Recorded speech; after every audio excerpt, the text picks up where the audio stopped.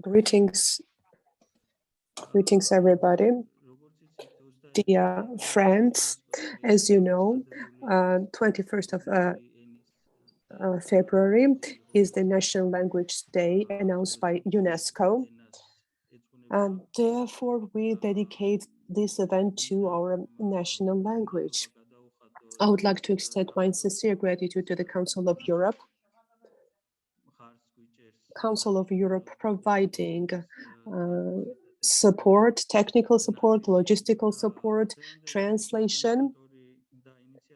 The organizer of this event today is the Internet Society, Georgia, and co-organizer is the National Language Department.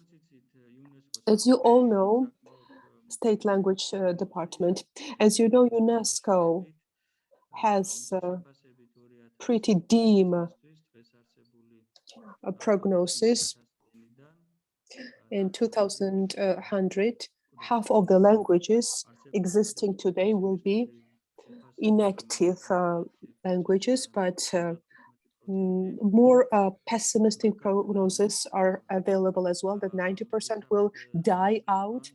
There is no threat to the state language of Georgia because it's the state language of our country and it will remain so.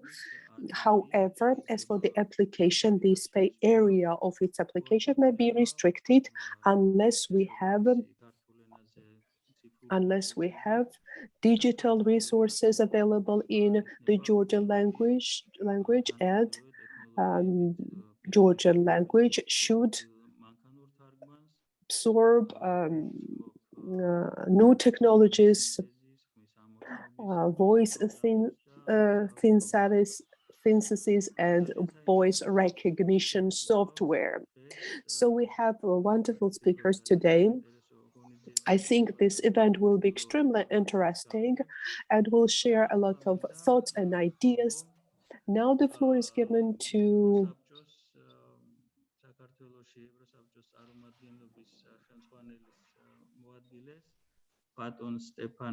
Mr. Stefan Sirbu, Deputy Head of the Council of Europe Office in Georgia. The floor is yours, sir. Thank you so much, Rati. Didi Madloba. I would like to share a few thoughts about the importance of this conference.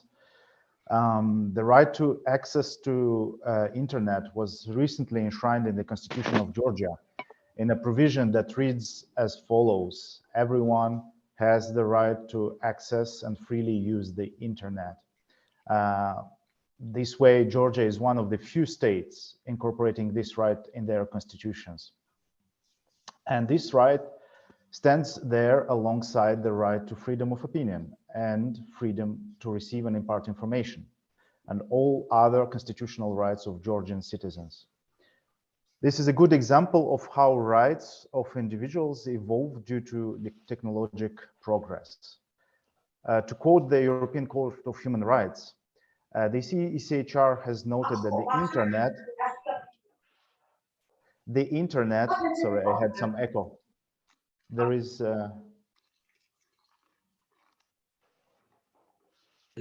უკაცრავად ყველას მიმართ თხოვნა გვაქვს რომ ყველამ გამორთოთ მიკროფონები სპიკერის გარდა.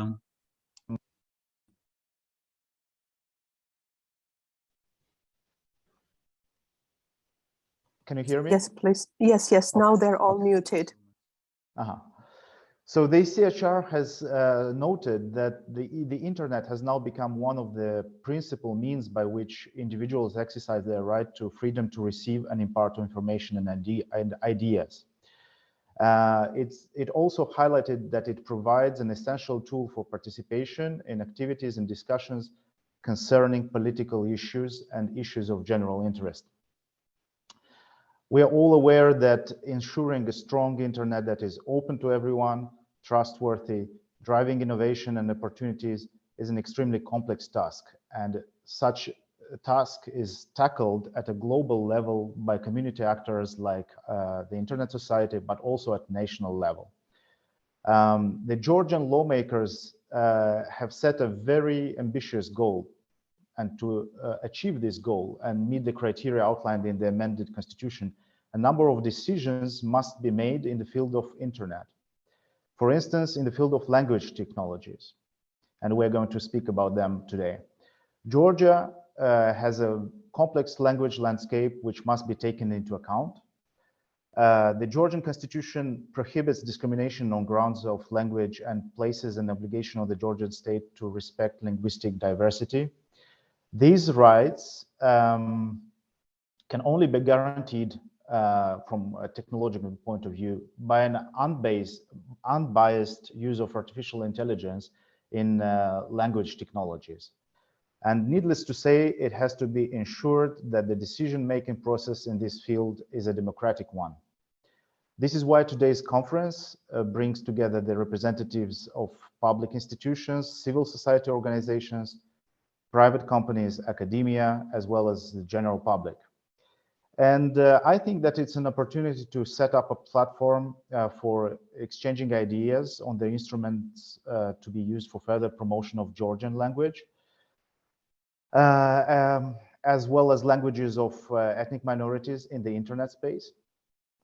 And it also allows us to launch the coordination process among the stakeholders in this focus area. I strongly encourage everyone to seize today's opportunity and actively engage in the discussions with the other stakeholders. At the Council of Europe, we're very happy to support you through this process. Our expert from Serbia, Mr. Stojicevic, will open the panel discussion on the language technologies and the internet, and will be ready to answer your questions in this regard. And finally, I would like to thank the Internet Society of Georgia for the organization of this conference, and wish you all a fruitful discussion. Thank you. Thank you so much, Stefan. ძალიან დიდი მადლობა და Thank you very much indeed. Definitely, it is of paramount importance to ensure the engagement, as Mr. Stefan reiterated, the importance of the involvement of the stakeholders, and we made a step forward in this regard. And we've made amendments to the legislation that got reflected in the Constitution, and now the floor is given to Tamar Taliashvili. She's Deputy Chairperson of Committee of Education and Science of Parliament of Georgia.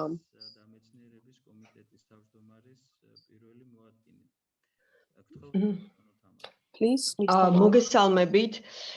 Greetings, everybody, my sincere greetings.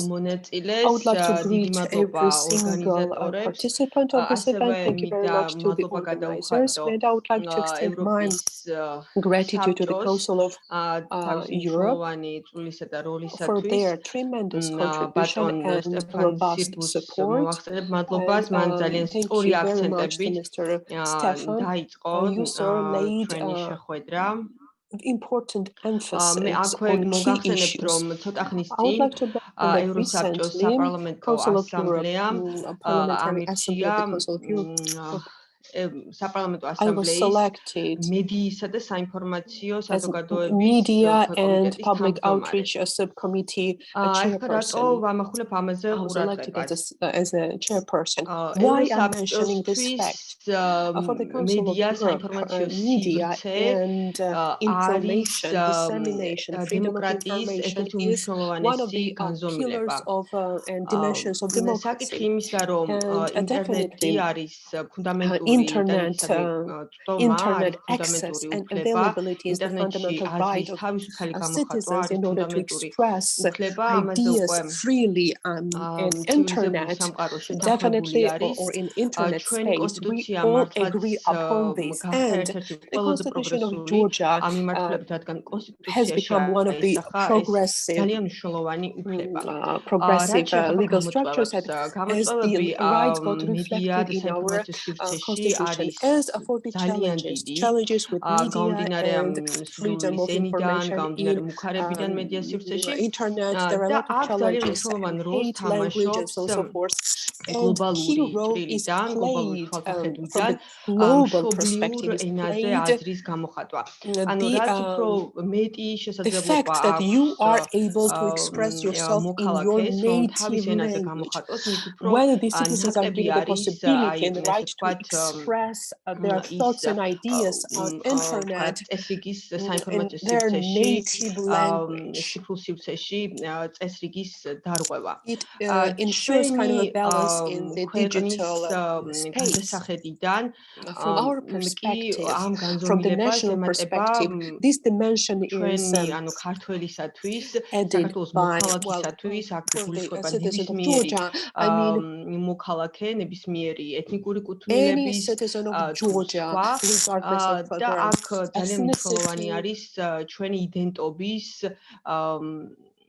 უდიდესი ნაწილი ეს არის it's სახელმწიფო ენა. important to reiterate the აი national აქ identity, ნამდვილად the დგას national identity, which is the გამოწვევა state იმასთან language. დაკავშირებით, რომ Again, we ქართული are confronted ენა with და challenges სახელმწიფო because the ენა language of Georgia, დგას the state ძალიან დიდი language, საფრთხის წინაშე გლობალურ is სივრცეში. facing იმედოვნება იმასთან threats and დაკავშირებით, რომ risks. რამდენად We ეს are სახელმწიფო ენაა და ვიდრე სახელმწიფო confident that yes, this is the იარსებებს state ჩვენი language, სახელმწიფო and ენა as far as the state არის exists, the ნამდვილად state რეალისტური, language will მაგრამ exist. Yes, შეიძლება this is a ითქვას realistic სულ perception. რაღაც შეიძლება ერთი However, საუკუნის პერსპექტივაში. we can მაგრამ სამომავლოდ forecast თუ only ეს the situation პრობლემები within არ one გადაიჭრა, რომელიც century. ახლა ჩვენ However, სახელმწიფო there ენას are problems that გააჩნია we need to საინფორმაციო resolve სივრცეში, with regards to the ამ state language პერიოდის of Georgia. მიღმა ეს We need to პრობლემა address these უფრო challenges and problems and უფრო ღრმა difficulties, და otherwise სიღრმისეული this იქნება, problem will be further რადგან exacerbated. ტექნოლოგიების Because განვითარება, საინფორმაციო technologies საზოგადოების evolve, განვითარება technologies develop, წლიდან digital წლამდე society is developing, ახდენს რევოლუციურ and revolutionary გარღვევას და changes იმდენად დიდი სიახლეები are შემოდის, observed. There რომ are ასე ვთქვათ, აი მეტა innovations, there are სივრცეში ძალიან novelties, რთული and this is a იქნება kind of a უკვე meta სახელმწიფო ენის space, and it რაღაცნაირად will be extremely ვთქვათ, challenging განვითარება for და Georgia to further შენარჩუნება. develop the state and აქედან preserve the გამომდინარე, state language. ჩვენ Therefore, ნამდვილად again, ჩვენს დღის წესრიგში again, მკაფიოდ დგას we have სწორედ ეს these issues on ციფრული the agenda გამოწვევების to გადაწყვეტა. მე მინდა address მოგახსენოთ, the რომ digital ცოტა challenges. ხნის წინ მქონდა I would like შეხვედრა to mention that recently I საქართველოს had a meeting პარლამენტის with the Parliament of Georgia, ეროვნული ბიბლიოთეკის National Library წარმომადგენლებთან და representatives, and იქ ვისაუბრეთ ამ we თემასთან had a დაკავშირებით მათ conversation, we შორის discussed this და topic in ეროვნული depth, ბიბლიოთეკა and the ძალიან National საინტერესო Library is პროგრამას going to საძიებო launch a very სივრცეებში interesting program about the სახელმწიფო ენის search დამკვიდრებასთან და field განვითარებასთან დაკავშირებით. and the state of მე the Georgian ასევე language, მივესალმები how the იმას, Georgian რომ language should სახელმწიფო be ენის incorporated in the დეპარტამენტმა შეძლო search და fields, ძალიან and the ესეთი state language department. I wish კარგად that ჩამოყალიბებული state და language მომავალზე department ორიენტირებული სტრატეგია would შეიმუშავა, come up სადაც ეს with საკითხი ასევე the მკაფიოდ strategy. არის Actually, yes, they ხაზგასმული. developed the strategy ასევე with განათლების respectful სამინისტროს emphasis. შოთა Also, the რუსთაველის Ministry of ფონდს Education, Shota Rustaveli ქართოლოგიის და Foundation, სახელმწიფო ენის მიმართულებით and ძალიან they მნიშვნელოვანი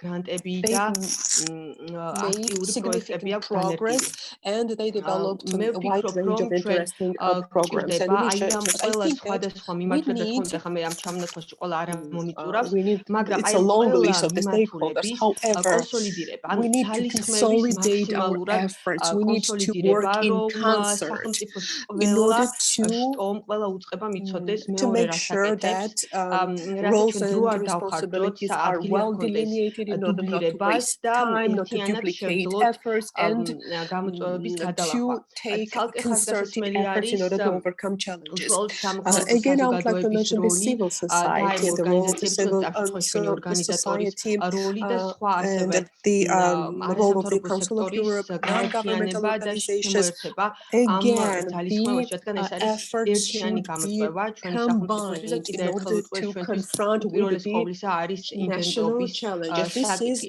და მე აქ the ვყავ issue of our ხაზგასმის national აღნიშნავ იმას, რომ identity. I would like to უცირესობების reiterate ენის once again that as გარანტირება for ამ the სივრცეში ethnic minority languages. Definitely, this is something that needs to be taken into consideration. This is one of the key issues on our agenda in order to have a harmonized development of the society and to ensure democratic processes. I would like to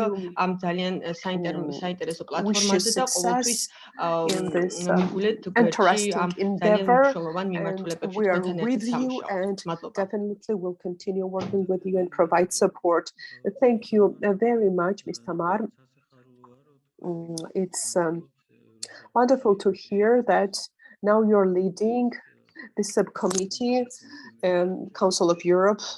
This is a wonderful news. As for the role of the parliament, let me mention this is extremely important, of course, and these initiatives, these projects that are initiated by different organizations will be supported by the parliament, by you. Again, let me mention that you've mentioned, well, that it's not about the Georgian language, because there are other languages spoken in Georgia, and this is the wealth of our country and the wealth of the state. Definitely, we need to take care of each and every language spoken in Georgia, and it should be supported by the technologies and technological development. Again, thank you very much. Now, Georgi Alibegashvili, for the introduction. He is from the State Department and chairperson, and definitely when this institution or the agency was developed, it was a tremendous step forward, because there was a need for coordination, for the agency in charge of coordination, and I'm happy that it is now more centralized. Thank you very much, Mr. Radi. I would like to greet everybody, the participants of the event.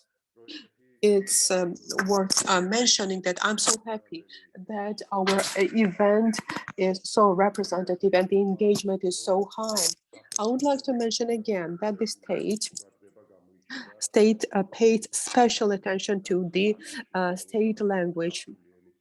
But it's not about the Georgian language, of course, and we're not going to emphasize the Georgian language only, because in Abkhazia, for instance, the state language is the Abkhazian language, and also we are the member of the conventions. We signed up the conventions according to which we have the obligation to preserve the languages of minorities, ethnic minorities, that we are so proud of this diversity and wealth that we possess. Again, this is the commitment that we've undertaken. Yes, I feel the attitude of the participants. Konstantin Natslishvili is from the president's office. Again, this is the illustration of the fact that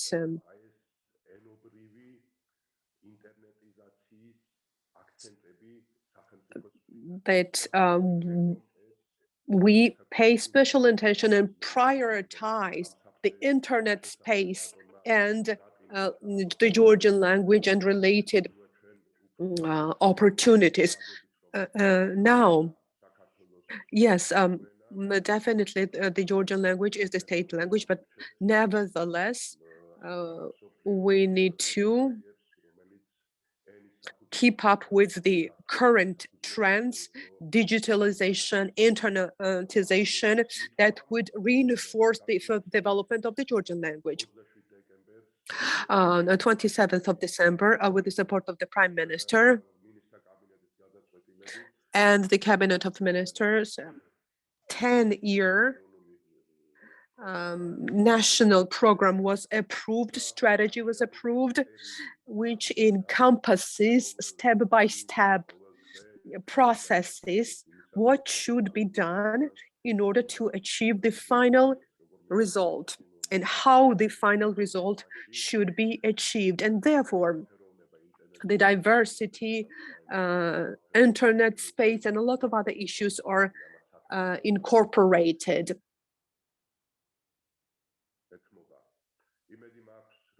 I truly hope that today's conference, which is devoted to the day of the National Language Day, I would like to mention that in Zagreb, we are planning to have the meeting with the involvement of all the diaspora representatives.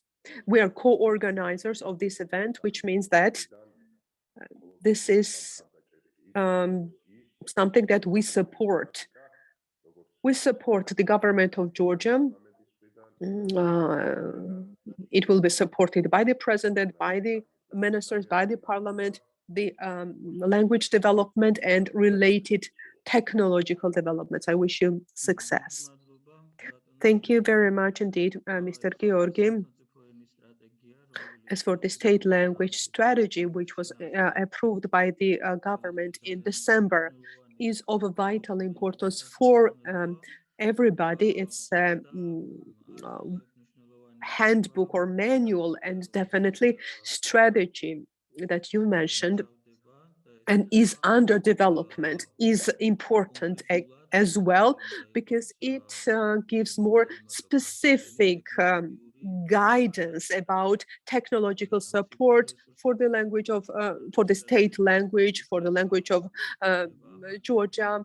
A new document is being developed by the government, by the state language department, and I encourage all of you to be actively involved in development of this document. Now the next speaker, Konstantin Natsvlishvili, advisor of the president of Georgia in culture-related issues. As you may know, the president of Georgia pays a vital attention to the importance of language technologies, to the development of the Georgian language, and she multiple times provided tremendous support in this area. Mr. Konstantin, greetings everybody, my sincere greetings to the participants. Yes, for the president, you are right. For the president of Georgia, the preservation of the Georgian language and the development of the Georgian language is one of the key priorities for the president of Georgia, and the development of the languages under the Caucasian group of languages. And during the UNESCO session, the president made an announcement and presented an initiative to establish a Caucasian Language International Day, which will be a reminder to the international community that such a small group of languages exists, and every language is should be recognized, and special attention should be paid. Definitely, we have the responsibility with regards to the Georgian language, as the Georgian language is the state language of Georgia. And as you all know, definitely, there are three varieties of the Georgian alphabet, which represents the national heritage recognized by UNESCO, and we have respective commitments. And definitely, Georgia is responsible for every single language spoken on the territory of Georgia. And as for the language minorities, I think this is something that we need to pay special attention, and development should take place around the values reiterated by UNESCO. And overall, Georgia is one of the illustrations of the language diversity, and therefore, this is something that should be further researched. UNESCO had a pilot project about cultural diversity in urban areas, and Tbilisi was selected as one of the cities throughout the world. And I think that language diversity, which is represented in Tbilisi and throughout the country, deserves the attention of the international community. And scientists, language specialists, linguists, if we have support, I firmly believe that we will be able to address the problems, existing problems easily. Wish you success. And I hope we're going to have a very interesting exchange of thoughts and ideas. Thank you very much, Mr. Constantine.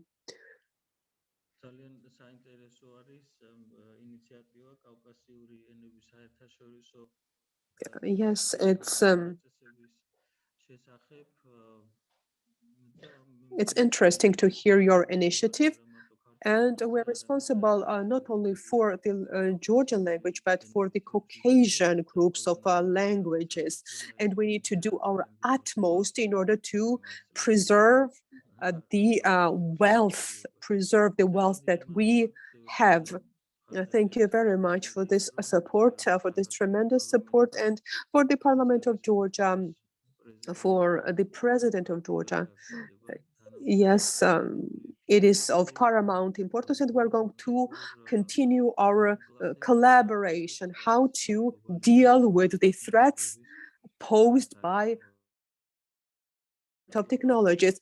Thank you very much. And now, with your permission, I would like to start the main part of the event. And our first session is devoted to the language technologies and the internet.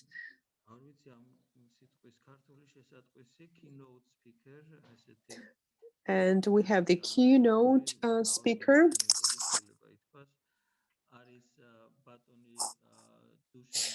We have Dusan Stojevich from the Council of Europe, expert.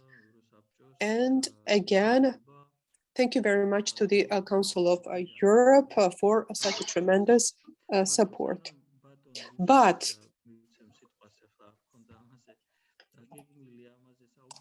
I would like to mention that internet society, you know that it's an international organization, and one of the objectives is to preserve a language diversity and internet. So the head office, we receive messages and we receive instructions that this is of vital importance to preserve the diversity of the language.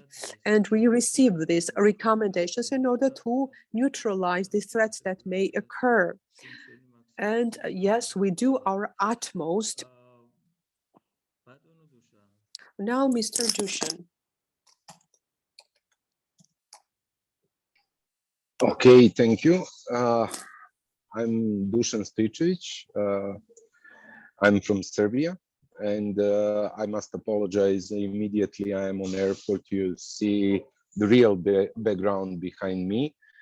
And I will now share the screen so you can see what I will be covering. So I hope everything is okay. So as I said, I'm coming from Serbia. I'm not a linguist. I'm an engineer, computer engineer. But throughout my entire life, I was dealing with languages, simply because I started as a journalist. So my career. So the presentation that is the keynote for this whole event they should cover the digital language divide. This is a fancy name for something that I want to share with you about user experience. Throughout my life, as I said, I was covering a lot of different aspects of languages inside technology. I was with ICANN Global Organization, also paying attention for local languages and preserving local languages. I was the chairman of Cyrillic Generation Panel. This is a working group about Cyrillic and languages around this script. Also, I was in Universal Acceptance Steering Group. I was their vice chair, so I'm very familiar with the problems that we all have around the world with local languages, and what is the problem that you may have, because similar problem we have here in Serbia with Serbian language, which is a part of Slavic languages, but also not spoken globally too much. Around 10 million of people is speaking Serbian language. So this presentation should be food for thoughts. So something that you will take as an example or as idea how you can solve some problems that one foreigner as I am seeing in your national language, national script, etc. So let's start. So as I said, first of all, we need to explain where are the problems. There is a term, universal acceptance, which is widely known as a term for languages, accepting languages on internet. But what this really means? You have your user experience with internet. It can be good, it can be lousy. Regarding languages, what is the user experience of internet if you don't understand the language or script? So you cannot read something on the website or some other documents, etc., etc. Universal acceptance by ICANN is very narrowed, and it pay attention only to domain names, which is my specialty. So they say every top-level domain, meaning .ge or any other, should function well across the computer, across the internet, applications, etc., etc. So users can use those domain names properly. From the user perspective, this is minor problem. My definition of universal acceptance, which I'm trying to explain, in user experience of internet, all languages and all scripts should be native. This is the goal that it's very hard to achieve, but to a certain extent, it's very achievable. Let's put this way. Let's see deeper what are the problems with this definition of universal acceptance. So, proper regular user is having three simple things that that is needed to be on internet. So firstly, it's hardware, something like computers, mobile phones, even ATM, where you pull the money. It's also a computer. So any other device with hardware for user input. So those are some keyboards or touch screens or voice recognition software, so you can let's say put a command for the computer through the language, and also any physical connection to the internet. So this is the roughly first level. You need hardware. Then second level is you need user interface. User interface, you can say also software, but it's old term technology now, old term. We are using user interface these days. This is the point where human users interact with the computer, web application, etc. So there is a lot of types of user interfaces, like command line interface. If you type some order or whatever, then you have in some Windows or Mac OS X or some environment with graphical interface. You have menu-driven interface, graphical interface, touchscreen graphical interface on your mobile phone, etc., and also voice recognition interface. This is second level. Third level is the content.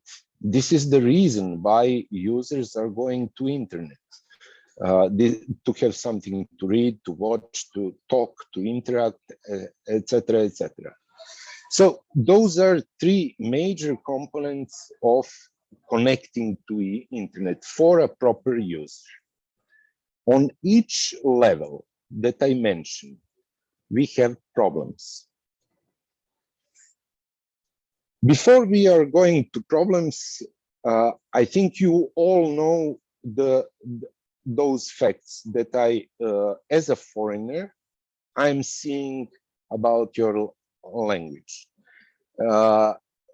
Official, what constitutions states? Official language of Georgia shall be Georgian. Legal proceedings, etc., everything is Georgian language. Also, all prices must be in your currencies. And if you have somebody like me to sign agreement, you need Georgian, any English or any other language, Russian, whatever. So you, from that perspective, legal perspective, you preserved and put really hard and right legal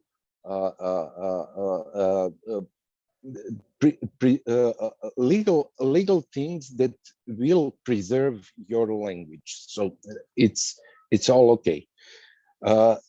You have roughly 5 million of Georgian speakers. They say somewhere less, somewhere more, but let's say roughly 5 million.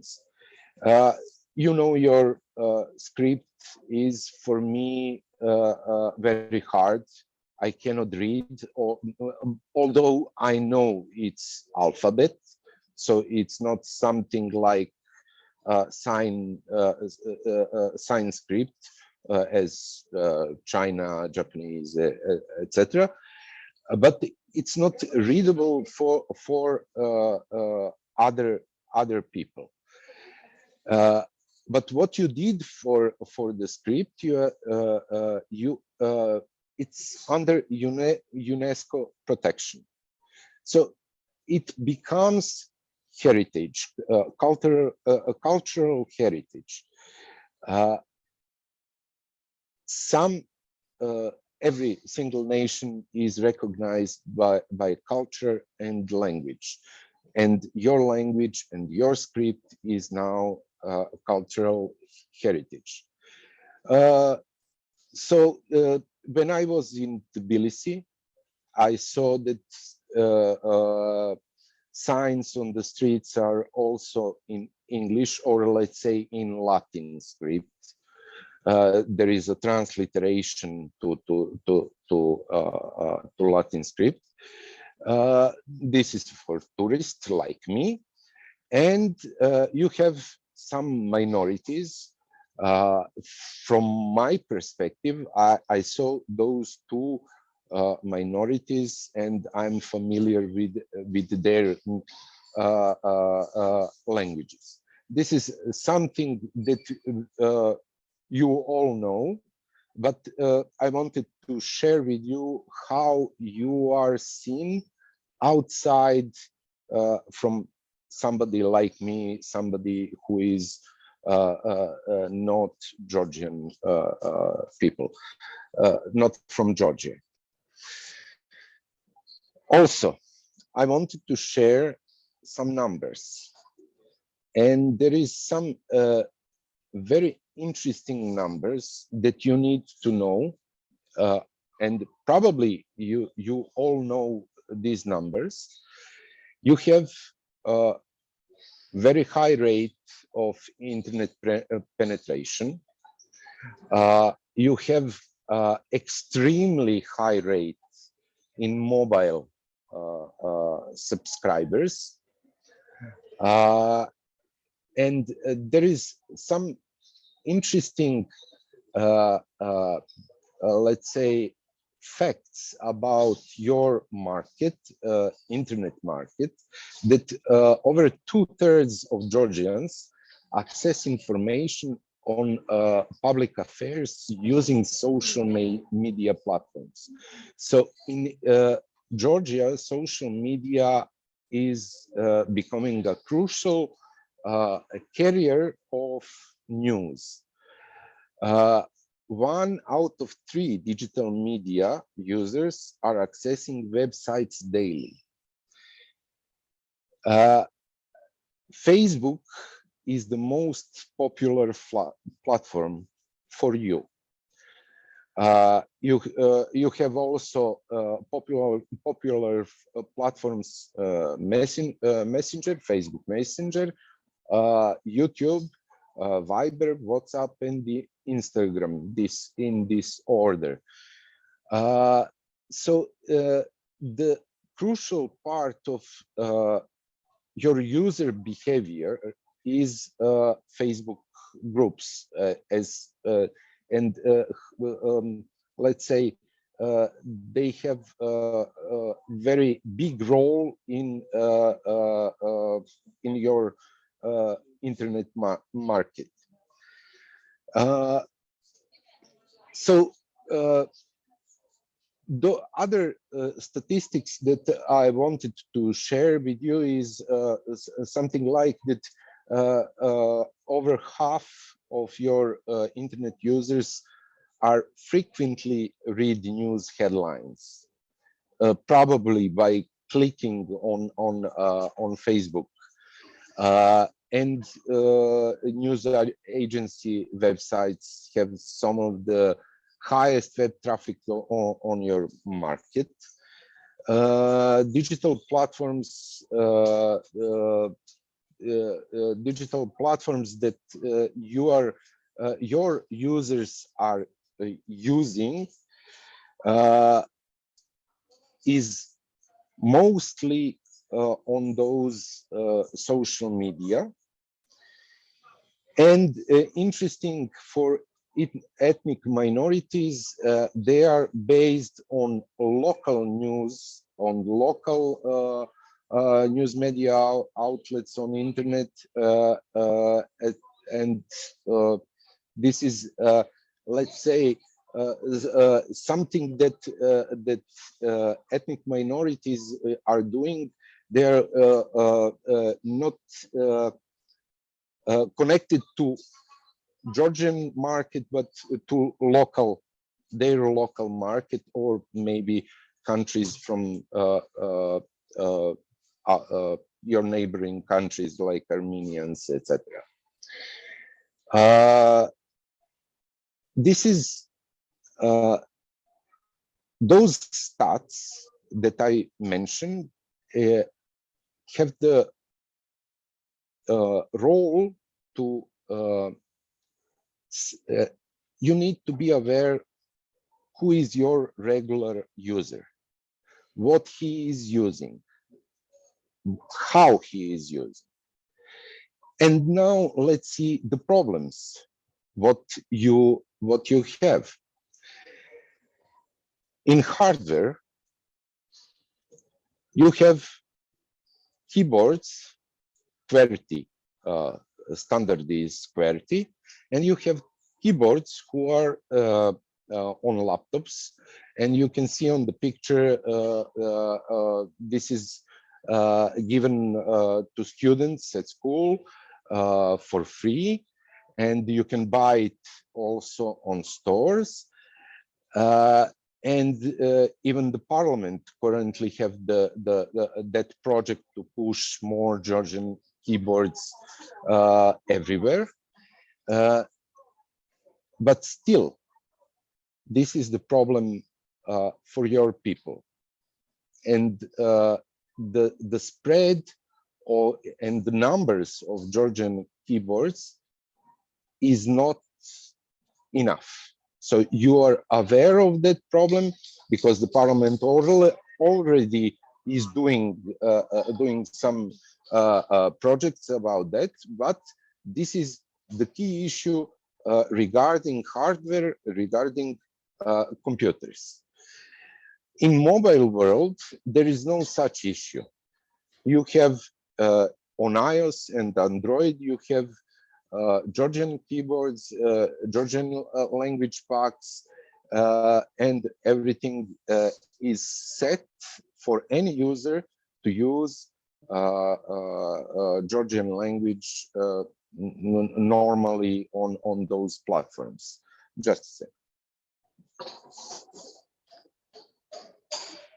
So the problem remains with gaming consoles, smart TVs, and other rather rare used digital products. So on smart TVs or gaming consoles, you don't have menus, you don't have proper translation, etc. Also, there is a questionable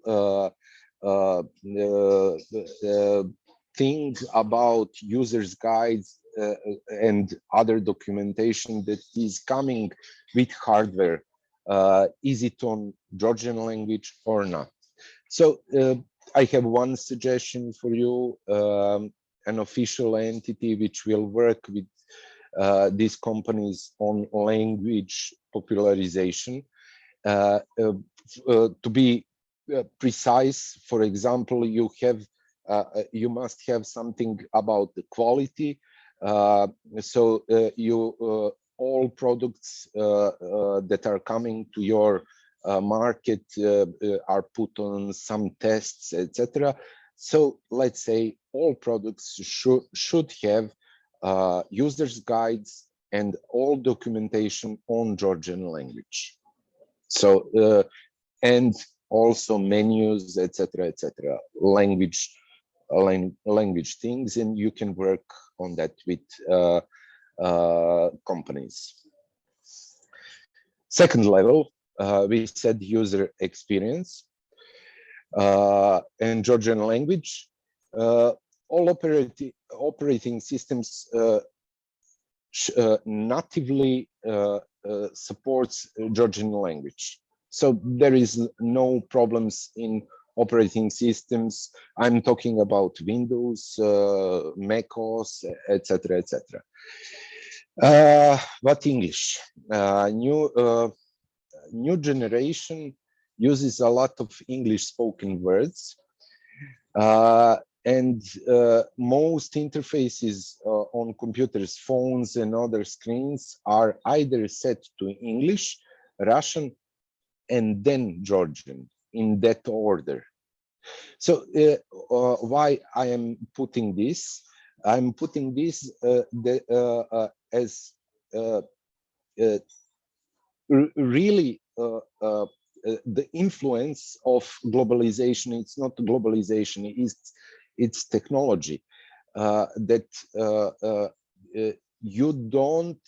maybe you don't have proper words, or you need to explain some technical words in more words on Georgian language. So for example, browser, you must use 2 words to explain what is the browser as a technical term. So young people are switching to English in order to understand technical language. That's why I put this as a really significant problem issue in your market. Then when we are talking about applications, most of the popular online services in Georgia, like Facebook and Gmail, etc., they have covered Georgian language, and there is no much problems in those platforms, and all browsers support the script out of the box. So it's something that is more or less native for them to use Georgian language. Also, I mentioned domain space. You have so you need to know how big is your space. Those are the figures, and what I already saw is that .ge, the national top-level domain, is using only Latin. So there is no Georgian script on the second level, so you cannot use your script in that in domain names. But as I said, it's a smaller problem than other problems. So you have small number of Georgian IDN, international domain name, top-level domain. Why? You can ask yourself, is it lack of marketing, lack of government support, or probably the fact that people simply don't use Georgian keyboard? Maybe some technical challenges about emails, etc., etc. So the Georgian domain name is still a nice alternative. So this is about your user experience, my user experience with your let's say ATMs was very hard until I found English. So everything was on Georgian. So everything is okay and native for you. Third level, official posts, content and Georgian language. So there is a lot of good things to say about content. You have official posts from your government on Facebook, Twitter, etc. in Georgian language. You have the Georgian Wikipedia for a long time, so on Georgian script. You have all official websites multilingual, and the Georgian is the first priority, then English and Russian. And when you update the website, Georgian is the first to be updated. There is some issues like when I see as a foreigner, when I see comments on social media, I'm seeing Georgian language in written in other script than Georgian script. So I see Latin, for example, or Cyrillic. So it's about something that you probably know, but the people is using transliterated comments on Facebook. Some will say that usage of Latin script is hides grammar errors. So the less educated people will use Latin rather than original Georgian script. So you don't have the problems in SMS. You have technical problems where when you type Georgian, it can be extended to 2, 3, 4 messages, even if you don't write long message. But it's not a big issue because you have unlimited SMS packages, so it's not a problem. There is some very good thing, fonts.ge, and it's as I said, it's never too much of good Georgian fonts, local fonts. So I have a suggestion for you: some contest hackathon for one new font each year on Georgian. Each year when you celebrate Georgian language. So also from my perspective, Georgian language is one of the hardest language to learn, and you are not still on Duolingo, very popular mobile app for learning languages. So I collected all issues separated by levels, and now I want to share with you some projects around the world. Some of them from Serbia. So first, I hope you can read. This is Serbian IDN chpp.srb. This is programming language written on Cyrillic. This was developed by private company in Serbia. Second is government of Rajasthan. Government of Rajasthan, this is Indian state, developed completely on Hindu script emails. So your email, I don't know, dushan@isoc.com is written on Hindu in that particular, and it's given free for all citizens of that of that state, Indian state. So they are using Hindu script and Hindu language.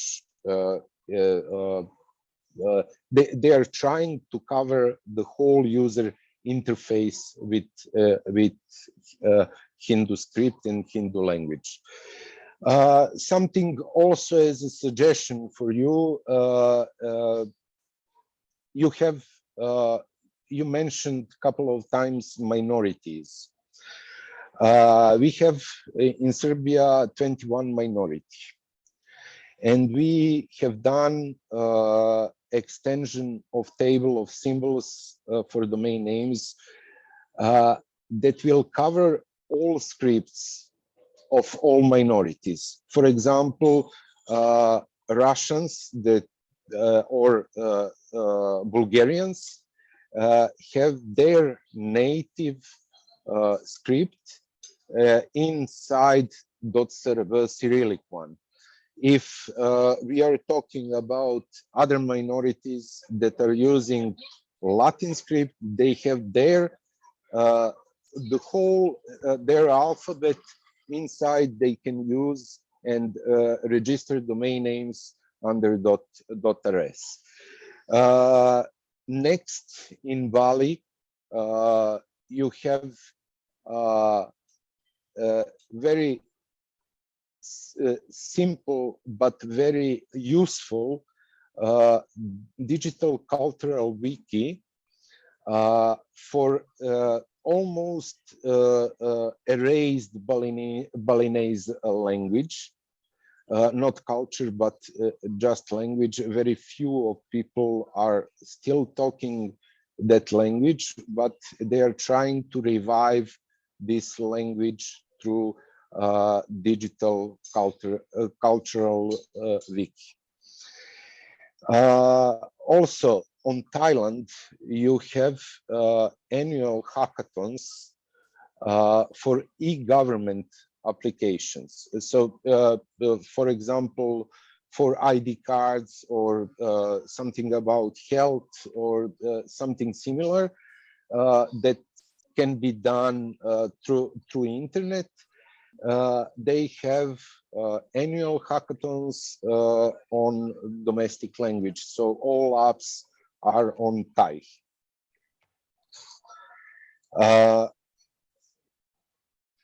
As that's all from me. I hope that I covered, and I hope the noise was not too much around me. And for the last thing, I want to tell you Happy National Day, Language Day in Georgia. ძალიან დიდი მადლობა დუშან, ძალიან საინტერესო პრეზენტაცია იყო. Thank you very much, Dushan. It was extremely interesting. You covered a lot in depth and demonstrated the problems that we have. And I think that our collaboration will be continued in the future as well, because you have the wealth of experience that we'd like to take advantage of. Now, we are behind the schedule, and let's move on and give floor to Sergei Sharov, professor from the University UK.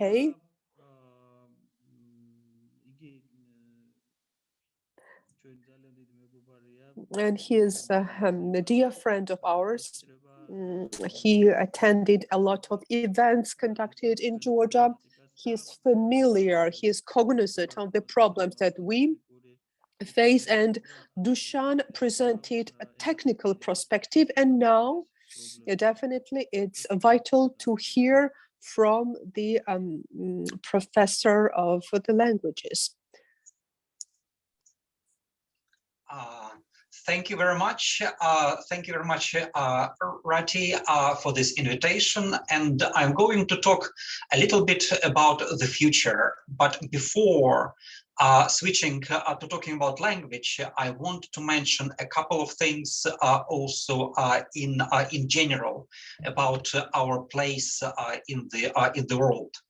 And so then if so just don't forget that we essentially now live through the era of the revolution.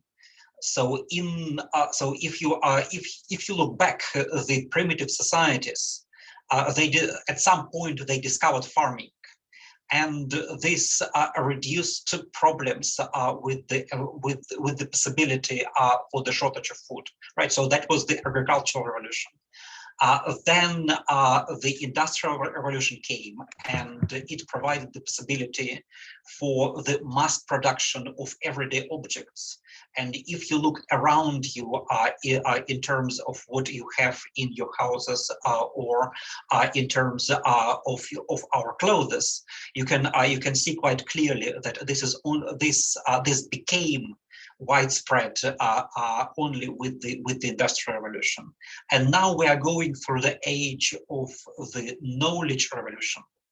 And in the case of the knowledge revolution, the thing is that the computers are becoming more powerful, so that they can take some of the activities which were only possible in the past for the humans.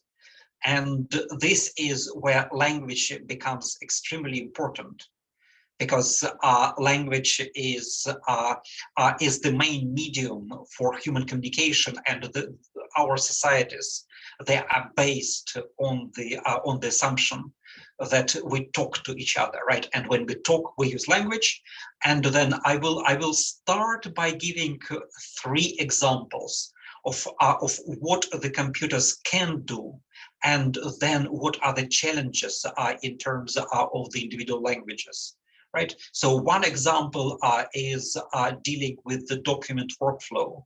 So we all receive hundreds of emails per day, and we also read through lots of documents, and we need to respond, right? Actually, in my daily activity as a university professor, I am receiving, so that probably 1/3 of my time is doing with administration, right? So I receive texts and I need to respond to those texts, and quite a lot in document workflow can be with the right use of language technology. So that it is in the process. So it's not these kinds of technologies. They are not ready yet, but they are in the process of development, and quite soon you will be able to automate document workflow. The other example is multilinguality, right? Because we all speak different languages. And therefore, from the very start of computer science, machine translation was considered to be one of the major areas for research. And so then at the start of computer science, back in the 1950s, the computers were not powerful enough, and the technologies were not that developed in order to solve the problem of machine translation. But nowadays, we are approaching the limit when machine translation can become more reasonably reliable, and definitely much faster than human translators. It's very good that our conference today is powered by human interpreters. And here at Leeds, we have one of the largest schools for teaching interpreting, for training interpreters. And at the same time, I tell my students that they need to be aware of their future, because the need for multilinguality is not going to disappear in 20, 30 years in the future with the rise of machine translation. But at the same time, if they don't adapt to the new reality, so if the new interpreters and the new translators, they don't adapt to the new reality of using the tools, in 20, 30 years from now, they will be out of jobs. And then the other thing which I wanted to say, the other example which I wanted to give is the use of language in education. We all know that what does it mean to have a good teacher. A good teacher knows what the school children or the university students can do. They know their motivations. They know how to. They know their aspirations, and they know how to be good role models for them. Right. This is the ideal case. In reality, you have 30, 40 children in the room, and also we know that the not all the teachers are that good in adapting what they do to each individual student. What is so, and this is essentially what language technology can do in the future. Essentially, it can offer an individual, so more or less individual, one-to-one experience for education, so that that the computer can help the student in developing the best of what they can do, right? And this is all powered by language, because all the examples I gave, they are about the use of language. And so, and language is special because it is unique to each individual culture. If we look at something like an automatic driverless car, a car trained in California can be transported to Georgia, and then those cars in sufficient numbers, they will behave on the streets of Tbilisi in exactly the same way as they can behave on the streets of Los Angeles. But with language, that's not the case. You need quite a lot of data in order to develop technologies of this kind. And if you don't have access, if for each individual language we don't have enough data, then there is a problem. The problem with the number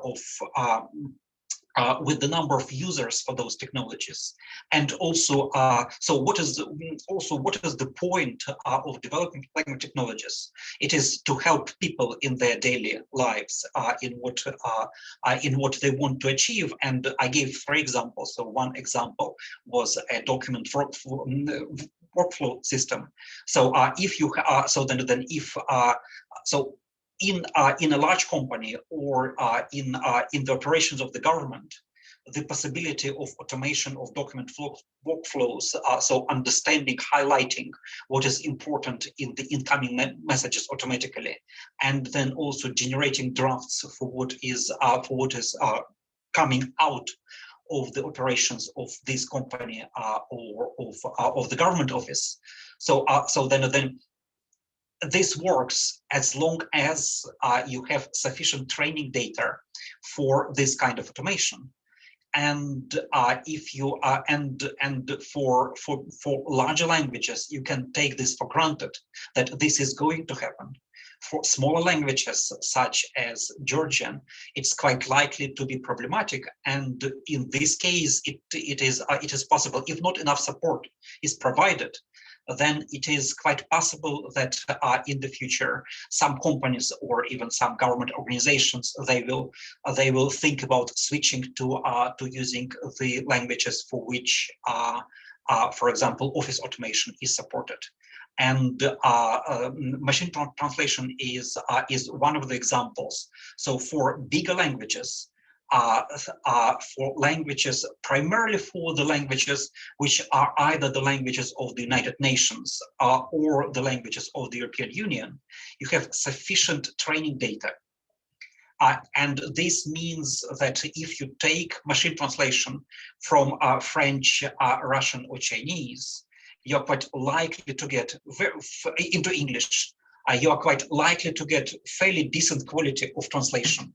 And my personal experience, if you use machine translation with Georgian, then you are out of luck because the quality is much lower. And the reason for this, the obvious reason, is that the amount of training data available for this is for Georgian is much smaller, and this translates in the quality of machine translation. And finally, the case of education. So again, so if children are in the English-speaking countries, they have access to technologies for their formative learning, in which they have one-to-one access, one-to-one sessions to develop their skills in whatever field they want. And this is so that then if a technology of this kind is available for a bigger language such as English or French, but it is not available for Georgian, then those children in Georgia, they are missing out. So then it's not fair. So in this case, they will have fewer opportunities for developing their skills. And one of the ways of addressing this is again by providing more research in language technologies in specific areas. And I will give you one example. So something like 6 years ago, the Georgian government gave a grant to a PhD student to come to Leeds, and she was Georgian, Sofiko Daraselia, and together with her, within her PhD project, we developed the Georgian. So first of all, we developed a large Georgian corpus on the basis of materials from the internet. So that we had blog posts and various sources coming from the newspapers, as well as sources coming from other areas of life which are presented on the Georgian internet. And out of this, we developed the frequency dictionary, so that we know which areas of Georgian are used, so that which constructions, which syntactic constructions and which words are used more or less frequently in which area of Georgian. And this leads to actually, so then this does not create by itself an application for automated teaching, but then this provides the basis for better training materials, for example, in order to improve the quality of, first of all, of teaching Georgian, and also for understanding how Georgian is used across these different areas. And then this is one small step towards better representation of Georgian across the range of applications which are possible with the modern language technology. So I will try to be quite short. So I will just want to emphasize the importance of data.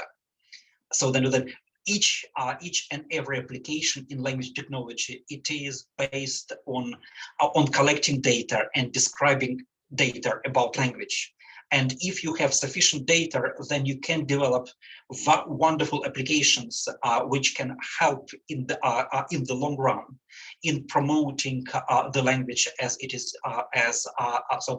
such as Georgian. But then the other thing is that it was mentioned at this conference earlier, not only Georgian, but also many other minority languages as they are spoken in Georgia. So thank you very much. Დიდი მადლობა. Დიდი მადლობა ბატონო სერგეი. Thank you very much, Mr. Sergey. Thank you very much indeed. Well, again, the lack of digital resources is one of the key problems. And definitely in order to produce the products or ensure machine translation, we need data. Now the floor is given to Rustaveli Foundation Head, Jaba Samushia, Shota Rustaveli National Science Foundation. Greetings, everybody, dear friends. We have extremely interesting presentations and discussion. I would like to make a brief presentation about some of the key directions and some of the key emphasis that we work on.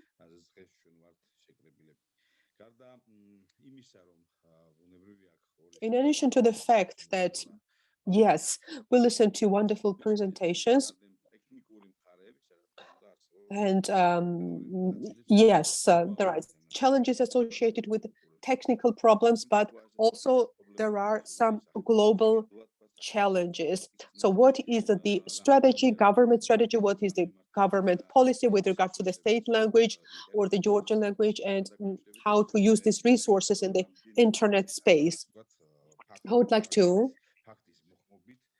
share some information with you in order to illustrate some of the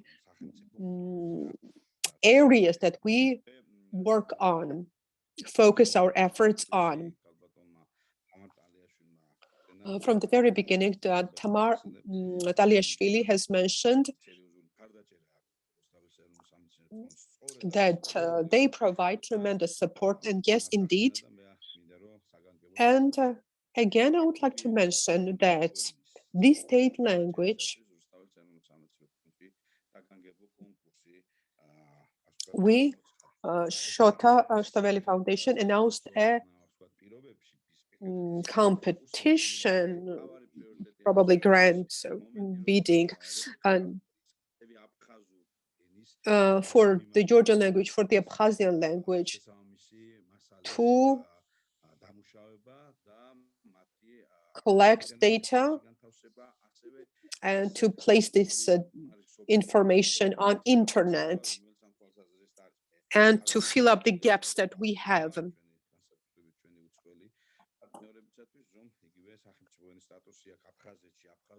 The Abkhazian language has the state language status. Abkhazian language is the state language in Abkhazia. And there are difficulties associated with that because there are some of the terminology, they are copied from the Russian language. And yes, it represents a serious problem in order to upload the articles, some of the information on Wikipedia, Abkhazian Wikipedia, and so on and so forth. Yes, these are the problems. Again, the bidding or the competition that I'm mentioning, there are two prospective projects of bidding, yes, two prospective projects that are focused on the development of the Abkhazian language. And we have scientists involved, and again, this is one of the key priorities for the government of Georgia. I would like to mention with regards to, so yes, the first speaker mentioned about Wikipedia and availability of the Georgian resources. And I would like to mention that Rustaveli Foundation, we have announced bidding for the promotion of the language, and two projects got. So one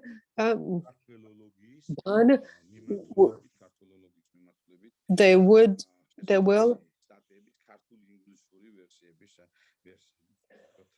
provide a translation and upload the information in the Georgian and English languages.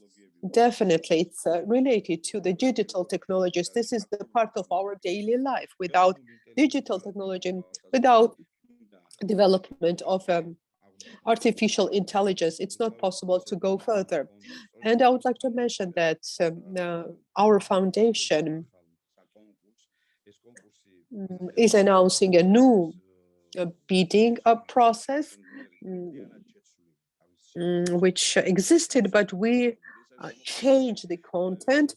This is about the research. The main idea is to develop digital technologies. new software developments, language related for the Georgian users, for them to receive information in their native language in order to simplify the access to the internet resources. Not only the placement on the internet, but also access will become easier, and will save a lot of time. Therefore, we would like to further develop this area, a research area, to further promote digital technology and language development. I would like to mention the strategy that was reiterated from the very start. Mr. Georgi Alibekashvili, with the involvement of Mr. Alibekashvili and Beradze, they were involved in the development of the strategy. And we plan implementation of a wide range of events on behalf of the government.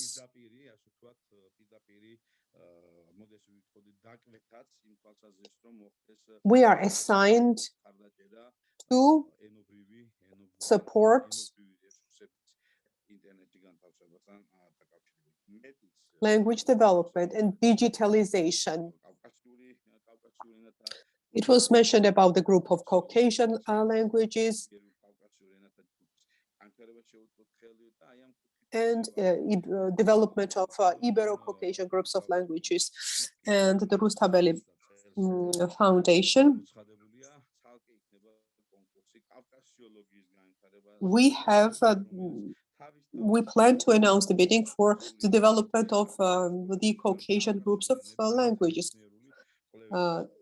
And research should take place, definitely, should be conducted, and these resources should be used relevantly and further develop the digitalization and development of our language. I would like to thank my sincere gratitude for giving me this opportunity, and thank you for allowing me to share some of the projects that we plan. And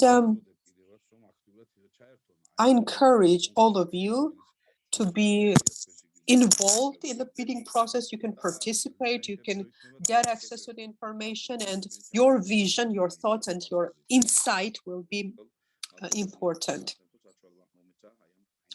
Again, thank you very much for allowing me to be the part of this very interesting conference. Thank you very much.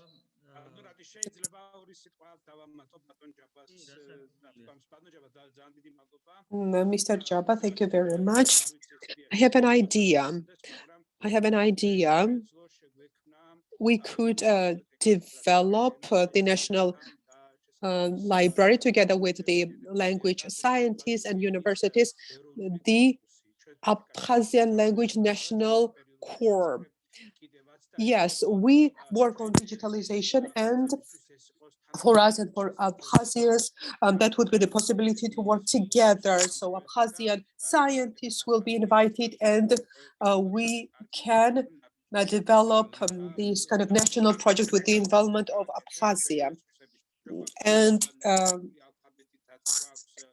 using the Georgian alphabet, we have Abkhazian books and also in acrylic script, and we could work together.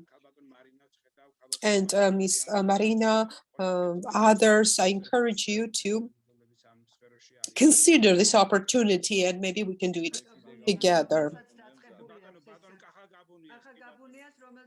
And Mr. Kakagabunia has started that.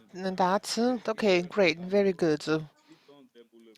Let me repeat that in the bylaws of the Rustaveli Foundation, the charter of the Rustaveli Foundation, there will be the symbolic contest announced on the 14th of April, which is the language day, state language day, and the half of the money should be dedicated to for the development of the Abkhazian language, which is the second state language. It would be great if the colleagues can submit the joint proposal to promote the development of the Abkhazian language. And of course, I definitely have to point out that the Georgian Wikipedia team, and by the way, it's very good that the team, Georgian Wikipedia team, they also have an opportunity to upload materials and articles on the Abkhazian Wikipedia.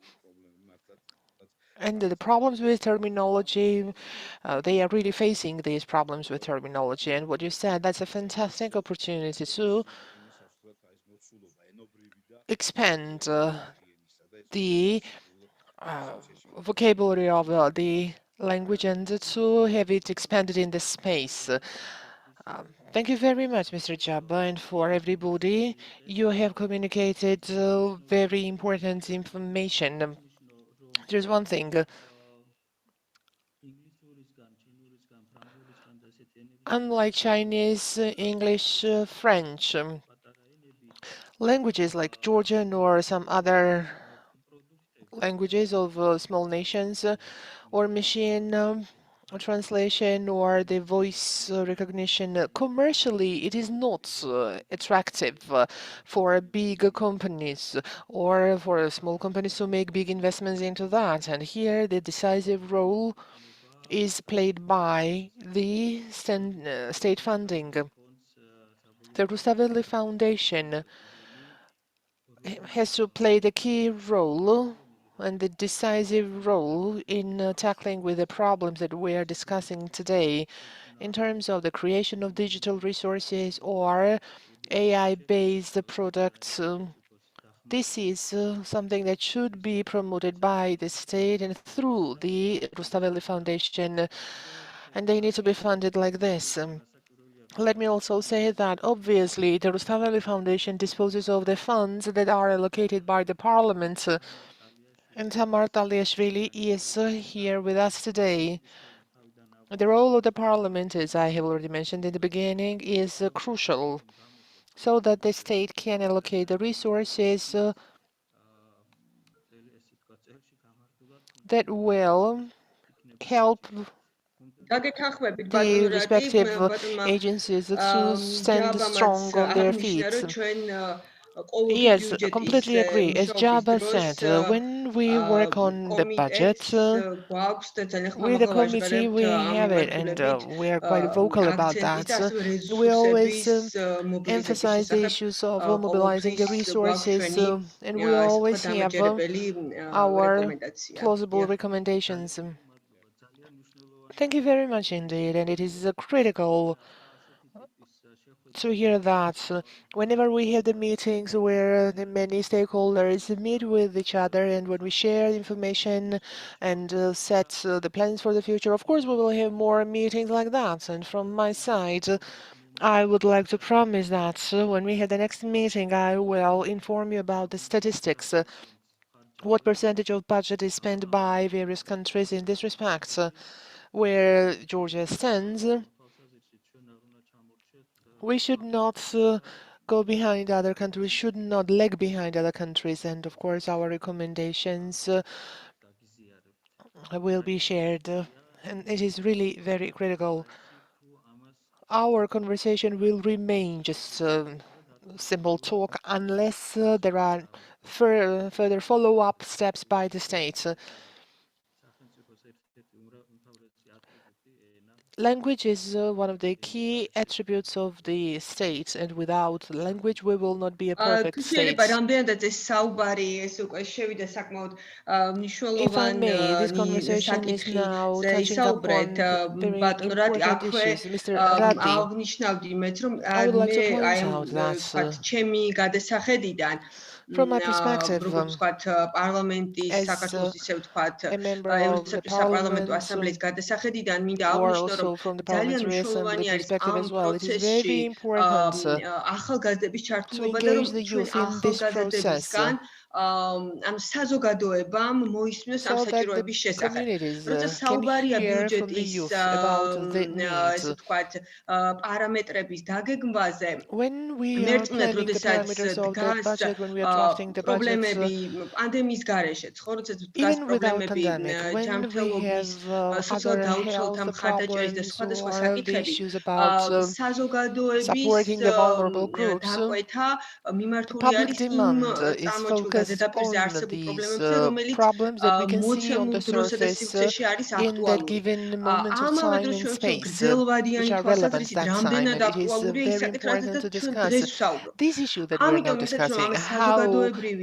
how topical ცნობადობა and how მაღალი relevant it იყოს is. ამ თვალსაზრისით, We need to raise public მნიშვნელოვანი awareness არის in this respect, and აი to თქვა raise their awareness, it is very ახალგაზრდების important სასაუბრო პლატფორმების შექმნა to create და the ამ ტიპის platforms where the youth could კონფერენციების talk and შესახებ also და ამ to have the თემების conferences like შესახებ that to საზოგადოების discuss the ცნობიერების topics and to ამაღლება. raise public ზუსტად awareness ასეთი on these პლატფორმები topics. მე ვფიქრობ, რომ მომავალში And I უფრო think that the მეტი platforms, ახალგაზრდა თქვა დააყენებს if the რეალურ platforms პრაქტიკულ are there, საკითხებს then this will be an მათ opportunity წინაშე for the მდგომს youth და to მათ raise ხედვას და issues. წერტილს ასევე რომ აი Also, უფრო that will be a მათთვის possibility to 10-20 communicate წლის their პერსპექტივაში concerns, უკვე სამუშაო and ადგილებზე რა then პრობლემები they can ექნებათ communicate what გლობალურ problems there are in კონკურენტულარიან სივრცეში, workplaces თქვათ რამდენ პრობლემებს in the წააწყდებიან და global ეს პრობლემა competitive როგორ world, what აისახება ჩვენს kind of იდენტობაზე და problems სახელმწიფო we ენის have, how დაკინებას it is რამდენად reflected on our დიდი გამოწვევები identity, აქვს. and ამიტომ what kind მე of მინდა challenges can ეს be აქცენტი addressed გავაკეთო, რომ ძალიან related to the მნიშვნელოვანია state ჩვენ language. I would like ესე to ვთქვათ emphasize on საზოგადოებას that. It გავაგებინოთ, is რომ very important ჩვენი to მომავალი make the თაობისთვის public ეს understand ნამდვილად that for the სერიოზული future გამოწვევაა. generation, this is a მადლობა. significant challenge. Thank you.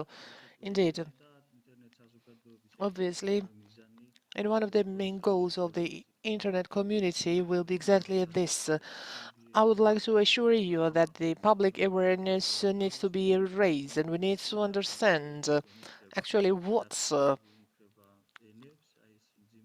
threats the languages can be exposed, because we have the statistics by UNESCO, and many people should know that, not only just a narrow circles of communities, because, you know, our language is facing many types of different threats, and we have to acknowledge that. And obviously, it would be easier for the parliament to actually increase the budget lines. Jabba, let me ask you a question, because I cannot let you leave without this question about the applied research. When are you going to announce the contest for the applied research? We are now changing our charter or the provisions of our organization. We have removed certain provisions, and we're now updating it.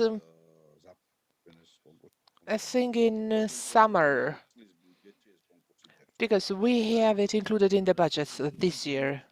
Perfect information. Creating the products that the users are about to use, and actually that will be used. Of course, well, it is very important for that.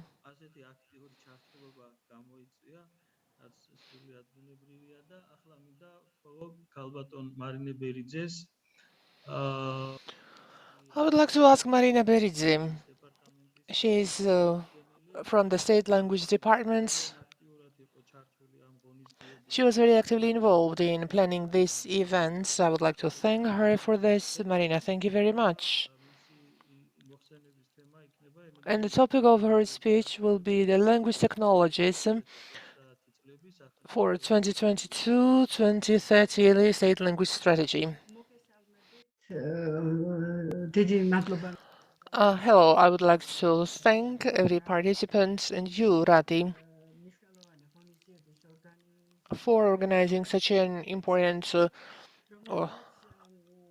event.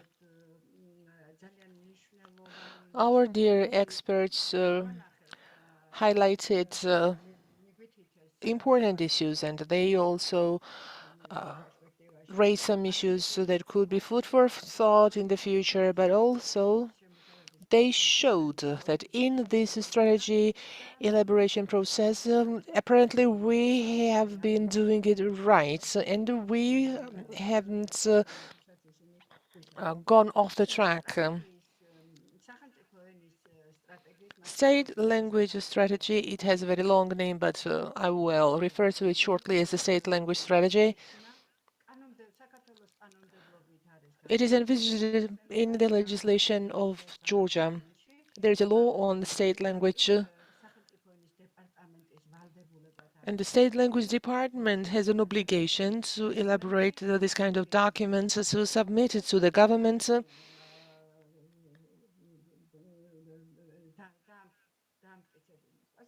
and to have it approved. Well, we're now talking about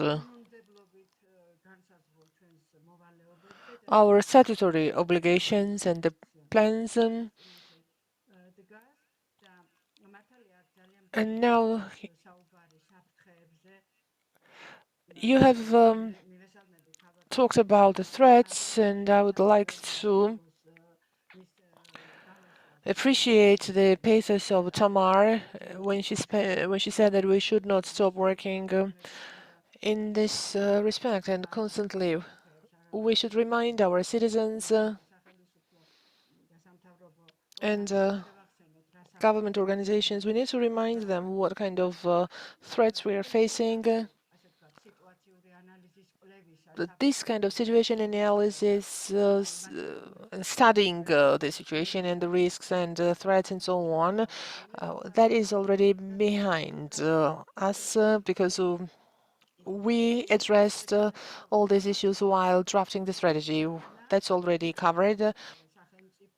And we, the country and the state, we are now facing this challenge. And we have to implement the 10-year state language strategy decently, because we haven't had this strategy at all at any given moment of time. And now we have it, and the problem has been acknowledged now, and maybe we have already taken some steps for that. I will not speak about history, but what is now, we have the vision that is approved by the legislation that is about the unlimited functioning of the state language in all the fields of public life. This is what our objective is. As I have already mentioned, the priorities that were highlighted today and the steps, they are already included in the strategy. But I would only speak about what needs to be done as bullet points, and then and how important it is to develop the language technologies. The vision is, and the goal of the strategy is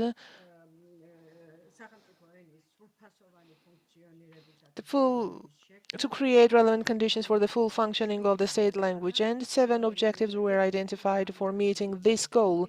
These 7 objectives are to preserve the language and its usage, and to study all the fields of the language application.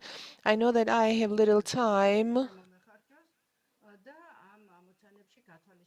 and in these objectives, we also have the minorities already included and envisaged, and the protection of the minority languages as well. None of these objectives is included in the strategy in terms of the language technology development. Let's say education or teaching the state language, it cannot happen without the technology, and also study or research. And these issues need to be well understood. There are 2 big paragraphs in the strategy in separate places. One of them says internet space. The headline is internet space, and it highlights the problems that we are now facing. And our international consultant was speaking about the things that are already covered in the strategy, so I will not repeat that. The second paragraph is in language technology development. And if the language technology development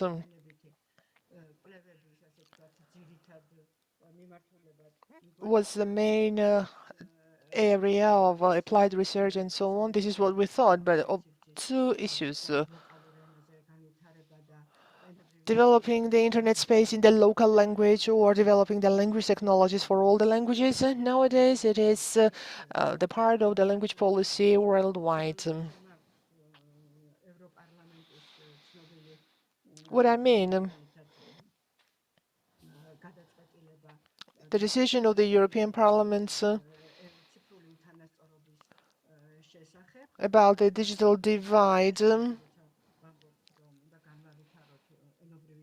So when we are now talking about developing the language technologies and to use these technologies actively in the internet, it doesn't only mean what we have already mentioned, because, we have met each other at different conferences. We would meet and talk, having these vocabularies. And the vocabularies need to be developed based on the cutting-edge technologies. There should be the language core or parallel core. That we need to elaborate the terminology basis, so also the vocabulary of etymology based on these technologies and so on. That has gone beyond the academic interests.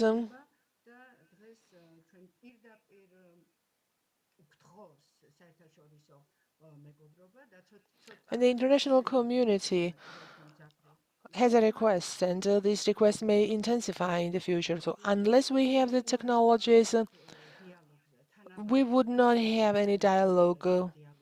The dialogue based on equal rights with the outside world. All the threats that we are now talking about, all the threats will be overshadowed by the big threats, because we will create a big language isolation for our country, for our state, unless we immediately start working on these issues.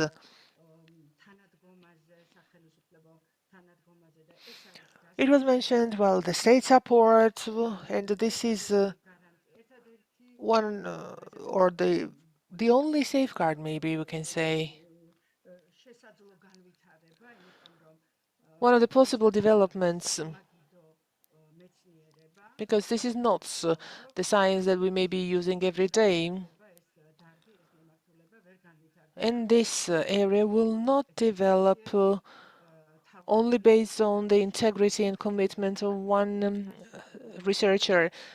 Mr. Eptimetakaishvili or people like him will not rescue this area, because we need to have the state involved quite rigorously. Tamar mentioned that there is a state demand, and it needs to become a very significant state demand that should be met. And the authorities should be very strict about the deadlines, about the quality, about the standards of its performance.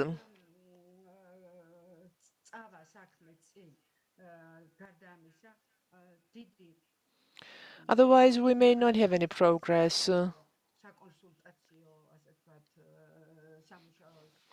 And regarding the consultation work, well, of course, we need to have much consultation based on, for example, foreign experience and current achievements.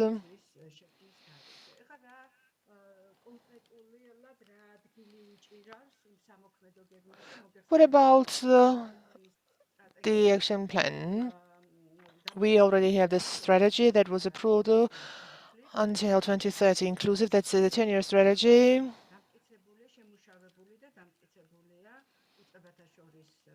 And that has been approved by the Interagency Coordination Council.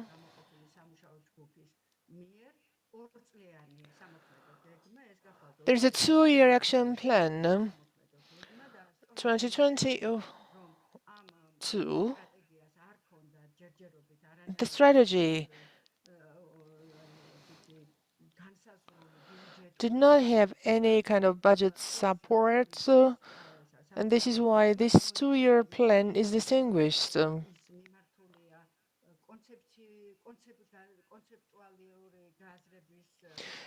It is this is focused on the activities related to the conceptual understanding or elaborating some specific works. But one of the important points that we have in the action plan, and the State's Department and also the Ministry of Education and Science are the stakeholders to perform that. This is the policy document elaboration on developing the language technologies. This is what these two agencies will be working or are supposed to work. That was also mentioned by Mr. Ratti, and let me say that by 2022, if this work is performed, that will be a big milestone for the protection and preservation of our language and to hand it over to the next generation.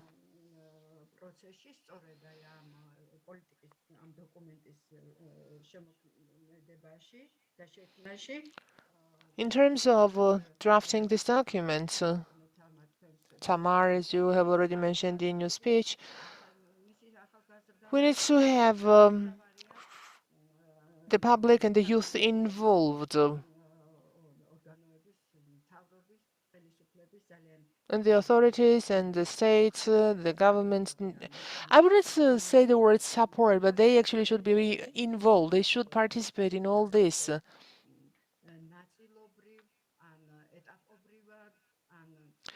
Partially or gradually, or at the level of certain initiatives.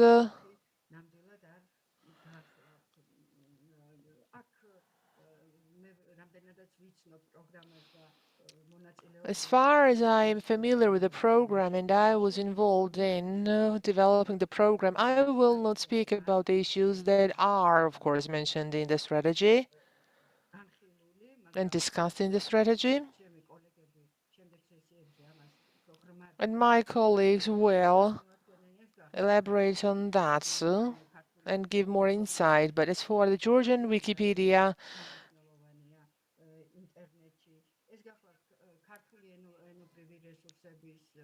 this is Georgian language resources.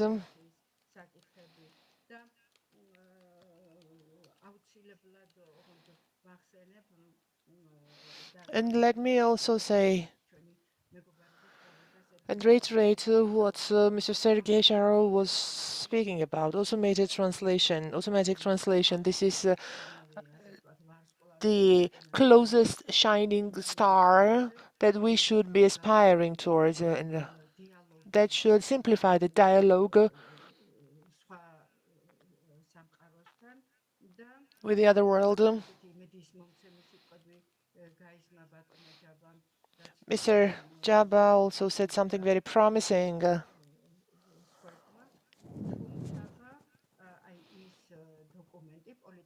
However, the policy document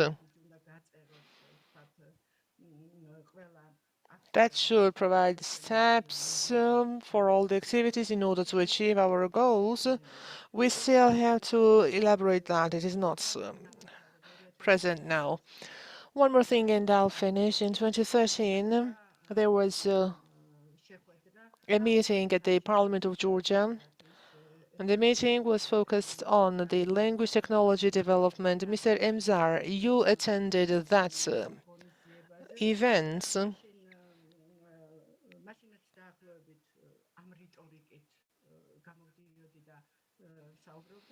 And I made a speech with the same rhetoric, and I also provided the words of Russian programmer Alexander Nave. And in 2011, he made a speech And he said, unless Russia pays due attention to the language technology development, then it will lose its impact and influence in the world. His letter was well-reasoned. And there was the final phrase, warned armaments. Well, I guess that this is the warning was taken and they have good arms in their hands now. Warning about having good arms and weapons in their hands. But we haven't progressed that much. And we're only saying that we have the legislation, we have the vision that is backed up by the legislation, and we have very solid goals. And now it is up to us how well we can use it and how we can reach out to the public and the people who should actually implement the strategy. Thank you so much. Thank you very much indeed, Marina.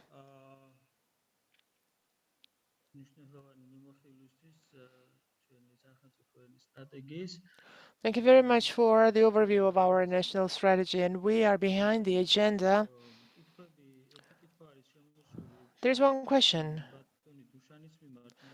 to Mr. Dushan, but as I see, he is not with us anymore. As you know, that he was joining us from the airport, and I guess he ran out of time, but actually we're behind the agenda, and I would like to ask our interpreters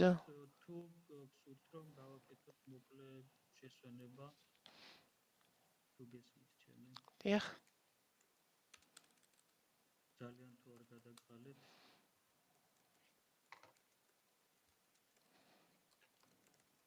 შეგვიძლია მოგწერეს დიახ.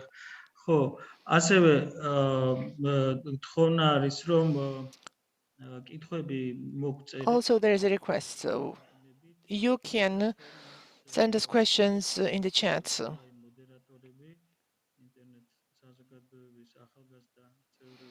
And we can also, we have Nelly Goldishvili, Mariam Tiklauri from the younger for the new generation, but we are behind the agenda and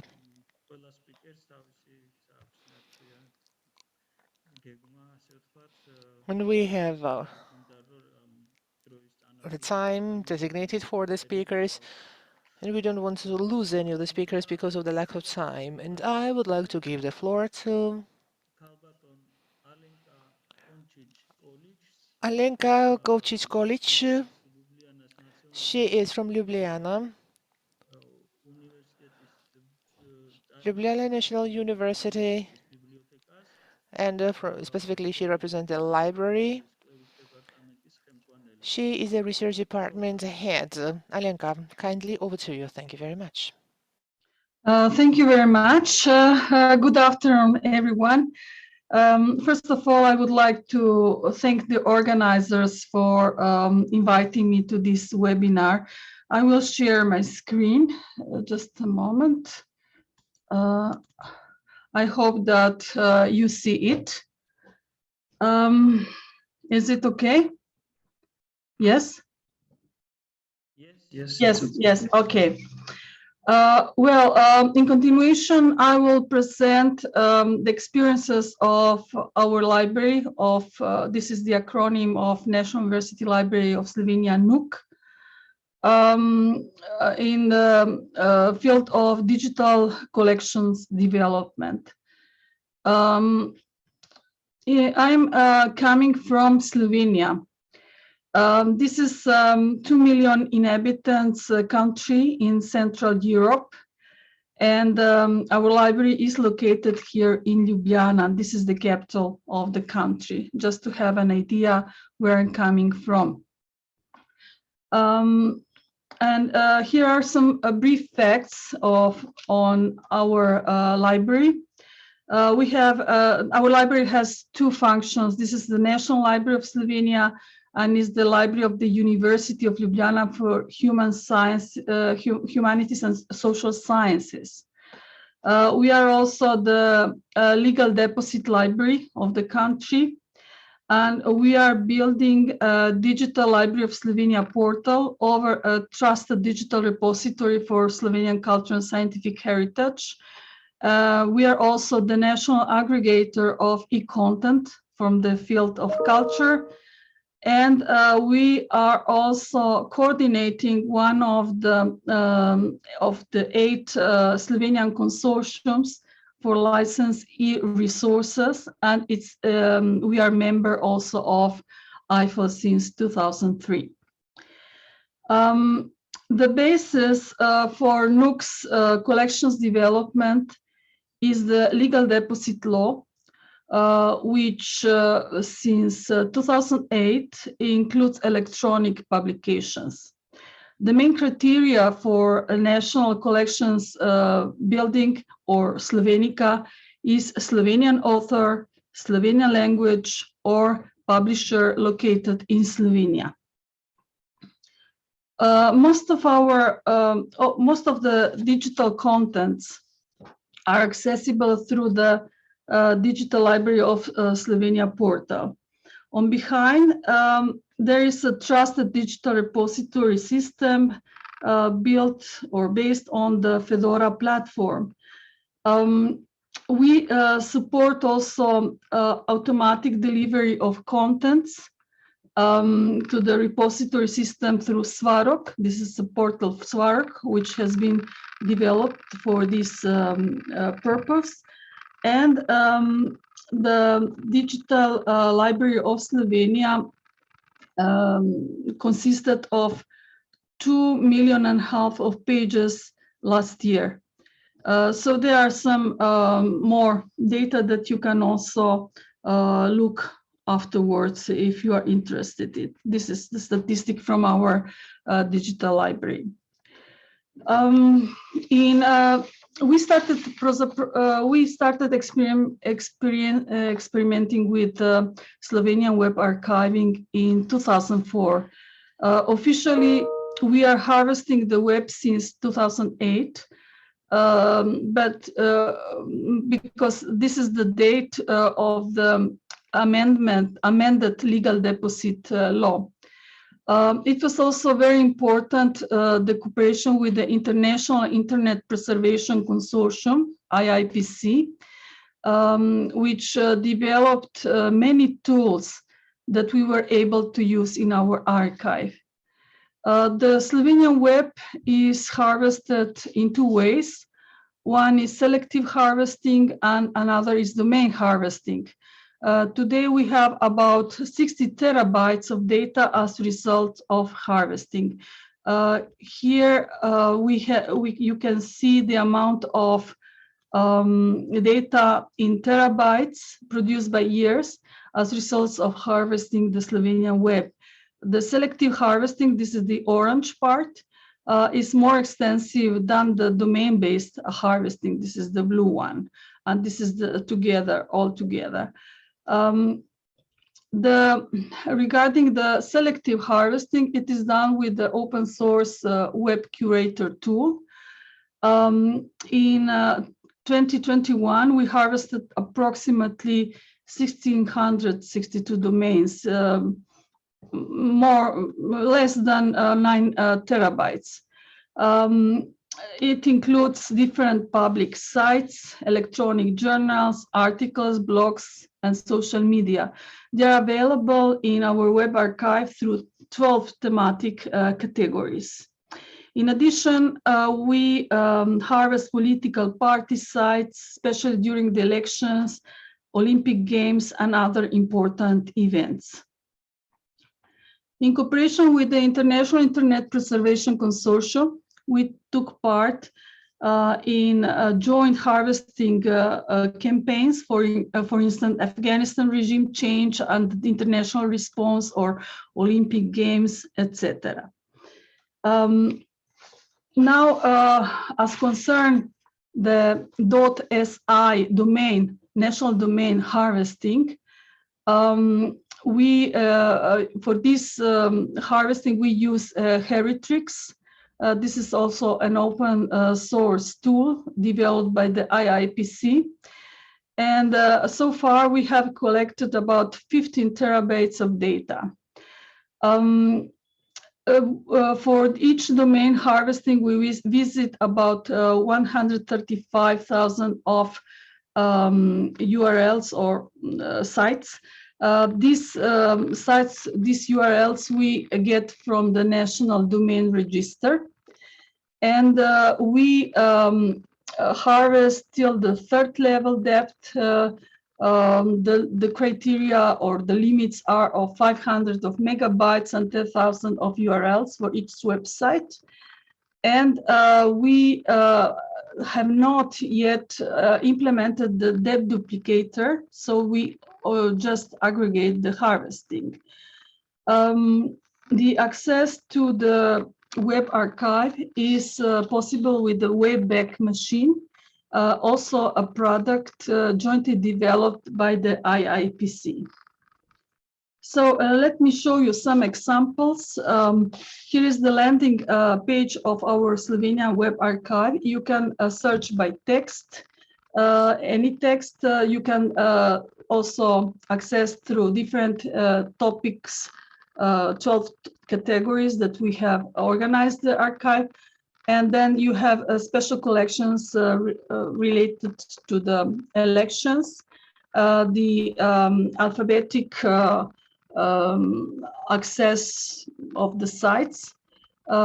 Here we also harvest social media like Facebook and Twitter of renowned persons and sportsmen, etc.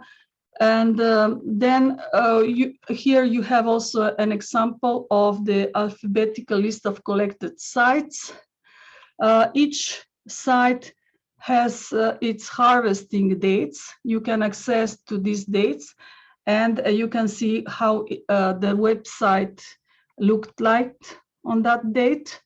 And this is an example, for example, a website of the Adult Education Center in March 2011. And one example of the site of the portal Digital Library of Slovenia. As you see, the access is through PDF, but also each scanned publication has also has been OCR'd, so you have also accompanying text document. We are producing now also EPUBs. We have for the blind and visually impaired. And as you see, there is a thumbnail, and here you have also different groupings that you can access. It could help you to narrow the search. So this was very, very briefly about our digital collection development. And if you have any question, please let me know. I'm here, or you can write me if you're interested of anything else. Thank you very much.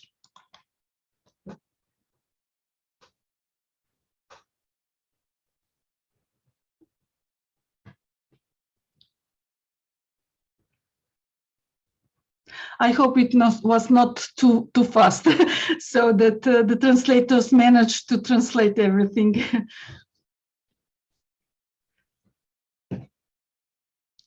Okay.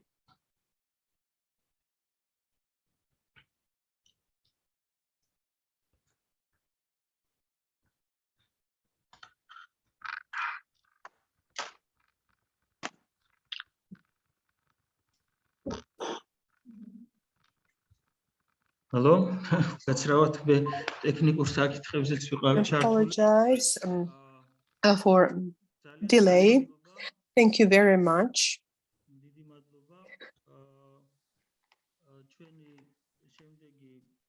Our next speaker is Nino Pavliashvili from the National Scientific Library, Head of National Scientific Library. Please, the floor is yours, Ms. Nina. Greetings, everybody, dear friends. Congratulations on today's event, and I would like to talk about digital resources and internet. As for the digital resources, there are different directions I would like to figure out, I'll reiterate. So arts related, history related, and so on, so forth, literature, and so on, so forth. Let me start from our National Scientific Library and activities that we've accomplished. We have two an open G and open library.g, which is for the collection of the rest of the rest of the information. We collect scientific literature, and we also have the possibility to have the scientific work uploaded, digital resources, digital resource placement, and this is convenient for our library. This is a repository of science.g, was placed on the cloud, which is accessible throughout the world, which means that it's accessible throughout the world and can be used throughout the world. And the next database that the country has is higher education project. 12 higher education institutions joined work. Tbilisi State University was the leading university. And here we have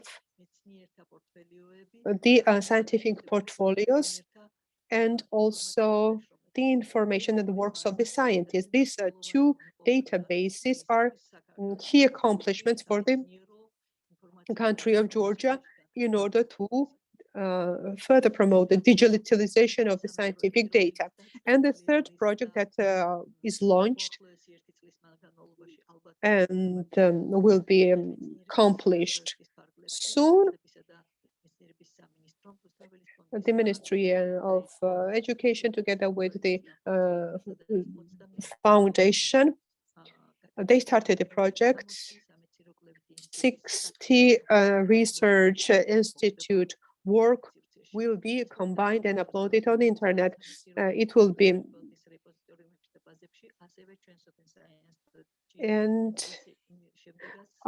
uploaded on our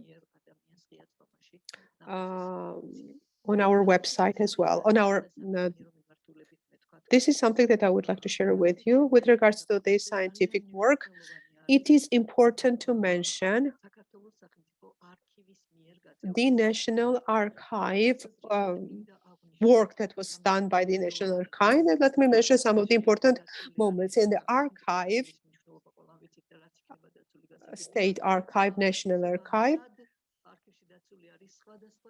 We have different media, renegative or the paper.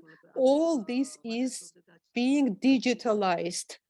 The information is on a paper. Paper information is being digitalized, and this database includes a lot of information and accessible to the users of Georgia and throughout the world.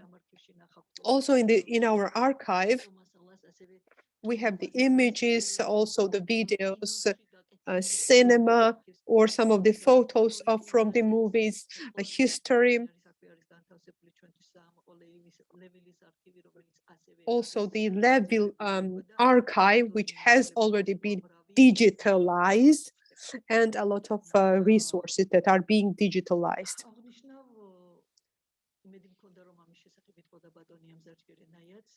I hope that Generaya would mention that. I would like to mention myself that the National Archive of the National Library, which contributed a lot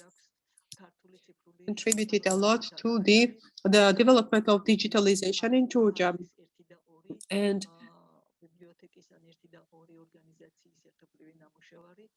This is the joint work, and the majority of the national libraries are working on digitalization again. And let me thank all the parties involved. This material, these resources will be uploaded on the National Library, openlibrary.g website, a repository that we include Georgian publications, photos, books, images, posters, maps, and so on and so forth. Everything which is related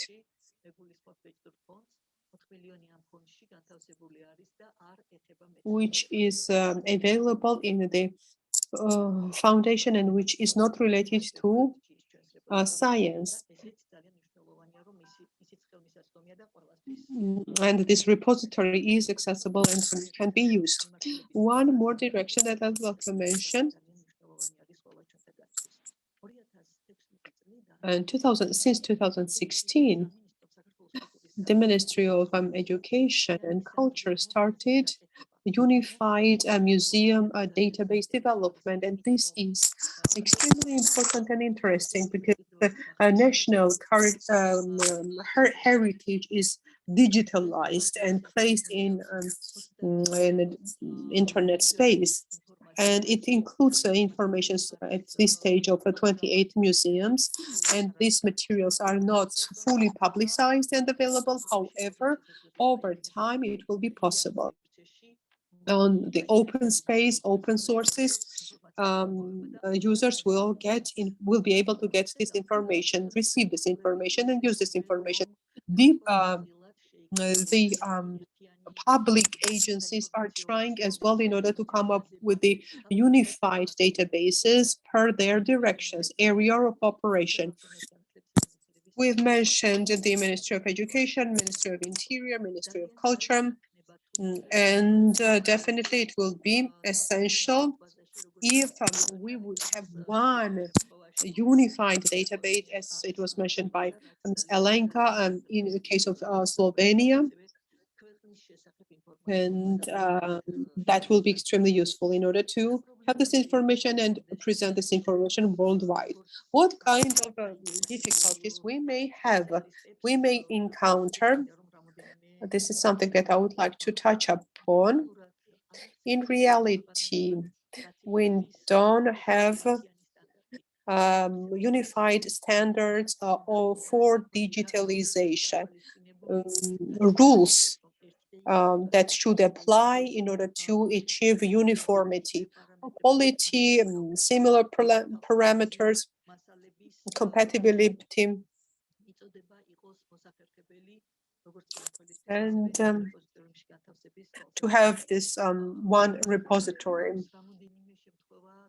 We have different challenges. In addition to the standards, we need to pay attention to the requirements, something that we need to take into consideration to come up with the uniform rules and standards. As for the intellectual rights, yes, we have a lot of questions, something that we need to discuss, and Mr. David will cover it thoroughly, I hope, in order to shed light upon this situation. And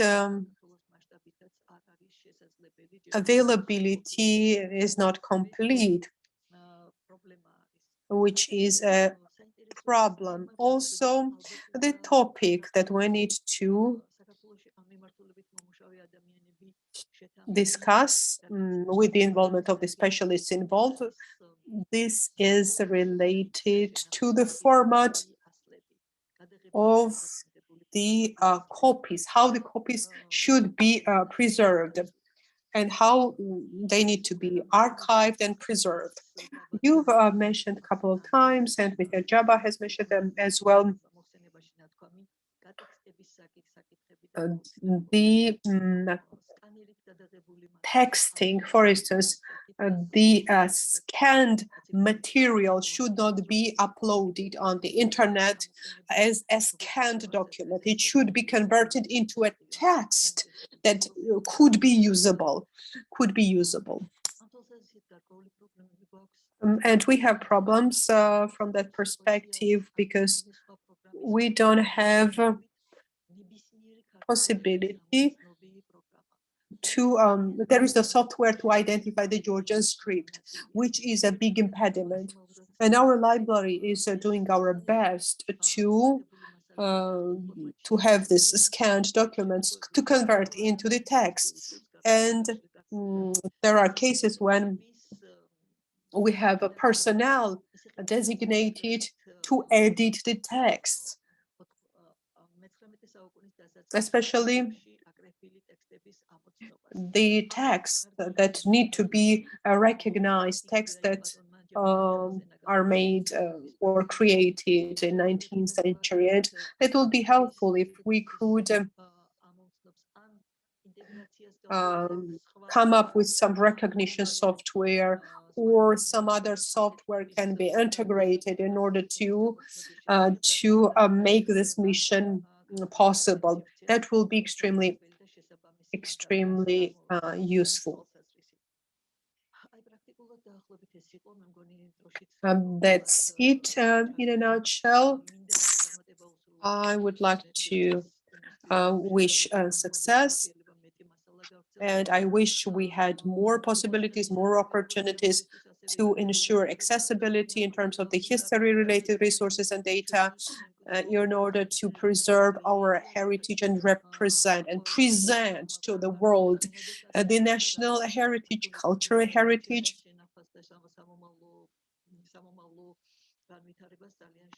That would help the further development of the language. Thank you very much. Thank you very much, Nino. At our internet society, we have 7 thematic groups, and one of them is working on the Georgian language and related problems. Nino is the head of the thematic group, and she contributed a lot in order to make this event happen. Thank you very much, Nino. I would like to mention that Internet Society is open for suggestions, for membership. If you are willing to participate in the events of this nature, to provide support, to come up with the recommendations, suggestions to the parliament, to the ministry, to the foundation, you're all welcome to become the part of our team. You can join us, you can become the member of the Internet Society, and let us work together on these problems. And the problem that we are facing today, and we're planning to have a campaign to raise awareness about these issues amongst society, that this is a big problem, this is something that we need to work together, and we need to work in concert. So the society, community should be aware of it. Every person should contribute to the generation of digital resources. Ms. Nino, as you mentioned, OCR problem where the scanned texts are uploaded into the libraries, and it's not a text but scanned document. This is one of the biggest challenges, because this resource cannot be searchable as a text, so and we cannot use as a text. This is for the researchers, and they, for instance, know exactly the location of the scanned document, and then they will get access. But otherwise, it's not searchable. This type of data is not searchable. And again, the problem that I would like to reiterate, and we need to resolve the problem expeditiously, whatever is digitalized through our libraries, they need to be converted into the text Unicode to make it searchable throughout the internet. As for Halenga's presentation, it was extremely interesting. Thank you for sharing this information with us. And I would like to mention that, yes, she shared a wealth of experience, wonderful experience with us, how to have a centralized digital resources. That was a wonderful example. And in this process, I would like to mention that The key role is played by the library. Creation of digital resources on a massive scale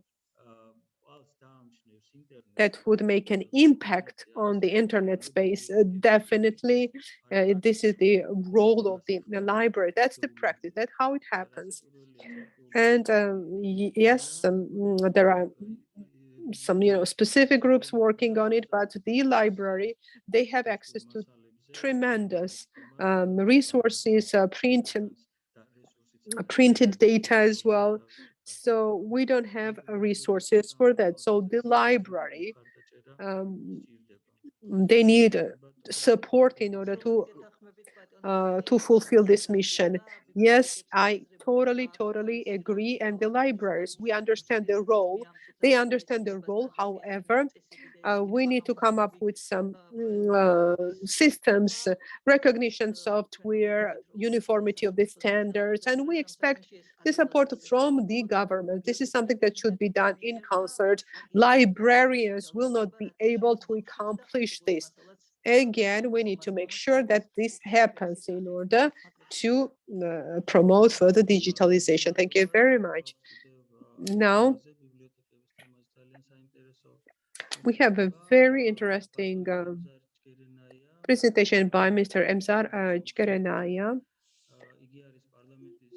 He is the Deputy Director of the Parliamentary Library and Professor at the Ilia University, and he's going to talk about access to electronic resources. Greetings, dear colleagues.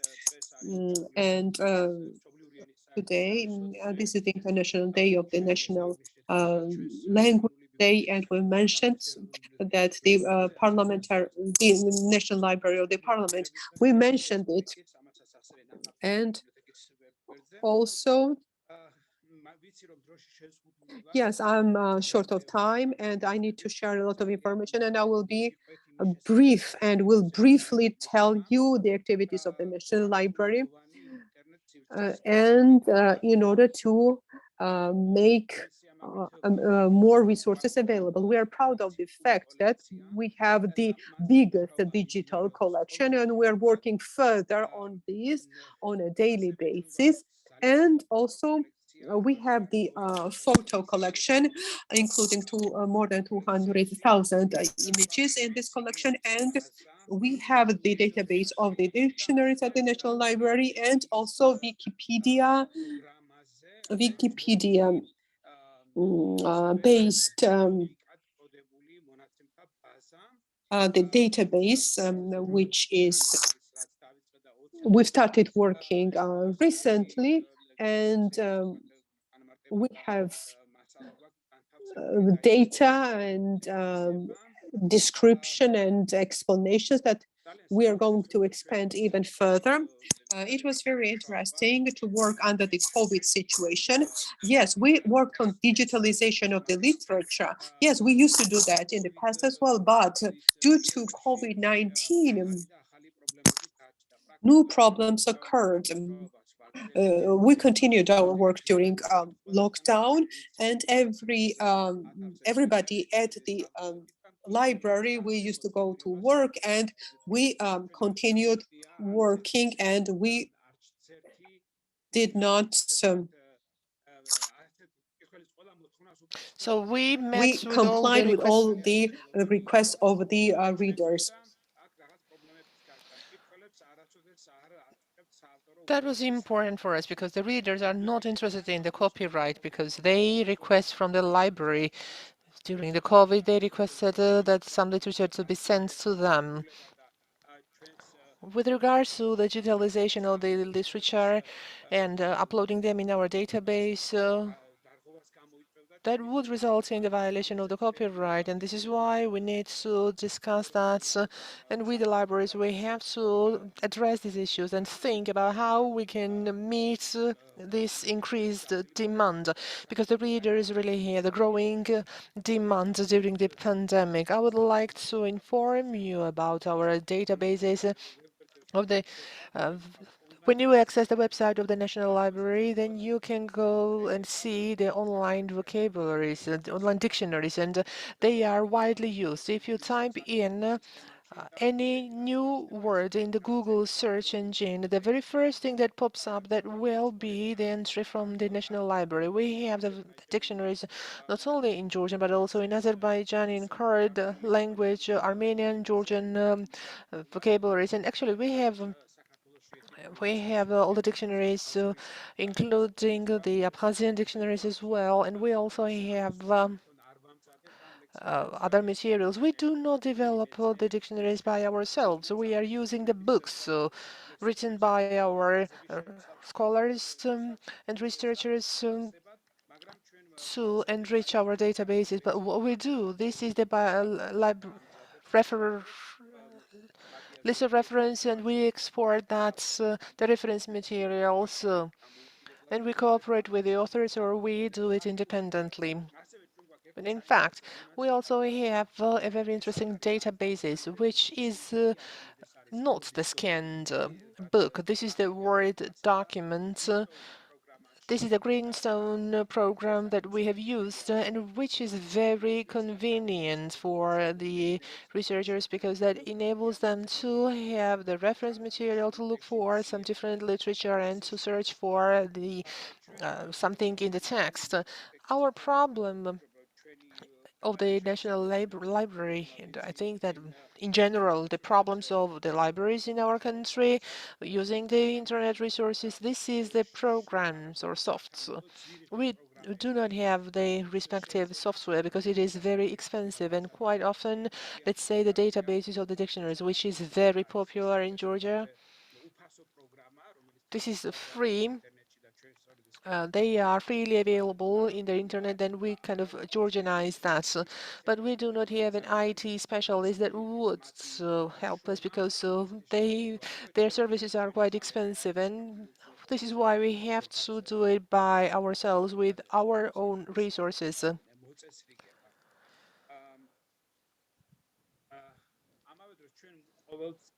the same time, every year, my colleague is also working on the statistics about how many views the data of the National Library has.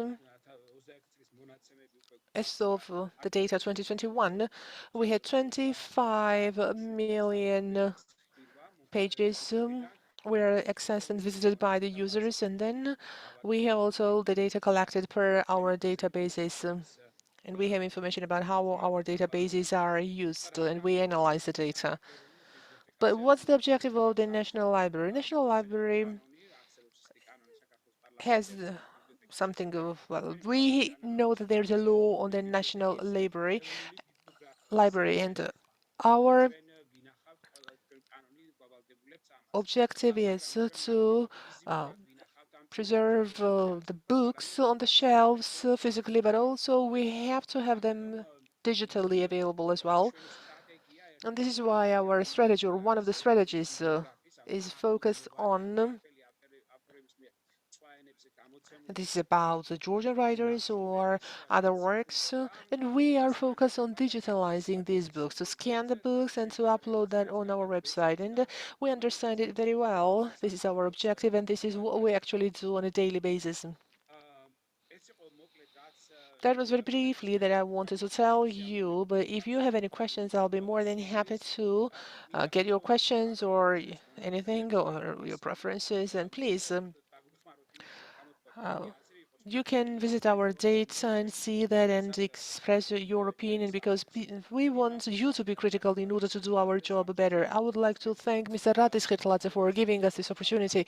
I guess if we can have the conference every year, that would be great because we can get interesting information and we can have many interesting speeches that will help us a lot to work in the future. Thank you so much.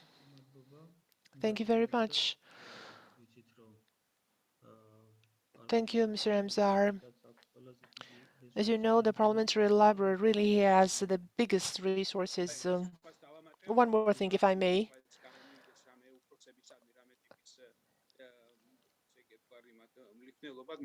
I don't want to sound like as a flattery, but the Parliament the current government or the previous government, and every time the parliament has always been so supportive financially as well, and in the future they will continue supporting us, I hope. Yes. You spoke about two interesting issues. One was the copyright, and the second one was the technological support and software or creating the programs.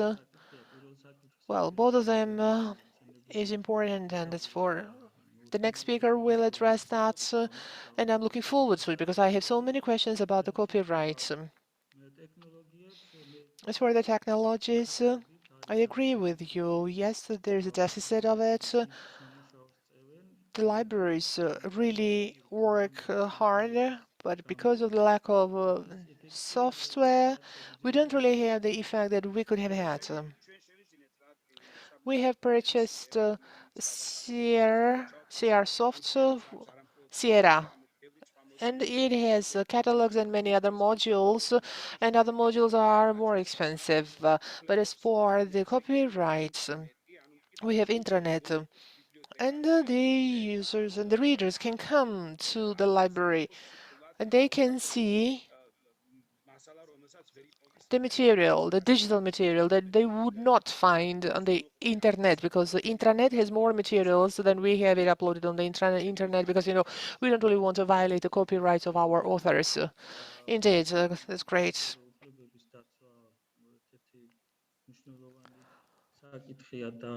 Well, respecting the copyright, this is one of the important issues, and we have to introduce and implement this culture. As for technologies, you have mentioned that you have purchased the software, and that's great to have it. And let me say that in Georgia, we have many technological groups or IT groups, and they are working for technological solutions to address the language problems. And I guess we need to have more communication between the technological groups and libraries to ensure that we can share the knowledge. These groups may have already created some products in Georgia, and we can label it like made in Georgia. That could be acceptable for you. And of course, adapting the programs for your goals, so that would be easier rather than to use the internationally available software. May I say something? Mr. Emzar, thank you so much for an interesting speech. You have mentioned many digital resources, but you didn't mention platform Iverieli, and I've been very actively using that. I had small grant from the Caucasus University, and we involved students in that. And these are the resources with PDF files, and without this, it would not be possible to work. And I would like to say that whatever is related to the language policy or educational issues or literary processes, every text was digitalized. 150 pages. Now it is easy to search for something, and the research is also easier, and these resources now we have this available. Thank you so much for that. Yes, Iverieli, it's a great collection. And I did not list everything. We have more than 24 databases, and it would be difficult, or it would take more time actually to list everybody. And I was limited in time. In Iverieli, we have the dissertations. Other than photos, we also have archived materials, and we also have some materials that are available. And we believe that, and we feel that we are helping the researchers and students with that. When I teach them, I have the luxury actually to know what the students are willing to have. And I know that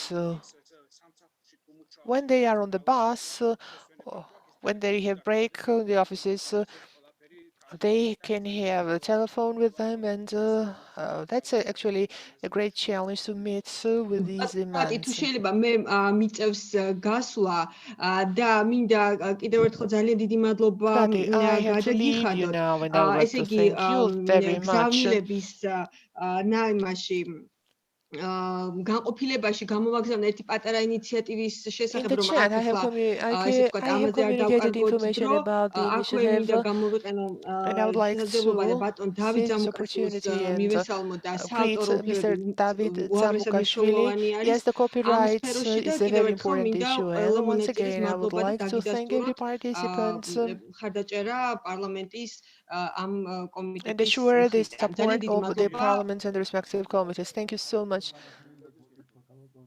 Tamar, thank you. Before she leaves, are you still with us? დიახ, აქ ვარ, დიახ. Yes, I'm here. As for the children's informal education, I will have a speech about that, and we will have the video of it. And I would be happy if you can have it, because we really have problems in this respect. Tamar and Vakhtang, I would like to follow up. And we have the school dictionaries already digitalized by the National Library. And as for the usage of it, the statistics says that it is on the third. First, we have online dictionary, then Iverieli, and then the school dictionaries or vocabulary. This is what we are doing right now. Tamar, thank you so much. დიახ და მე ღია ვარ, ისეთ შეიძლება ჩემთან თავისუფლად And I am ვთქვათ open კომუნიკაციას რაღაც for კონკრეტული any communication. საკითხი და პრობლემა არის და აი გთხოვთ ეს ინიციატივის Please. შესახებაც შესაბამის განყოფილებაში რომ ნახოთ ტექსტური დამლევი. You დიდი can see მადლობა. more information there. Yes, this is the კი ბატონო, topic დიდი სიამოვნებით არაფორმალური განათლება ერთ-ერთი we're really ყველაზე behind. პრობლემური არის Informal და education is ამას one of the ძალიან most დიდი problematic ones, მხარდაჭერა ჭირდება. and დიდი we need მადლობა to ყველას have so გემშვიდობა. much support for that.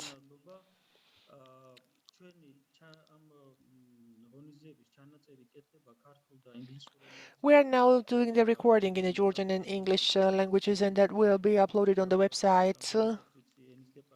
As far as I know, the language department will share that on its website.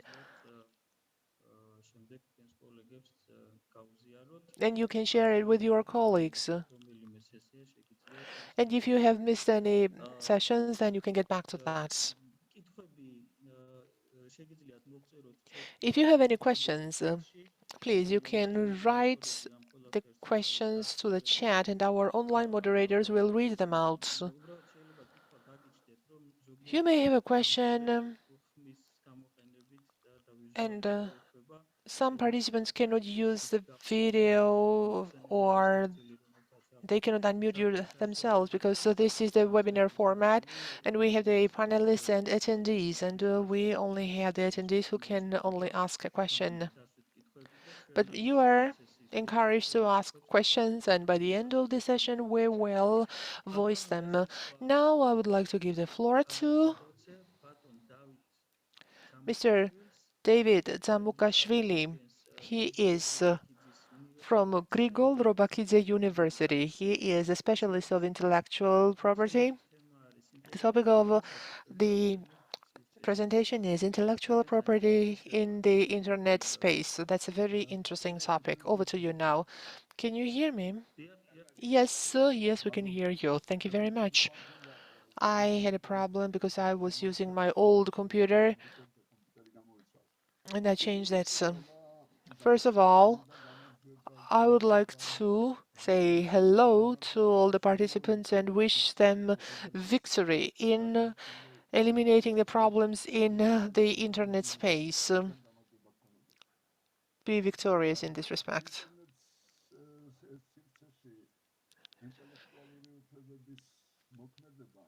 As for the intellectual rights in the internet, or specifically the intellectual property and copyright,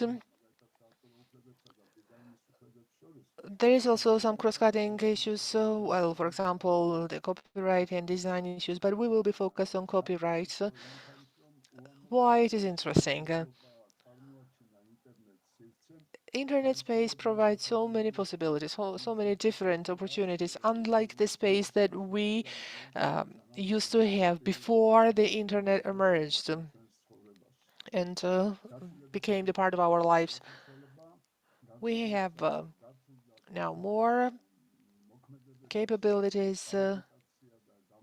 We can do more, and also we can actually observe how legit some activities are based on that. And as you know, the international community, I just want to remind you that worldwide, there is a World Organization of Intellectual Property that is in charge of all the issues, and they monitor everything in terms of the development of the intellectual property issues. They also produce recommendations. And they are doing a very useful job. They help the countries, and they have also supported Georgia years ago when we were creating the space for the intellectual property and the respective legislation. They also paid special attention to the internet and copyright, and specific type of agreements have been introduced. I would like to start by saying and expressing my first concern.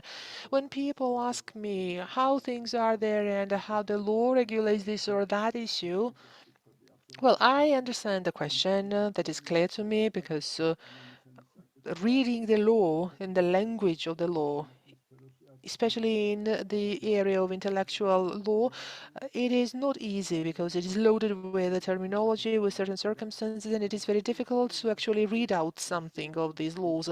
And our goal is to find the answer to the respective questions. And the law does not give the straightforward and clear-cut answer, but they give us the implied answer. They give some implications.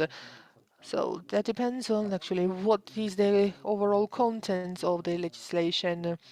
In terms of the relations that we have been focused on, for example, can I use my rights in a way that to keep the balance between the owners and users of copyrights, copyright holders and its users? We have little time, and I will try to be very short, and I also decided to touch upon some specific issues, and if you have any questions, then I will address them separately. There's little time for addressing the issues which are, for example, limitations in terms of the application of copyrights. What I mean by saying the word limitation is that when we can freely use the text and the work, and we can use it without any payment, but on the other hand, we may use a certain work, but I have to pay in accordance with the statutory requirements. If I talk to you about all these issues, well, of course, today's session will not be enough.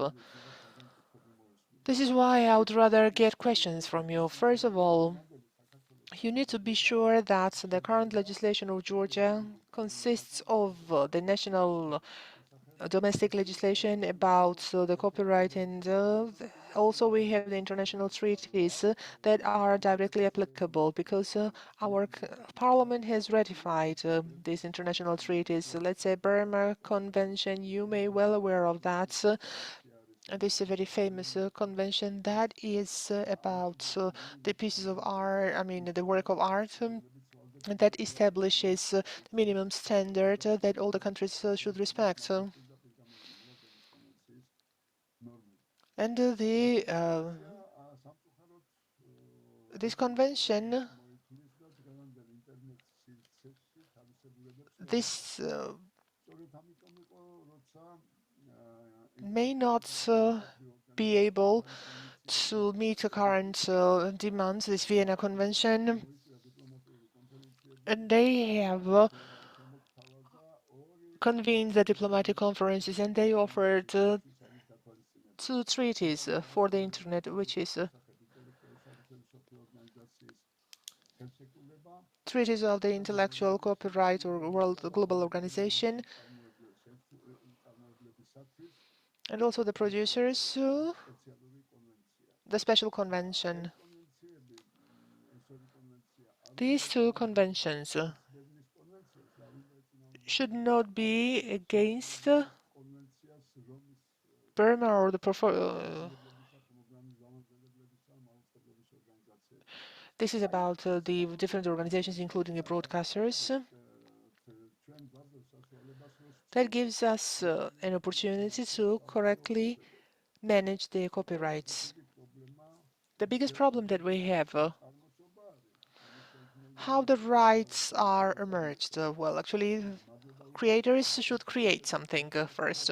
Thank God this is the field where we do not need a special permit to generate the rights. The rights are automatically emerged as soon as the author finishes its work and says that the work is done. Even the intermediary products are protected. You don't really need to register for something. You just need to have evidence, and then you can hold the respective people accountable if there's something wrong. But this is the general rule how the copyrights are emerged. Okay, you have the rights, but what exactly, what kind of rights you have? What's the scope of these rights? What's the application of these rights? In order to answer to this question, I have one advice. In order to manage the right, you need to involve the specialists. And the specialists should manage all these issues. This is me. Okay. I do understand. I understand the concerns of Nino and it was really very interesting to hear all these issues.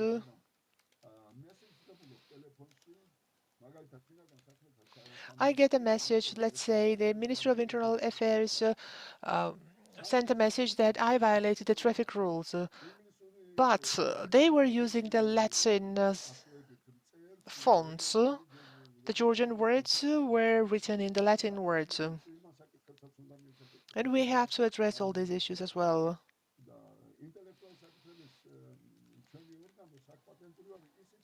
There is a Georgian patent organization, and they are doing the same things. The ministries are sending the messages, but we have a very beautiful Georgian alphabet. Why don't you send me the messages in the Georgian language? Because I speak Georgian, but I cannot read the text messages in Georgian.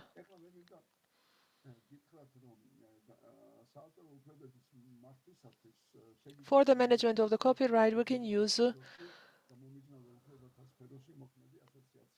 the association specializing in the copyright or the neighboring rights, but we cannot say that the copyright associations, well, they would not be able to provide consultation to the libraries. Actually, we have two associations, and one is the legal successor of the Soviet agency, and the second is this is the Association of Copyright and Adjacent Rights, and their activities and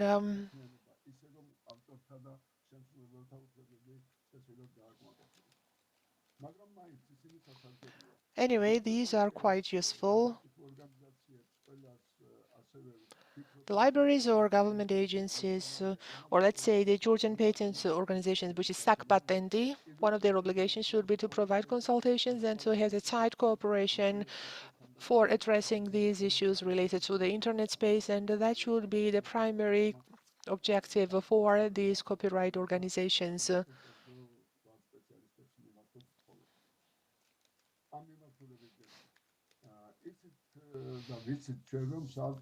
We know that as for the copyrights, when we have especially the gross violations, there are two types of violations that we should be very concerned about that, especially in the internet. That is a plagiarism,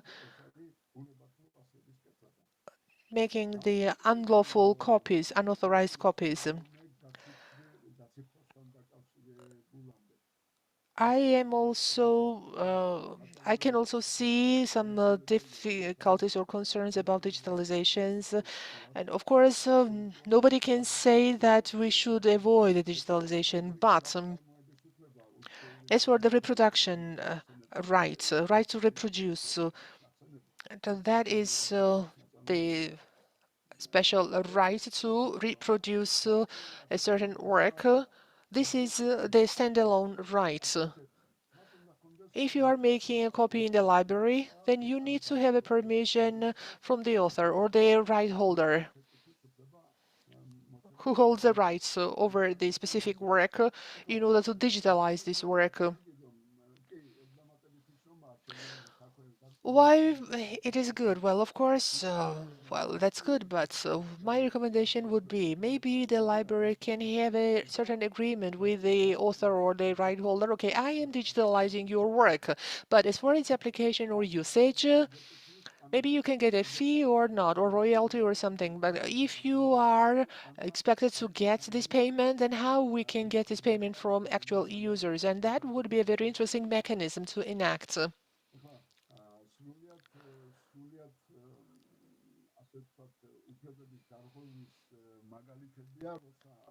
The examples of the violation of the rights is that, let's say, the universities they take some literature, the textbooks, they digitalize that, they upload that digital copy in their library, and the students can have free access to that. You will ask me, should not they have free access to that? Yes, the students should have free access, but they should know that same way as they buy books, they should pay something for it. On my own example, my last work, that was intellectual rights and legislation, that was published in 2014. There were 2 copies published, not more. It hasn't been sold yet, only 200 copies. Why? Because, it's easier to make a copy. Why they should buy a book? Because they can make a photocopy, or digitally they can create a copy. And you know what happens? The creator or the person who produces this manual or textbook, they will lose the interest because they may not find it worthwhile to write a book. These are the issues that we have to keep in mind, and we need to know at the same time that the libraries, the museums, the archives, they have special rights to use the work for free, but for the library purposes only. What I mean,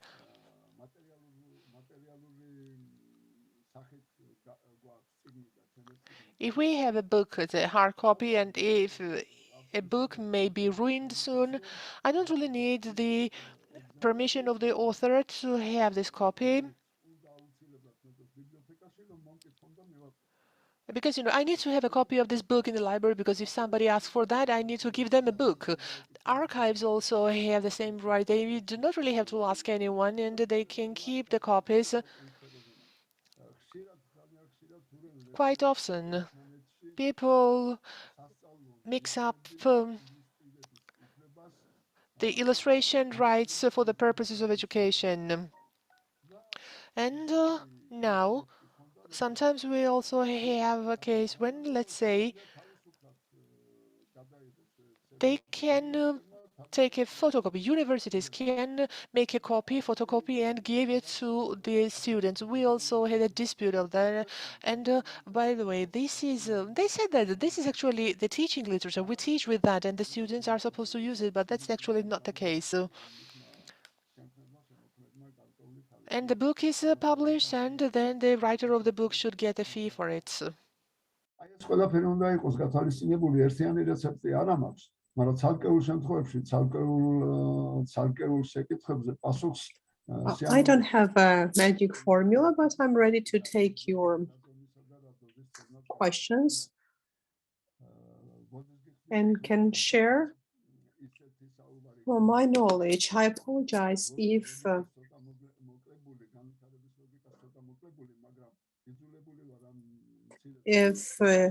somehow it turned out to be non-comprehensive, but we have a limited time, and therefore I tried my best. Well, It was very interesting, whatever you mentioned. No, it was not inconsistent. No, it conveyed a lot of information.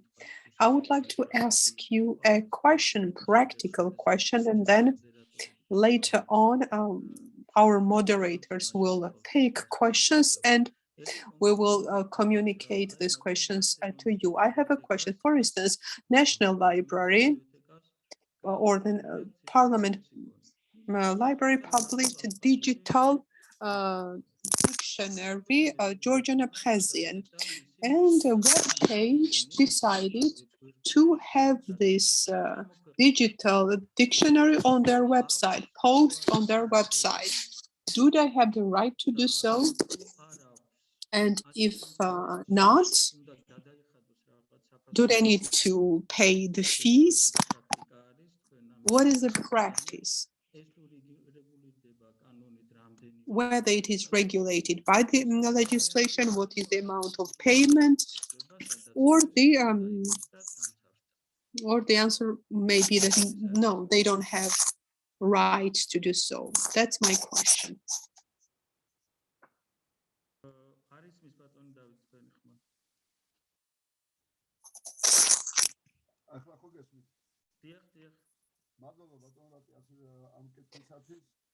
Thank you very much.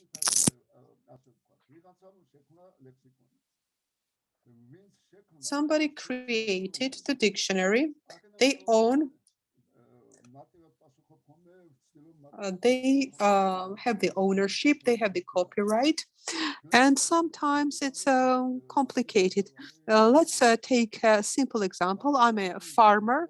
I planted the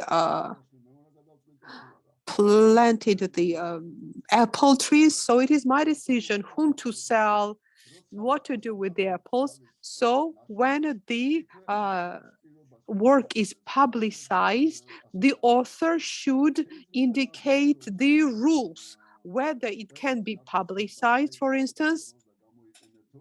The author may allow the dissemination, however, it should not have the commercial use. It shouldn't be used commercially. However, as for the further dissemination, well, it's up to the author.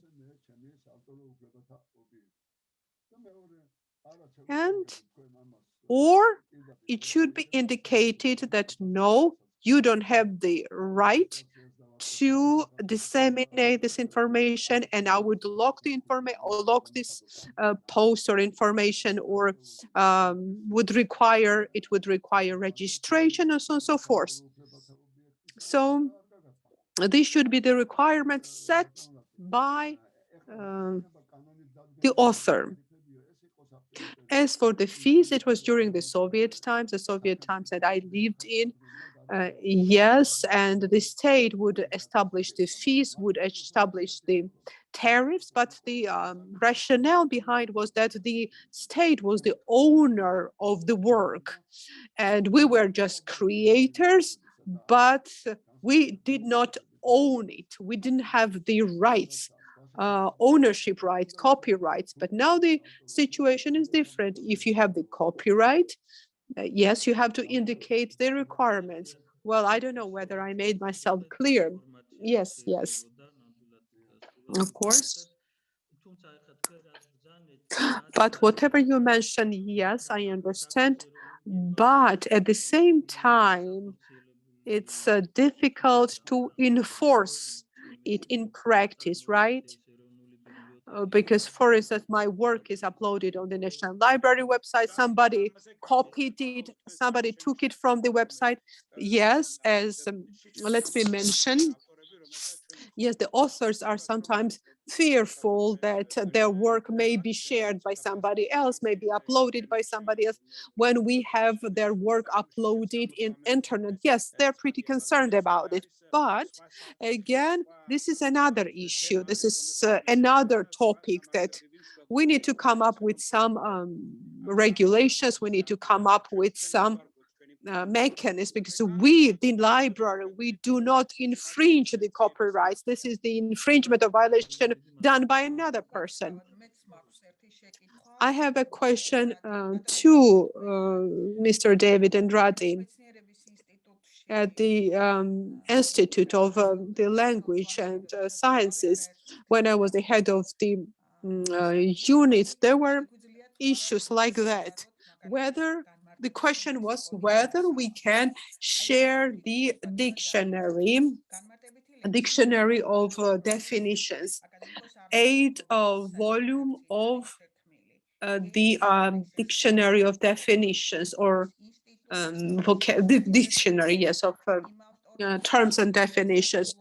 Who is the author? Who is the author? Because the author is no longer alive, or it's kind of the group work, and now new edition is not yet complete. Again, the question is who should be responsible for that and what should be done? Thank you very much for the question. As for the dictionaries of definitions, terms and definitions, kind of encyclopedia, right? And as for the copyrights are associated with whoever publicize this work. It was publicized by the Institute of Language Sciences, yes.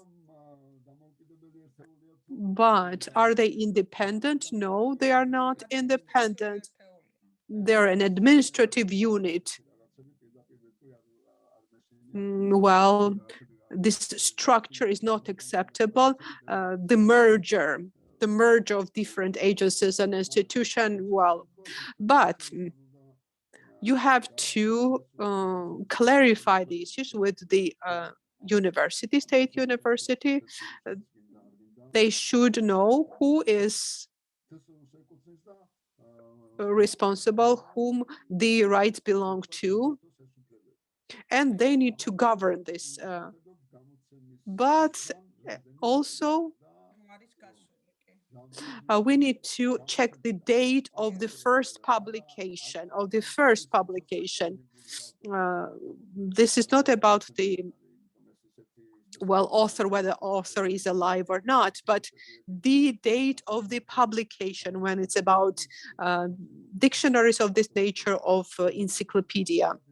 Again, when it's more than 70 years, when 70 years has passed, that's what I remember. Not yet 70. 70 years have not yet passed. Therefore, the owner of the copyrights is the university, state university. They need to come up with the copyright policy. So they need to come up with the rules, right? There is no general rule. No, there is no specific rule, but we have the law about the copyright. But as for these dictionary definitions, right? This is something that should be handled on a case-by-case basis. I would like to mention, based on my experience, authors appreciate when they receive thorough explanation about the work they place on internet, and in order to promote and disseminate their work, they need assistance, and they're pretty grateful for this assistance, and they agree, yes, we would upload this information because we are a small country and there is no huge market for the research material. And yes, definitely, when you negotiate with the scientists, when you explain, it may happen. For instance, I had an idea to digitalize 8-volume dictionary, but my request was rejected. However, well, we maybe probably we need some legal amendments. So the holder of the rights is the state university, and you need to negotiate with the university representatives. I apologize. Yes, the discussion is extremely interesting, but we have other speakers and their rights should be observed as well. We have attendees, they have questions, and also they would like to raise the questions. And I ask technicians if it's possible, if the format allows to do so, and we agree to that. By the end of the sessions, the discussion part, whoever raised the hand, our technical group will allow the person to ask a question. So it's technically possible. Now, I have a suggestion. If you agree that we exhausted our translators and they need to take a break, maybe take a brief break and then continue, because we need to take it into consideration. This is a regulation of the Council of Europe, and we a little bit violated this regulation with regards to the work schedule. And when shall we start? When shall we resume?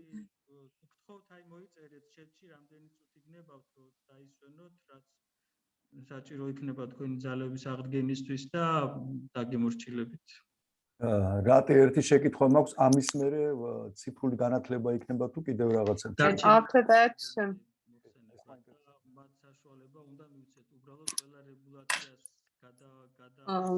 we need to have a further discussion and let's come up with this suggestion. და რასაკვირველია ეყოფათ თუ ნაკლები უნდათ მაგასაც მოგწერენ. ნაკლები საკმარისი იყოს, თორე ძალიან ხო, აი მოგწერეთ თუ შეიძლება. რატი შესვენება 20 წუთი გვაქვს? არა, აი ვკითხულობ ამას, რამდენსაც მოითხოვენ თარჯიმნები. დიახ. არის. მაშინ ზუსტად თქვა საათი როდით შემოვიდეთ, ესე იგი რო დააკლდება 25 წუთი ან 20 წუთი, ვითომ? სამს რო დააკლდება 15 წუთი, მე ასე გავიგე, ხო და? აი, კი ბატონო, კარგი. კარგი, სამს რო 15 წუთი დააკლდება, შემოვალთ. So let's continue at 2:45 Georgian time.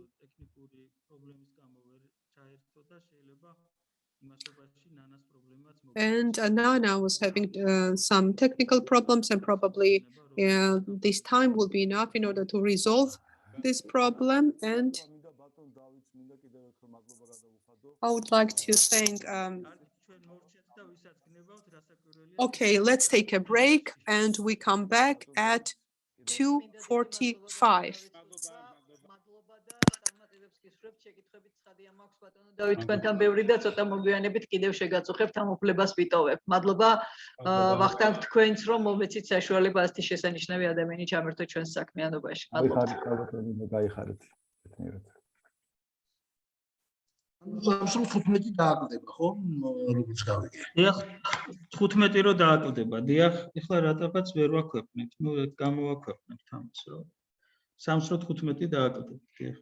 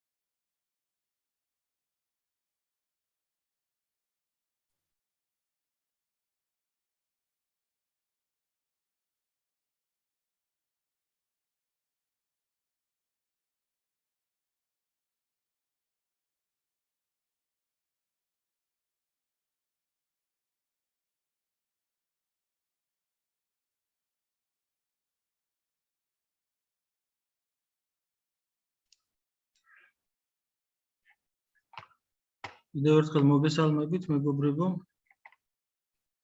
Greetings, everybody, again. Can you hear me? Wonderful. თარგმანიც არის ალბათ, ხო? კი ბატონო.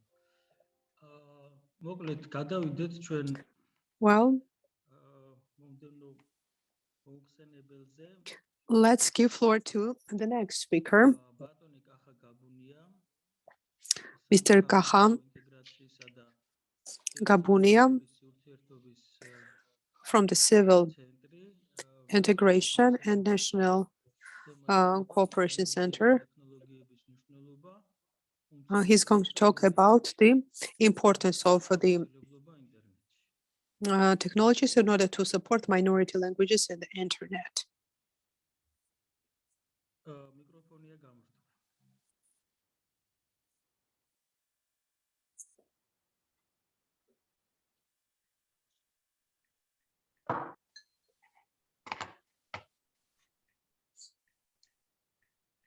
მოგესალმებით, თავთავთან თქვენის ნებართვით. Greetings, everybody. Can you hear me?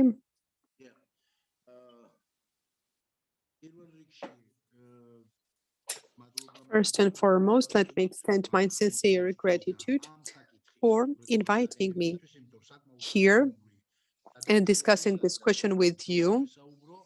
And I'm happy that we have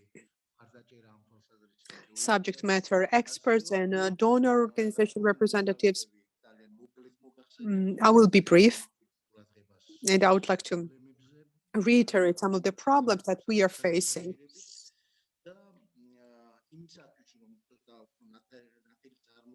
In order to make the point clear, what is the conversation about?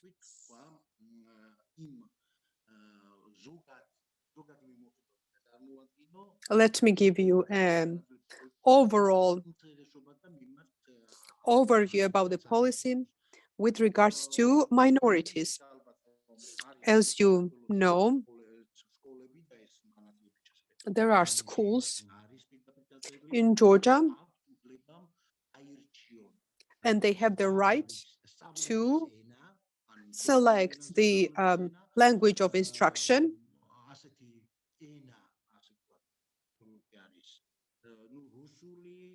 And the languages available are Russian, Azerbaijani, Armenian, not to mention Abkhazian and Ossetian languages. So,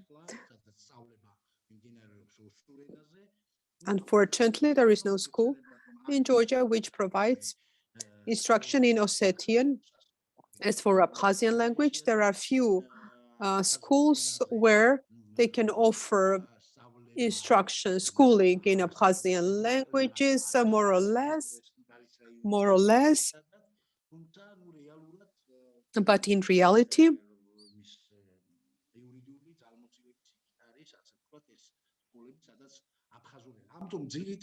this is beyond our control.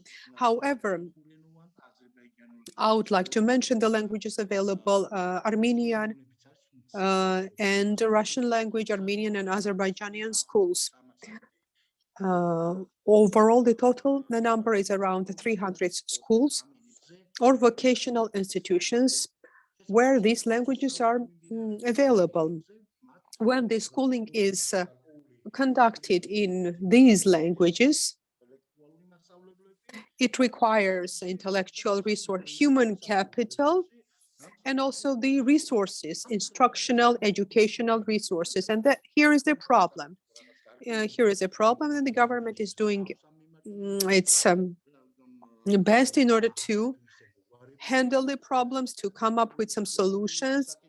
For instance, handbooks that are translated in all these languages.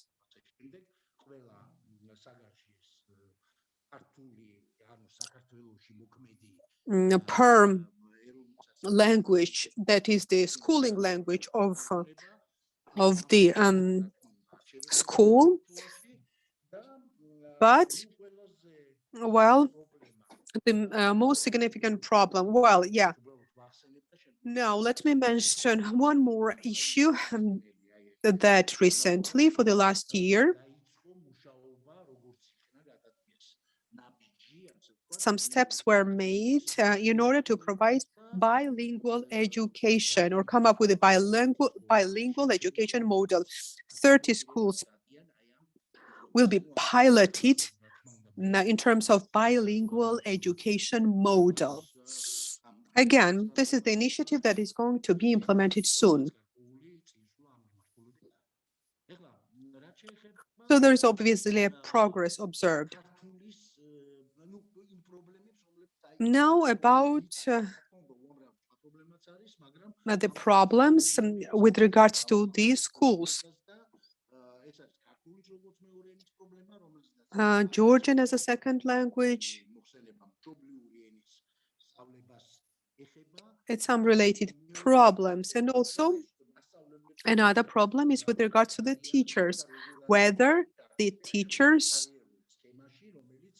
are skilled enough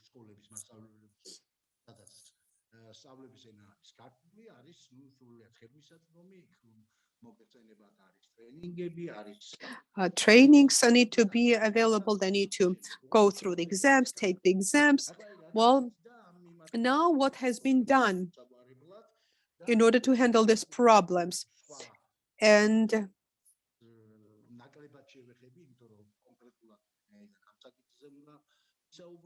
I'm going to talk about the activities implemented. Whatever Emzar Generaya covered, in terms of National Library, yes, these resources are available at the National Library. It has been covered already. Now, let me mention a few international projects. For instance, starting from 2008, with the support of OSCE,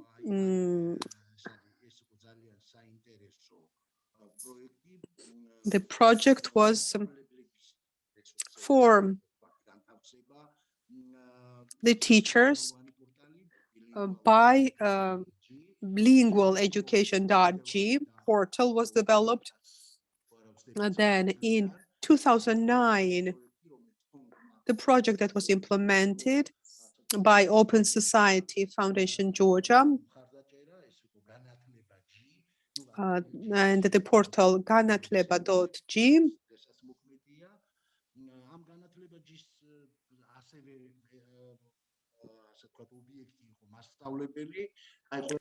It was designed for the teachers.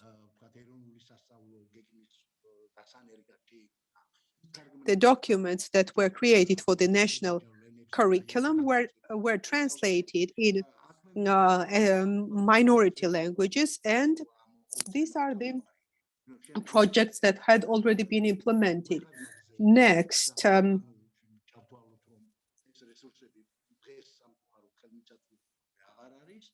unfortunately, the project did not continue. These resources are no longer available. Now let's talk about the resources currently available. These resources are vital for the school teachers and for the school students as well. This is about a USAID bilingual education, reading and reading, and a reading.g was created, which included also the minority languages, books for the ethnic minorities in their language.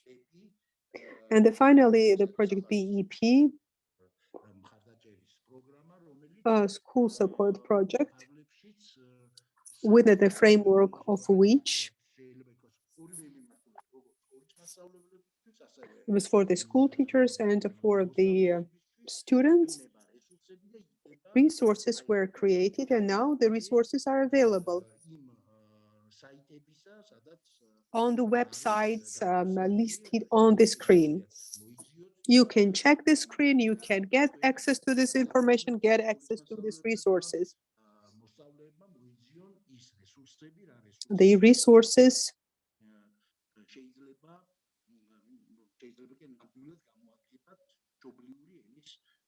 which are useful in order to learn literature and the language.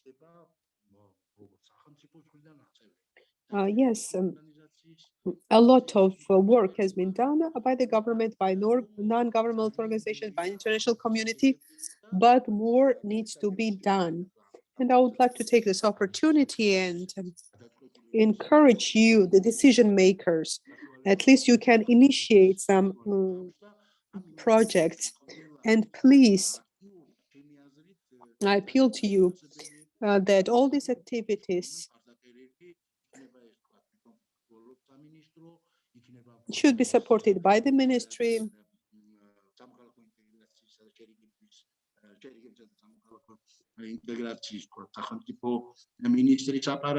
Also supported by the Minister of Civil Integration. The department should be involved as well, which is working on the minority languages. They are in charge of the coordination.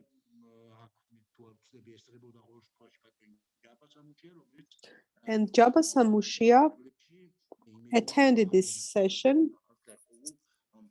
I hope that the foundation he represents will provide support in order to promote ethnic minority languages. That's it in a nutshell. And I'm happy and ready to take the questions, if any. No, thank you very much, Mr. Gaham. Indeed.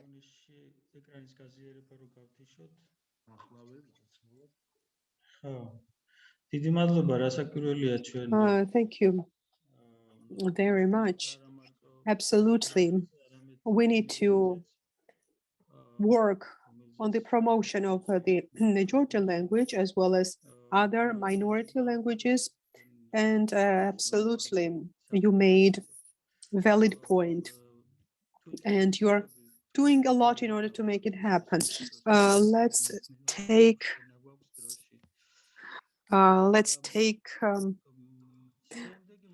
questions later on. Now the next is Mamuka Monavardishvili. Monavardisashvili.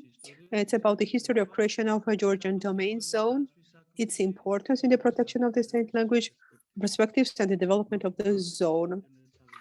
Mamuka is the active member of the thematic group of the Internet Society. Hi. Hello. My name is Represent the Georgian domain JE founder.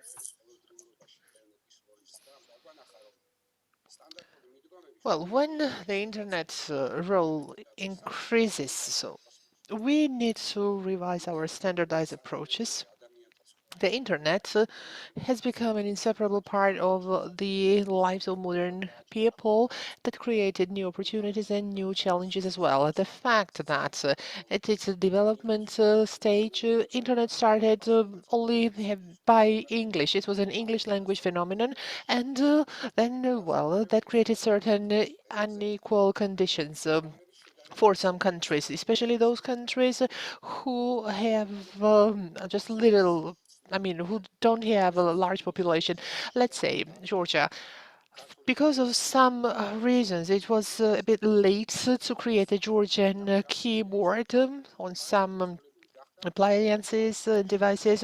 Georgian people had to use the Latin alphabet, and they would transliterate a Georgian speech, and this is why how they kept communication with Georgians, other Georgians, and then that actually lowered the skills for the most part of the users. And although the keyboard issues have been eradicated, there are no more problems with the keyboard, but some part of the population who have developed the habit of typing the Georgian text in Latin alphabet, now they are still doing it. I'm just providing this example just to highlight how important it is to have the technological support, and also how big influence it may have. We need to make sure that the younger generation develops the right skills of using the Georgian language in the internet. We spend most of our time in the virtual space. This is why very important to use the technological instruments and tools purposefully that would support the full functioning of the Georgian language in this new environment. These technologies are the Georgian keyboard supporting other browsers, let's say, user applications, and also existence of the Georgian interface, and also diversity of Georgian fonts and so on. This is very important. And another effective instrument is to have the upper level domain zone internationalization CCTIDM, and this technology and the International Corporation of Assigning Domain Names they developed it in 2009.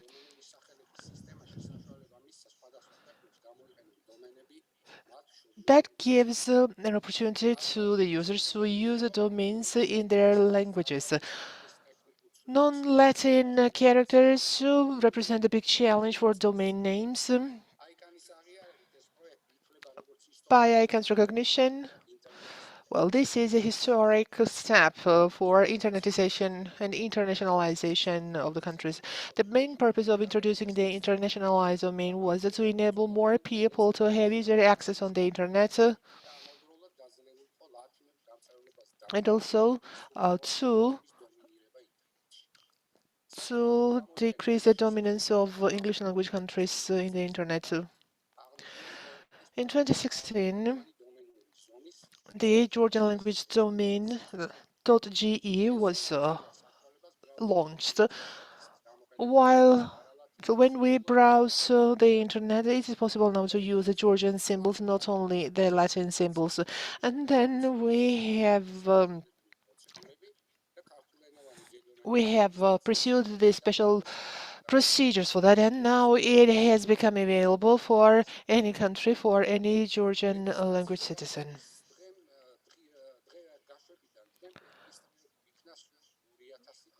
In total, 2,000 domain names have been registered, but currently the number of active domains, it is only 9. And we have the reserved so-called parked domains. So this means that the domain zone and its promotion has been quite low. Mr. Dushan, an expert from the Council of Europe, provided this example, and also he provided certain cases, let's say, low activity by the state, and also insufficient support, and so on. We think that the low indicator of the promotion and popularity of digital G domain is caused because of the following reasons. First of all, Georgia was associated with the upper level .ge. This is the upper level zone, and we developed the terminology. This is GNet. That means the Georgian internet. In the G zone that has existed for 30 years already, there are more than 50,000 domains, from which more than 20,000 already has the Georgian language contents on the websites. The second reason is the deep-rooted opinion in the user's mentality that if they want to open any certain domain, then they necessarily should type the Latin letters. The third one is, the nationalized domain is useless unless it is only focused for the Georgian users. International domain zone, why it is important and what advantages it has. In general, the upper level domain zone for any country represents a certain kind of identification tool for a country in the internet, and actually it has been used over the internet, and it is associated with the attributes, let's say the boundaries, the coat of arms, the flag, and so on. Same goes for the domain zone. The domain zone means the boundaries for the content that was developed in the state language. The domain, actually, the word, this is domain, the territory where you have your dominance. And it is very symbolic for the country that should be taken into consideration. The necessity of internationalized domains is preconditioned by the fact that throughout the world, globally, also in Georgia, there is a big number of users, internet users, for whom it is quite difficult to use the Latin symbols. It's a fact that the big number of internet users find it very problematic to use and to reproduce the Latin characters in the keyboard. Writing the Georgian name, it is quite difficult because of the constantly changing transliteration rules. Let's say the Georgian letters, well, we have different types of transliteration, and the right spelling does not correspond with the different types of transliteration systems used by the users, let alone the easiness of reading of it or beauty of these kind of entries. Let's say Chorotsu is the name of one of the municipalities, and how easy we can transliterate this name. About 15 or 20% of the Georgian population speak English. Many visitors find it very difficult to memorize the English address. In case of the .ge Latin domain, the owner of the site is facing the dilemma to have the Georgian name and to have it in Latin alphabet, or to have a Latin name in Latin alphabet. Unlike the Latin domains or English domains, well, Georgian domains are easy to remember and hard to forget, and we need to promote the Georgian domains, especially by audio or in writing. The G domains are very useful for marketing activities that are focused on the Georgian population. So G domain, it is the best who is focused on the Georgian audience. 100%. There is a myth that it is impossible to access the G domain from abroad. Well, G in Georgian. The people from abroad will find it quite easy to access the website. The only condition is that the visitor needs to have the Georgian keyboard. The Georgian domain zone simplifies navigation in the internet and surfing the internet. Another important thing is the simple optimization in case of the GE zone. The Georgian users in the search field, they search for the Georgian words as a keyword. And if the Georgian domains include these keywords in Georgian, of course, they will pop up the respective websites. The analysis of existing domain shows us that the Georgian domains are used as additional domains through which they are referring the users to the existing Latin domains. In consideration of these domains, we have elaborated so-called EPP protocol. Actually, we elaborated the redirect function with this EPP protocol. And this redirect function enables the owner of the site to indicate to which domains they should be referred to. I think this function will be very demanded because the experience shows that the most part of the owners of the Georgian domains already have the websites that have been uploaded on the Latin or English domains, and they can increase access to their own domains without the involvement of the hosting provider. That was very easy, very shortly about the advantages of the Georgian language domains. And last but not least, I would like to say, so what we can do for the promotion of the Georgian language domains. We think that it is important to create the public opinion about the existence of the EG zone for the sustainability of the Georgian language, and also to raise the awareness of the public and private sector correctly. Here we rely upon the state language department, and the site cooperation with them would be very useful, because it would be great if they can study the role of developing the G zone in the protection of the Georgian language, and based on this we can produce the recommendations for public agencies or private agencies for the adequacy or how reasonable it is to use the Georgian domains. Thank you very much for your attention, and if you have any questions, please now you can ask them. Thank you very much, Mamuka. Obviously, the issue of the Georgian domains, this is a big step.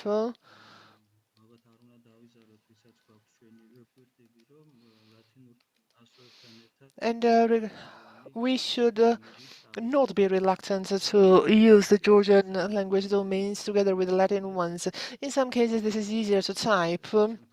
In case of Chorotsku, it will be very difficult to type or find the correct English equivalent of it. Thank you very much.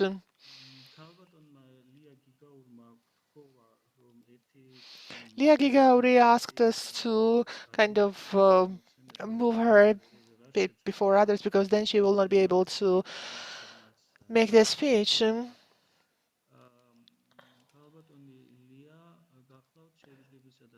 Lia is representing this Office of the State Minister of Reconciliation of Civic Equality, and she is an advisor. And the topic of her speech is education without boundaries, digital resources for approximation of Georgian, Ossetian, and Abkhazian youth.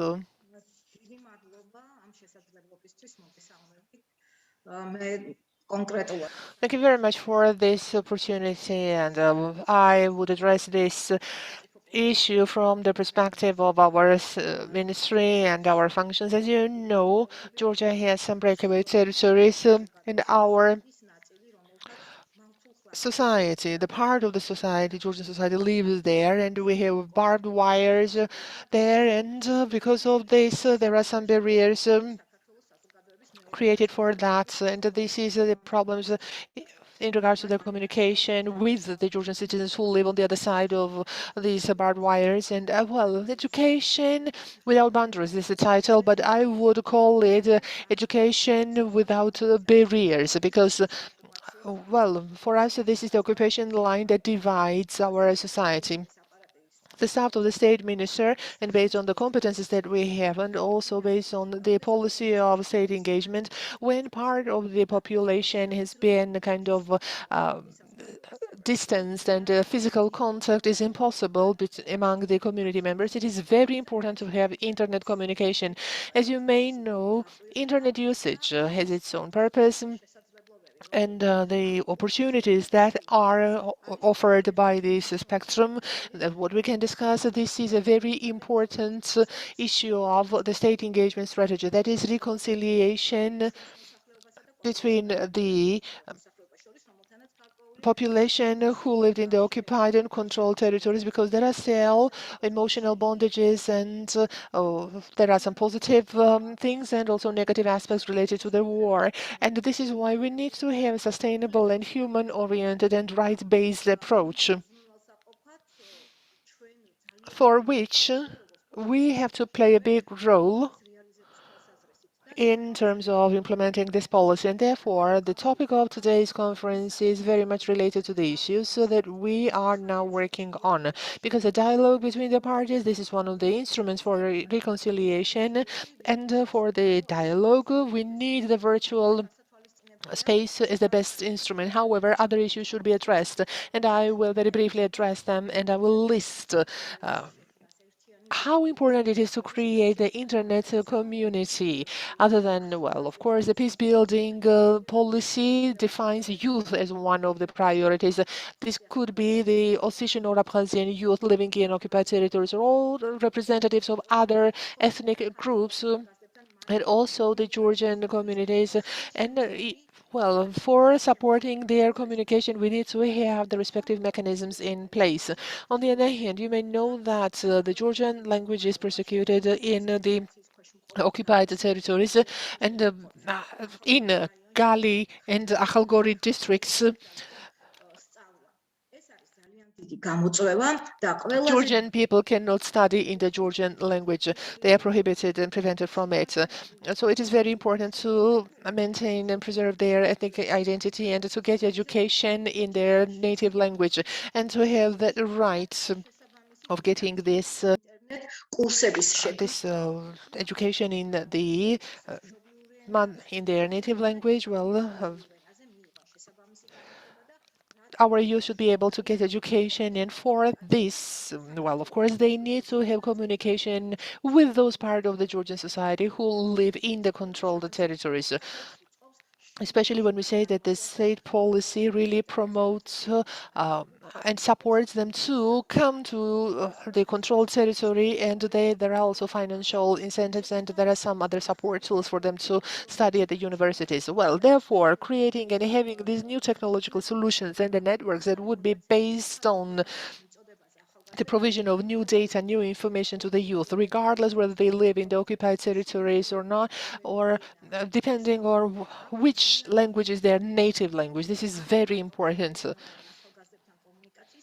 for the communication with the Georgians, but with also Ossetian and Abkhazian youth. Well, internet makes it possible that whatever is prohibited in the physical world, and when there is a communication, well, this kind of communication is actually punishable. It is punishable to have friends with Georgians or to come to the Georgian territory unless it is a health issue, and receiving correct information is really very important.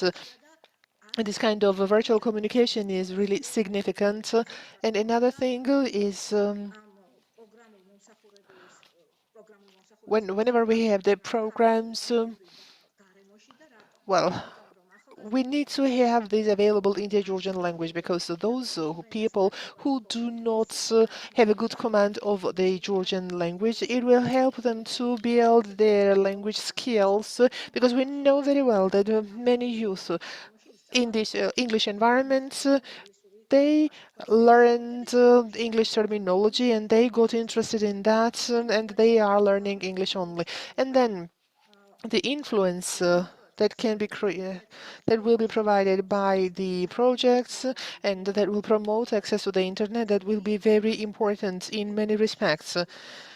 Especially, it really supports the development and implementation of the peace-building policy, because the peace-building policy means that there will be friendship and there will be information shared among the people, and also we can build online democracy, or to create an online community that will be focused on understanding each other. That's important.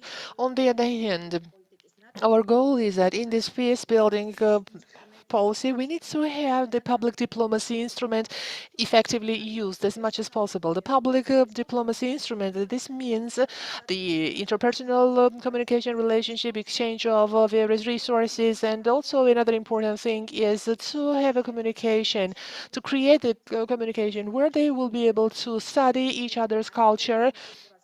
It is not about the ethno-culture, but also all types of culture and characteristics or dispositions or attitudes, and that impact of digital technologies will be very important in this respect. And this is why our main objective in the respective strategy is to promote internetization issues, not only in the controlled territory, but also in the occupied territories as well, and also to promote the creation and to support the creation of internet resources. The most important one is to offer the distance courses in the Georgian language and to create the Georgian language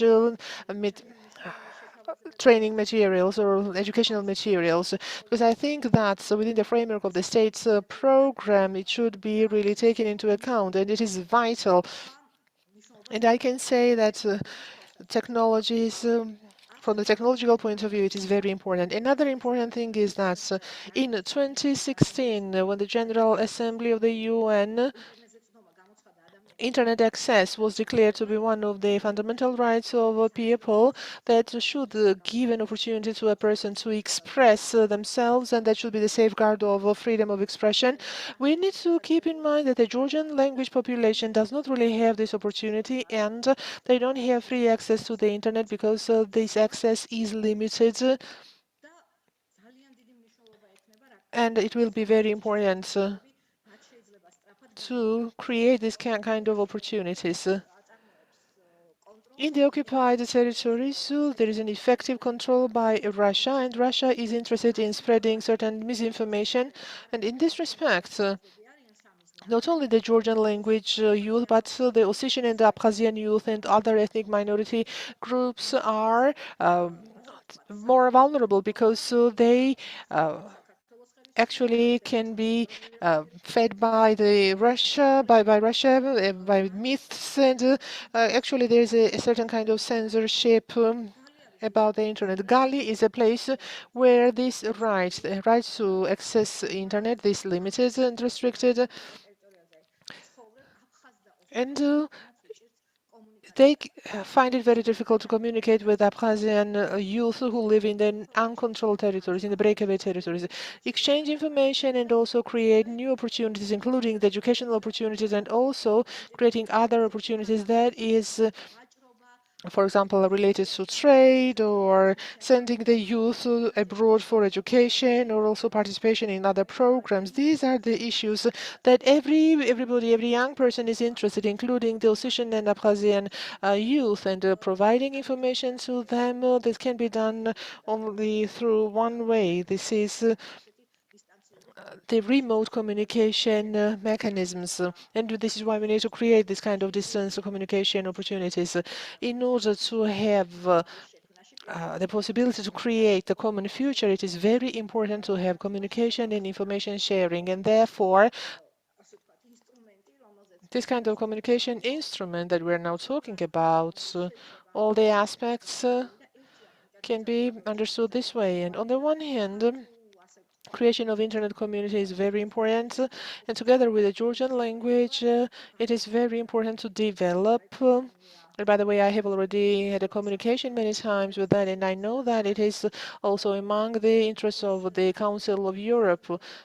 Abkhazian language, which is endangered language, also the Ossetian language as well, and the Council of Europe is considering these languages to be at-risk languages. We need to have some perspectives for these languages as well in the internet as well. This is what I wanted to say, and once again, I would like to reiterate that in the policy implementation, international support plays a big role to ensure that the people can enjoy their rights in accordance with the international human rights standards, which also includes the right to access internet. And in this respect, it is very important to have the support of the Council of Europe, support for the support also from the civil society organizations as well. This is very important. Rati, if I may, Lika, she is in a hurry actually, and it was my idea to have a representative from that ministry. And may I ask you a question? Liam, you know what I'm interested in specifically? At your ministry, is there or will there be a budget? Because one of the good mechanisms to link the youth would be to have some kind of incentives for Abkhazian and Ossetian youth to have the digital resources, or to have some kind of contests or quizzes for the knowledge of the Georgian history, or can we use the elements of the Georgian informal education, non-standardized? It will not be the standard education. It will be educational thematic resources. Maybe we can create the resources like that. What I'm interested in, what specifically are you doing? Because to tell the truth, I could not get a satisfactory answer. Well, we understand that is an idea that exists, but what actually is being done? Are there any resources, or are you planning to do something?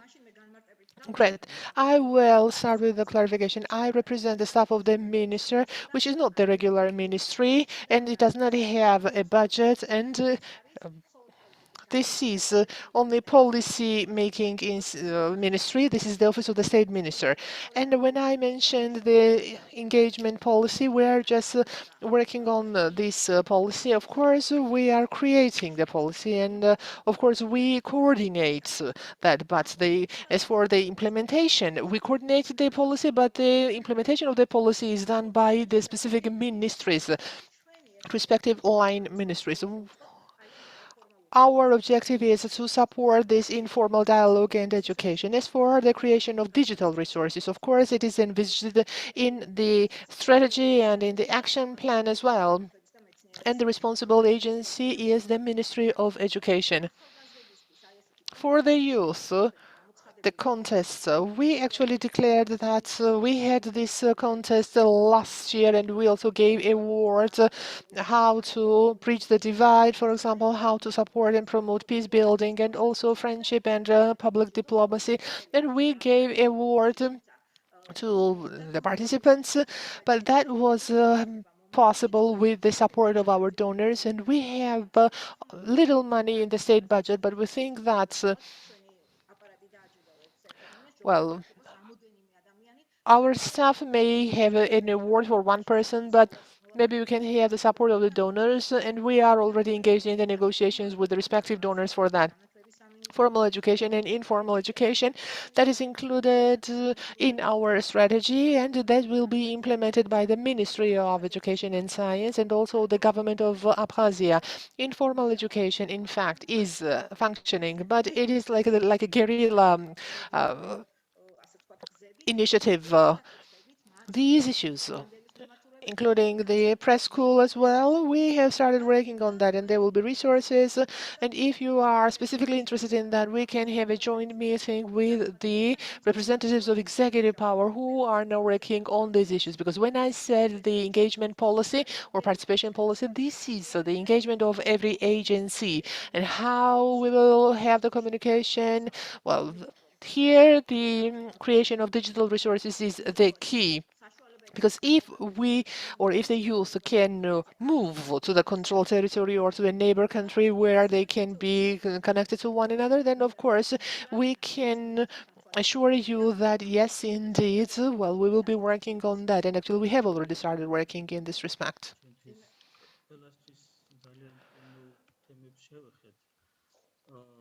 Thank you very much. You have touched upon the issues that are a big concern for everyone, and you can count on us for the creation of the internet community.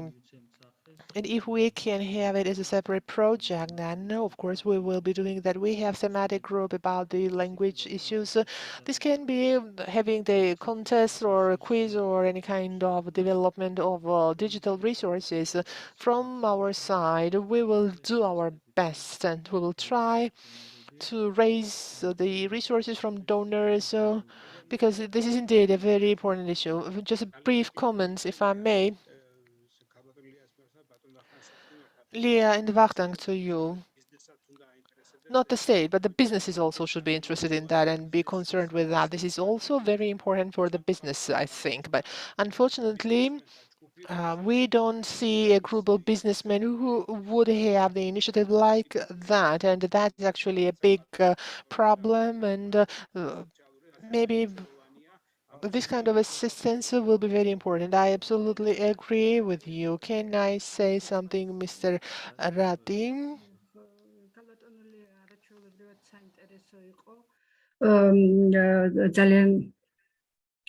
Thank you very much. It was very interesting. I would like to comment whatever you mentioned, that, policy paper that is going to be developed in 2022 in terms of language technology development. It is obvious that you were actively involved, and without your involvement, it will not be possible in order to accomplish the objective that you mentioned. Your presence is paramount, and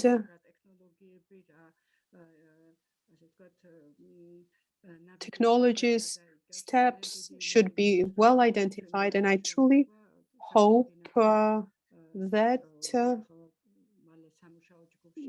our coordination will be successful, and we hope that we will be able to work together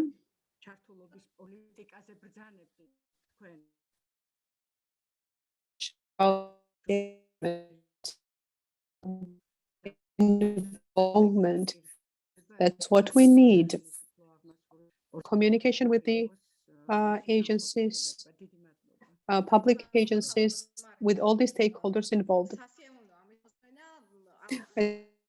To hear that, and Mr. Guillaume will furnish you with more information. We're involved in the development of the policy and execution process, and we're the members of the council, and we recently had the meeting, and so there are no hurdles in order to continue our cooperation. Yes, but again, that was my wish to articulate. I would like to mention, yes, it's wonderful to make plans, but I personally participated in interesting project resource development, and this is something that I would like to mention. Unfortunately, Abkhazians do not participate. We need their engagement, but they don't feel comfortable for the reasons that you are aware of. And Radi's suggestion is more realistic. If international organizations and donors will be involved, the donors, the Abkhazians are working with. Otherwise, they personally are not involved. Regardless of the project, regardless of the quality of the project, I'm just saying what kind of difficulties we are having, right? And as Leah has mentioned, yes, we need to work on this, right? That's the only solution, whether it's a kind of a community diplomacy or involvement through donor organizations, through the involvement of international organizations, that will be possible. Well, otherwise, again, I'm trying to come up with some solutions, because I have been confronted with the problems of this nature. When the government is involved with wonderful suggestions, recommend them, yes, but this effort was not continued. Yes, this is the reason why I mentioned the importance of international organization. Their involvement is vital. Otherwise, it will not be possible. It will be extremely challenging, right? And because it's going to be extremely, extremely difficult.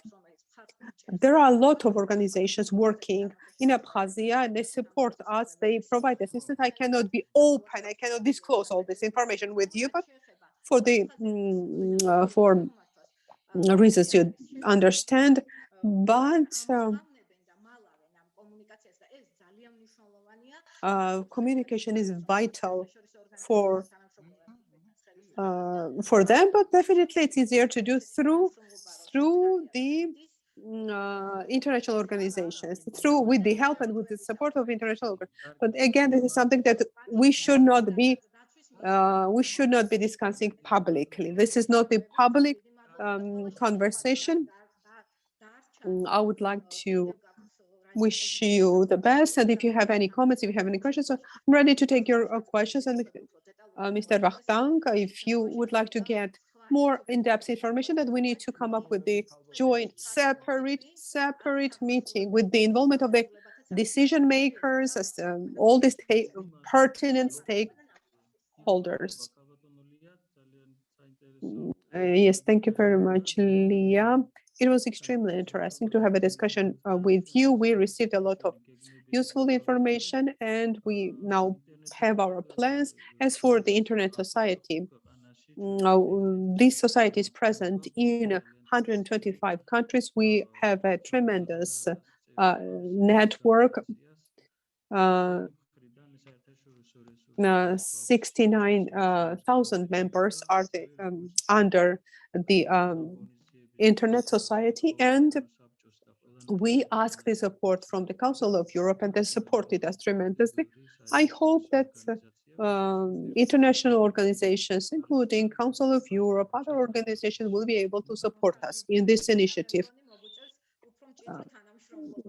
Yes, that would be wonderful. Absolutely. The main idea of this event is to lay the foundation for new relationships, cooperation. Thank you very much. Now the next speaker, Mehman Ibragimov and Georgi Melashvili. Together they will make a presentation. I don't know whether Georgi could enter the Zoom platform, but they're going to make a presentation about the importance and development of the Georgian Wikipedia. As you all know, Wikipedia is a wonderful source of information, and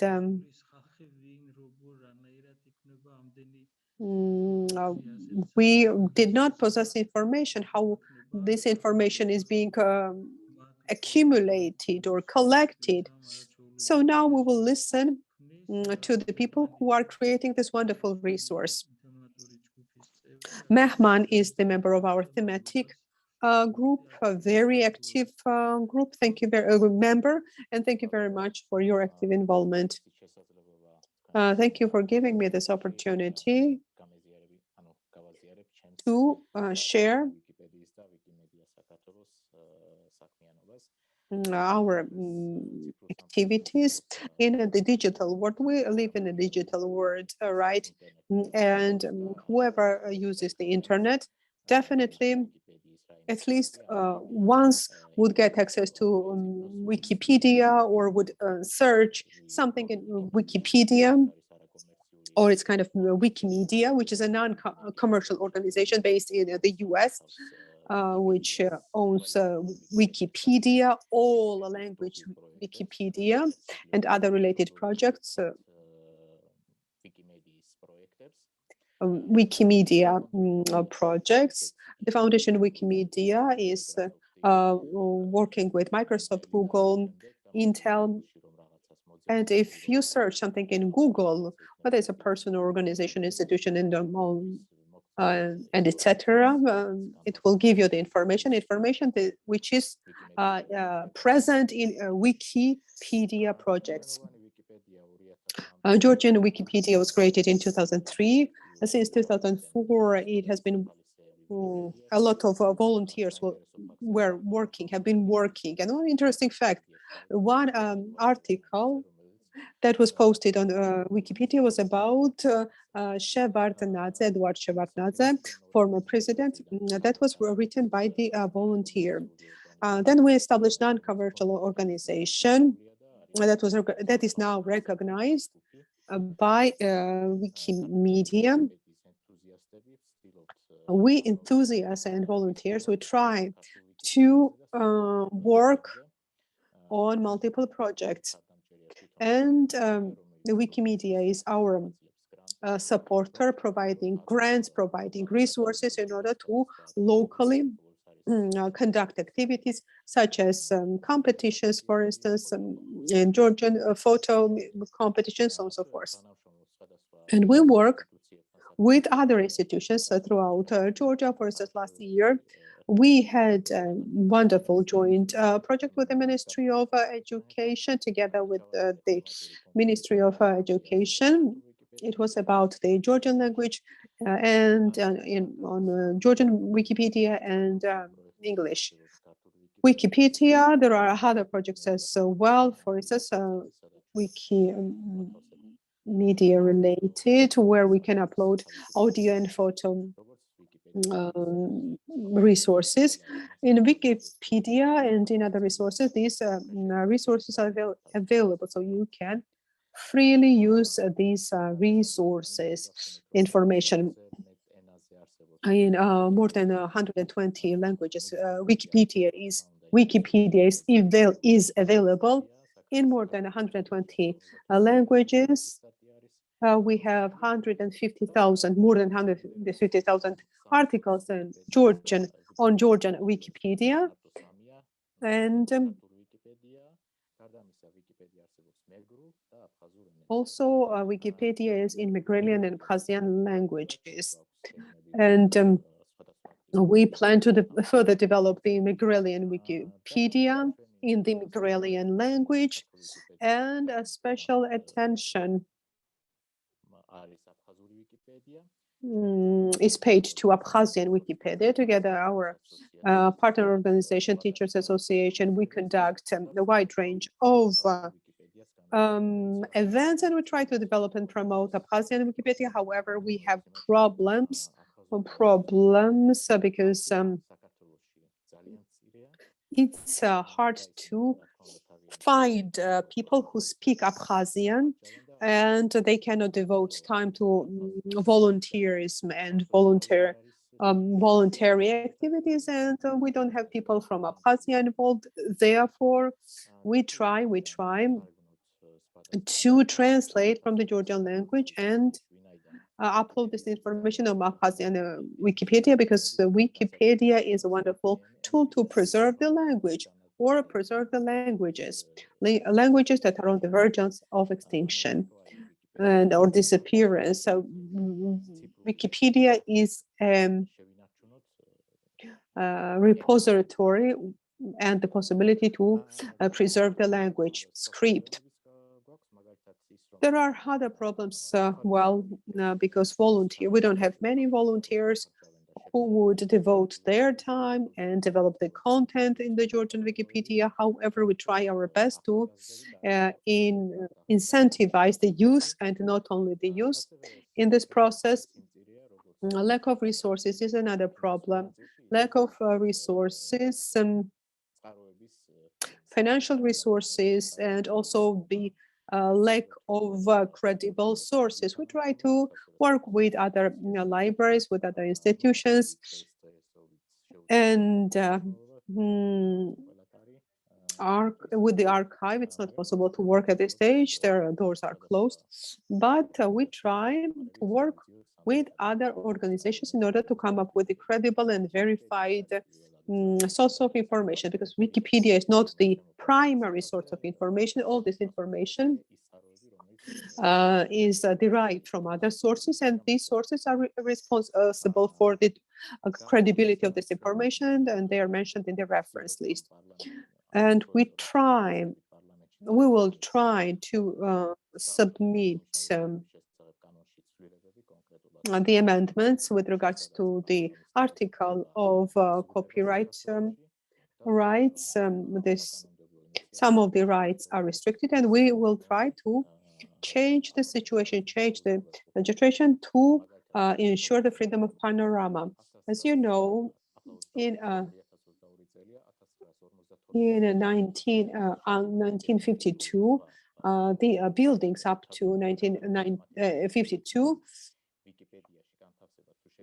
it's not, we can take photos of these buildings, but as for the buildings starting from 1952 and monuments, it's not possible to take the pictures and upload this information on Wikipedia.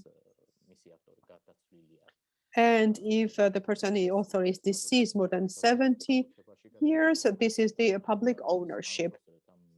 And so we can upload this type of images. However, in Turkey, in Germany, the freedom of panorama is ensured, and we would like to have the same For instance, if you decide to search the information about Sameba Trinity Cathedral, you will not be able to get this information. I mean, will not be able to see the image. And also the president office will provide assistance that will work together. And yes, jointly we'll be able to make amendments. And eventually, I would like to mention that regardless of all the problems and difficulties and lack of human capital, constraints of human capital, Wikipedia, Georgian Wikipedia is developing. We covered Georgian territory and wiki clubs are created where the students are receiving information, how to edit information on Wikipedia, how to work on Georgian Wikipedia. And this is the way how we try to develop volunteerism and instead of wasting time on or spending time on Facebook, we would encourage students and youth to help us in this vital endeavor. Thank you very much for all your efforts. And I would like to mention whether you follow our website, because I check every day, and we have more than 2,000 articles. We wanted to help you, but we are public servants, and it will be difficult to manage. It is related to salaries and, bureaucracy. And this is the reason we could not work with you. Definitely, it was not our idea to come up with the alternative to Wikipedia. However, we create dictionaries on a daily basis. For instance, Mikhail Khudjadze, Omar Khudjadze, wonderful book about medicine. And I asked the author to upload this information from here. I hope that I will get consent from the author, but if the person is willing to transfer our information to Wikipedia, we're not against this.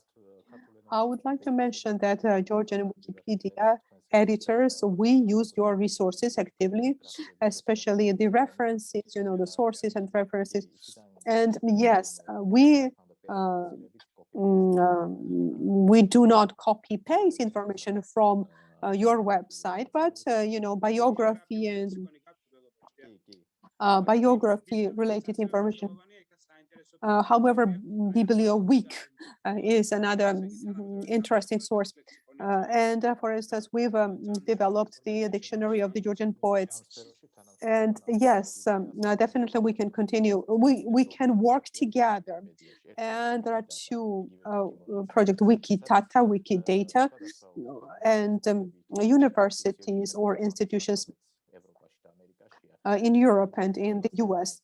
They integrate their databases with the Wikidata and Wikidata.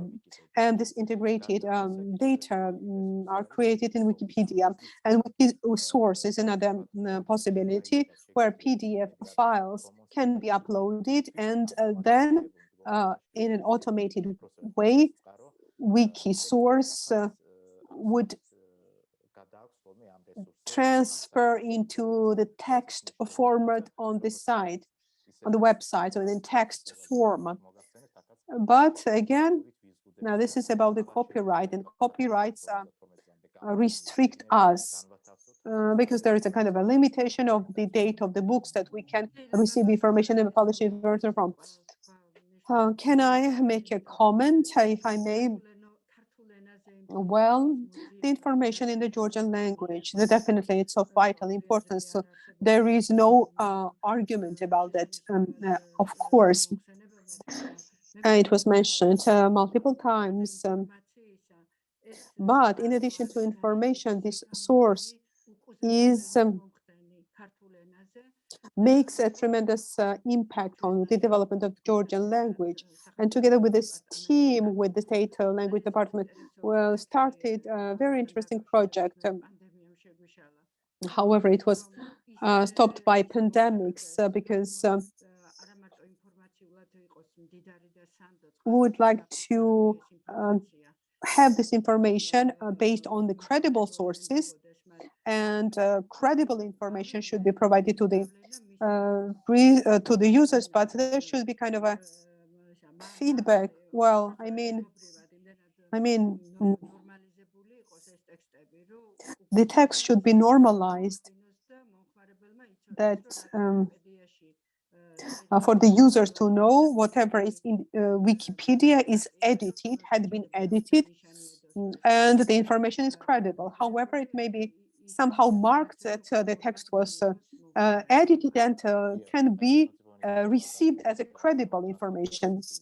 Transliteration, for instance, should by the dictionaries rules. We use it with regards to the Azerbaijani language and Korean, and as for the Soviet encyclopedia, this used to be the only universal source, but now there are publications and rules published by the state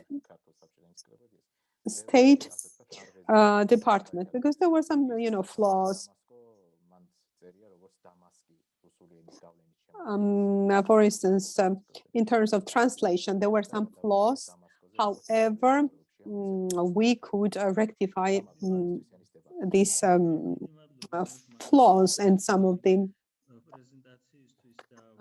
gaps. Thank you very much for such an interesting presentation. And I have a question: how can we support you? Because yes, we are now filled with desire to help you somehow, to contribute to your activities. And I would like to hear from you. Do you work with, well, compared to Azerbaijan and Armenia, what is the statistics of the Georgian articles? We are behind them because Armenian Wikipedia is on the first place, 260,000 articles, and Azerbaijan, 30,000 articles. But it is explained because they started, they established Wikimedia Armenia earlier, and we started pretty late. And in Azerbaijan, there are state institutions, for instance, the Academy of Scientists. They work together, and therefore they're ahead of us. But as for the Georgian, what is the advantage of our Wikipedia, Georgian Wikipedia, is that we have the depth of information. What it means, our articles are more informative, more extensive, more informative, because they may have 3 sentences and it can be considered as an article. But in Georgia, we have detailed and more comprehensive articles. Yes, it's interesting. It's interesting. Probably there is a competition to come up with a higher number of articles, but quality suffers. You can take information, the articles from our website, and yeah, you can increase the number of the articles. Well, thank you very much. You are the member of the Internet Society, and you are actively involved in our activities. And I hope that we will be able to come up with a lot of interesting projects. Now, Maria Manjgaladze, professor from the Caucasus University. The topic is about the Georgian language e-learning course for ethnic minorities.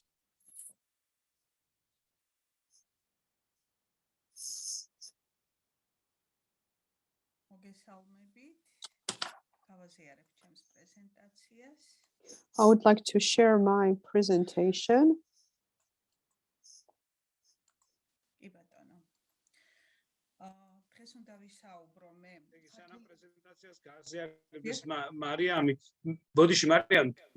Before you share the presentation, I just remember that we were not supposed to have presentation, but now I see that it was possible to have presentation. In my case, I had the permission because well, we agreed that in short period of time we would not use it. Sorry. Let me clarify.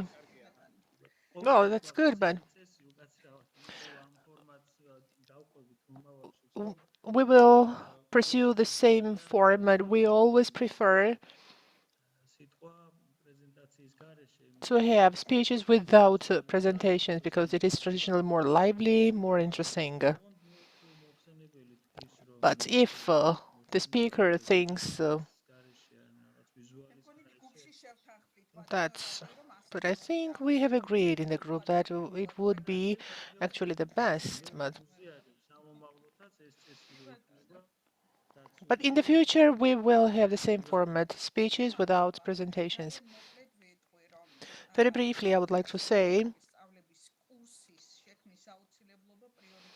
the necessity of having the Georgian language electronic course, well, it became interesting for us 14 years ago when we participated in Invent and the GIAs that funded projects. We were learning human resources, conflict management, and also creation of the electronic courses and pilot courses we had. And many institutions participated in that. But then we had a co-trainer and a co-experts, only some of that got the status. We created a pilot version of it. But we were not happy with the obtained results, and we tried to find some ways. We approached the Open Society Georgia Foundation. They supported us, and they financed the project. During 1 year, Kacha Gabunia can agree with me because he was a team member that time, and that was a scrupulous work. This was a teamwork that's delivered some results. And I would like to speak about this project, but let me also say a few words that after years, well, it needs to be revised or updated, and some little work is still required, and I will tell you why. Electronic education, this is an innovative direction which implies using the conducting the teaching and learning process with the technology and modern technologies, cutting-edge technologies. And unlike the traditional learning environments, it is possible to have effective virtual learning environment. And actually, it's a team of co-authors and like-minded people. The entire team is responsible for creating this kind of effective virtual environment. As for the language technology and multimedia-based learning, there is a big advantage. And this can be done in many ways. Let's say text, audio, visual material, diagrams or animations or videos. And in fact, we can refer to traditional ways for transferring the knowledge, but also we can use text and oral speech as well. This is how our e-learning course of Georgian is available, and here we have the electronic address, email address, and we have 140 topics. And Kacha Gabunia wanted to look through these materials, and he said that, you see, if we decide to have a book, there will be about 3,500 pages. It has a self-resource functionality. We have written exercises. It has a self-test and also the exercises as well included in that module. We decided to have this course in accordance with the European Standard of Language Proficiency levels. But in 2020, with the initiative of the State Language Department, we have elaborated the general description of the Georgian language proficiency, and I am one of the authors of that. And clearly, now we say that this course needs to be revised. As for the topics, this is quite diverse, and I will not provide a detailed description. In simple words, there are 316 interactive exercises, and we have 702 verbal and written, oral and written exercises, and we also have 125 audio files, and so on and so forth. What is most important for that period, and even now we can say they are still using this course, and this is the first free electronic product that promotes the integration of Azerbaijani and Armenian population in terms of the learning of the state language. Why it was a priority at that time? We were teaching at the state university, we were teaching these target groups, and we would realize that the access to electronic resources in the villages in the regions where from the students would not be able to come. That was actually the only right way. The topics, the classes in this course enables a person, any user of the computer without any kind of age limitation to learn the Georgian language with lexics and also grammar, phraseology, and they can also brush up the language skills and also improve their writing skills.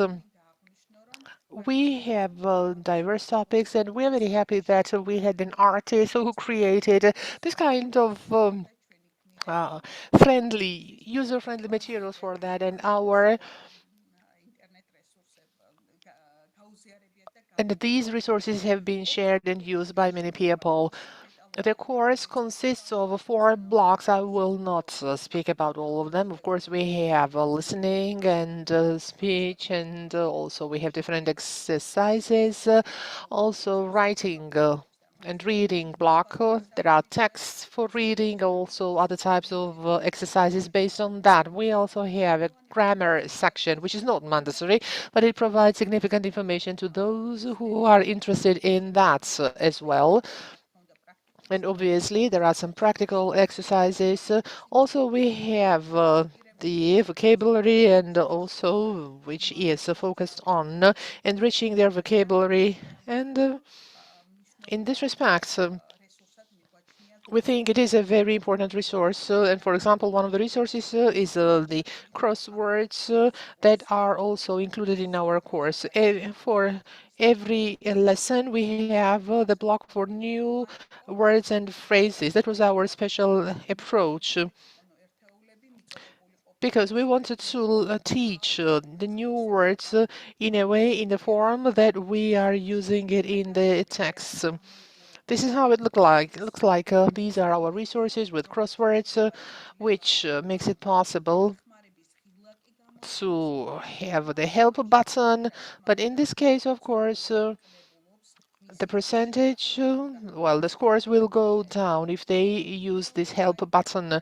There are video files about the body parts of a person, and also some other interactive exercises. Finish the sentence, which are quite funny for the learners, for students, and it makes it easier to memorize the material.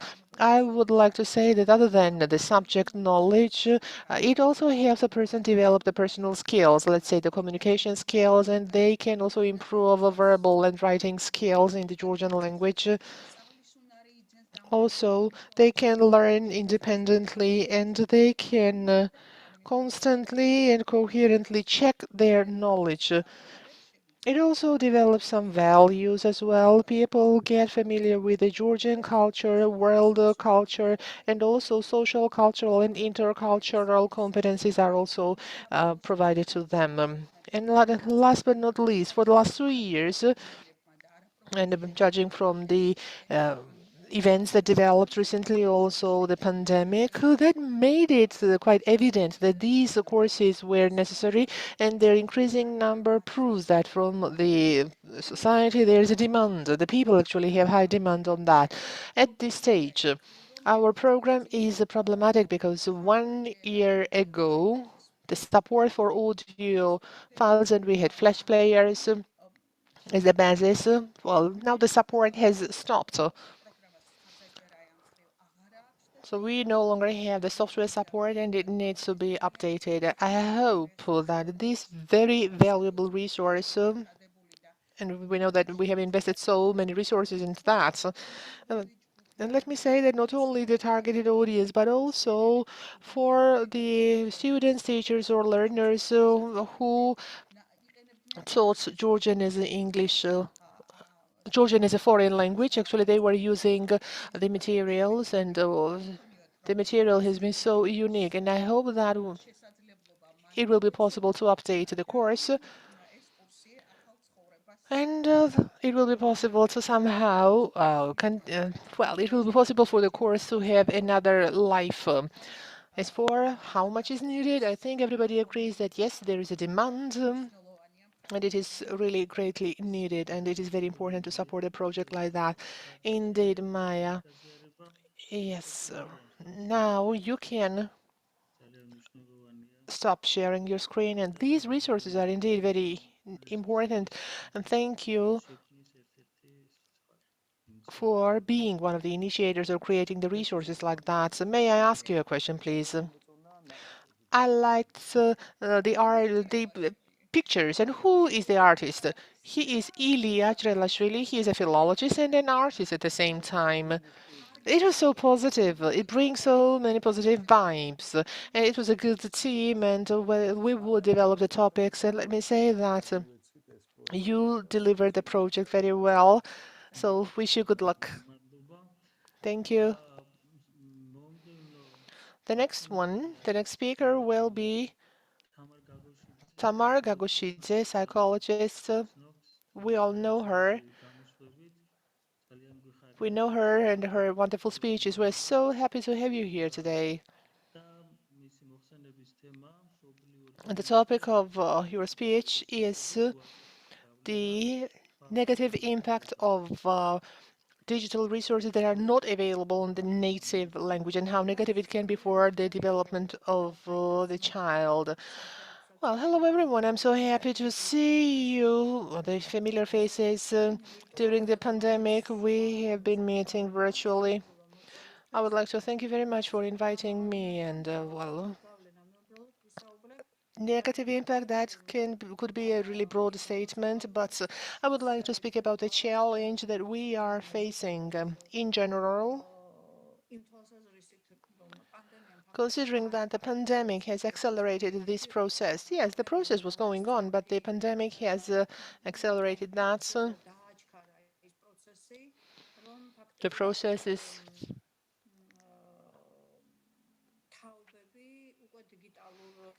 now the generations are growing up in a digital world. We cannot catch up with this process.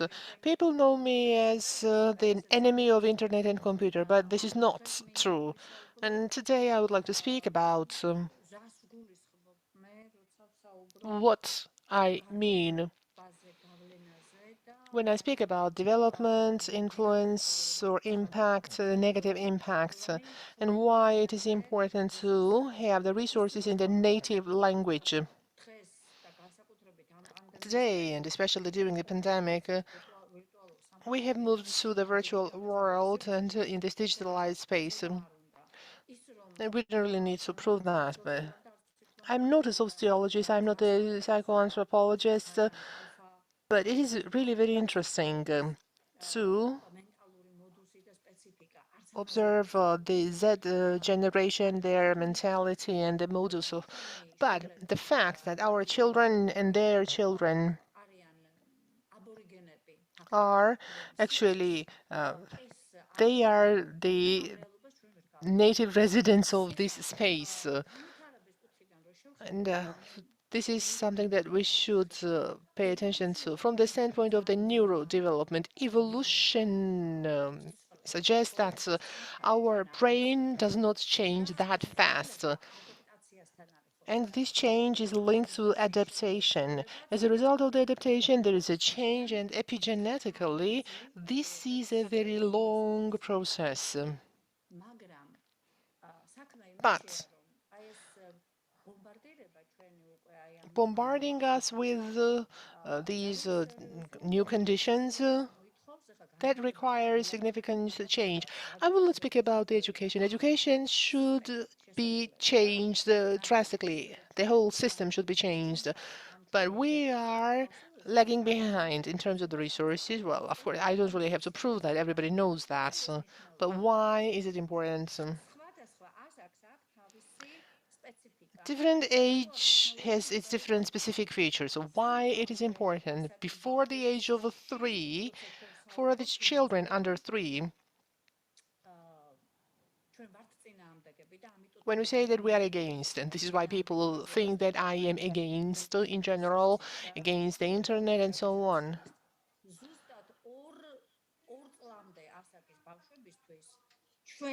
For the children under 2, based on adaptation and neural development, we have 2 hemispheres, and hemispheres, they have their own period of simulation, and we call it a sensitive development. Mowgli was a good boy. He didn't have any problem, but his neurons could not respond to the stimuli, and therefore he could not learn how to speak. We're now in this situation. There are many studies and researches, this is not my opinion. They says that the development of right hemisphere is stimulated by this good quality visual internet aids. The computer games and animation and cartoons.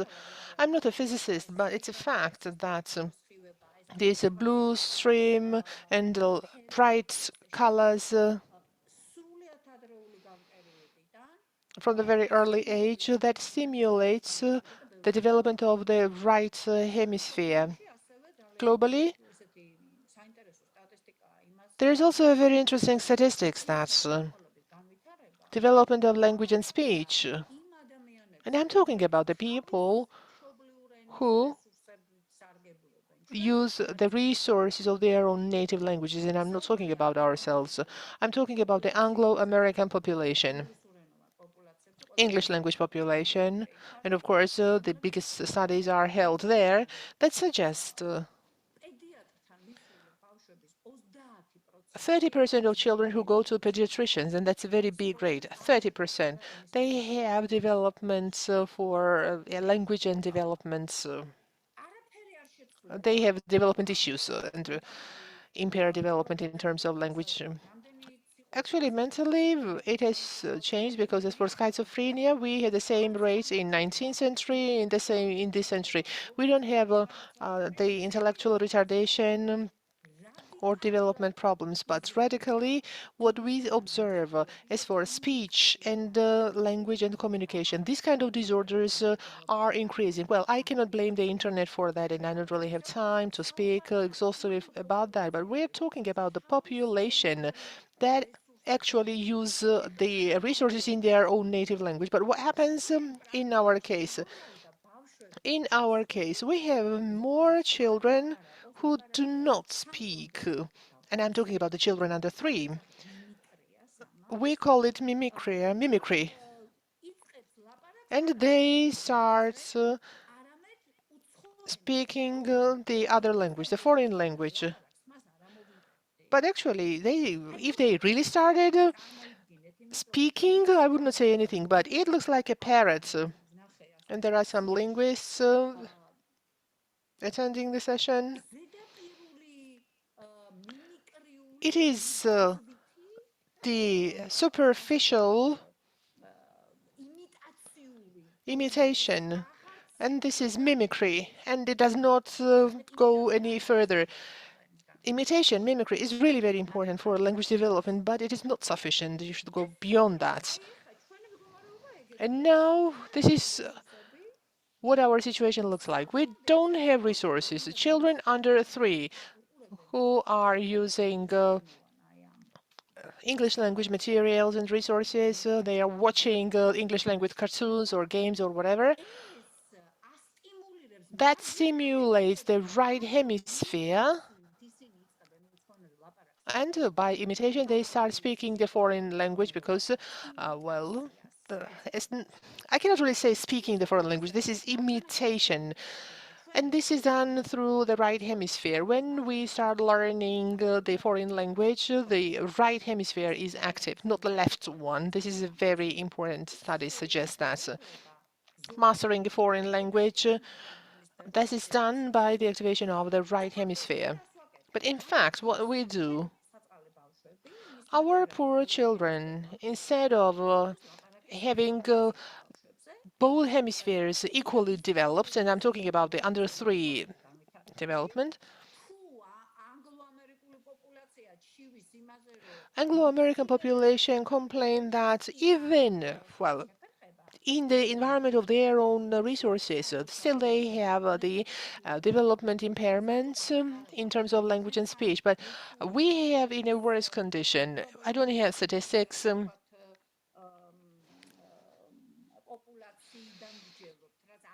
We're talking from the standpoint of the population of children who come here, but the medical environment, the pediatricians, if we look at their statistics, the biggest complaint is related to the speech and language retardation or impairment. I'm not talking about autism spectrum, because I don't want to sound like making correlation, which is not correct, because autism is the neurodevelopmental impairment, and it is not caused by computer or digital techniques, but we have mimicries again.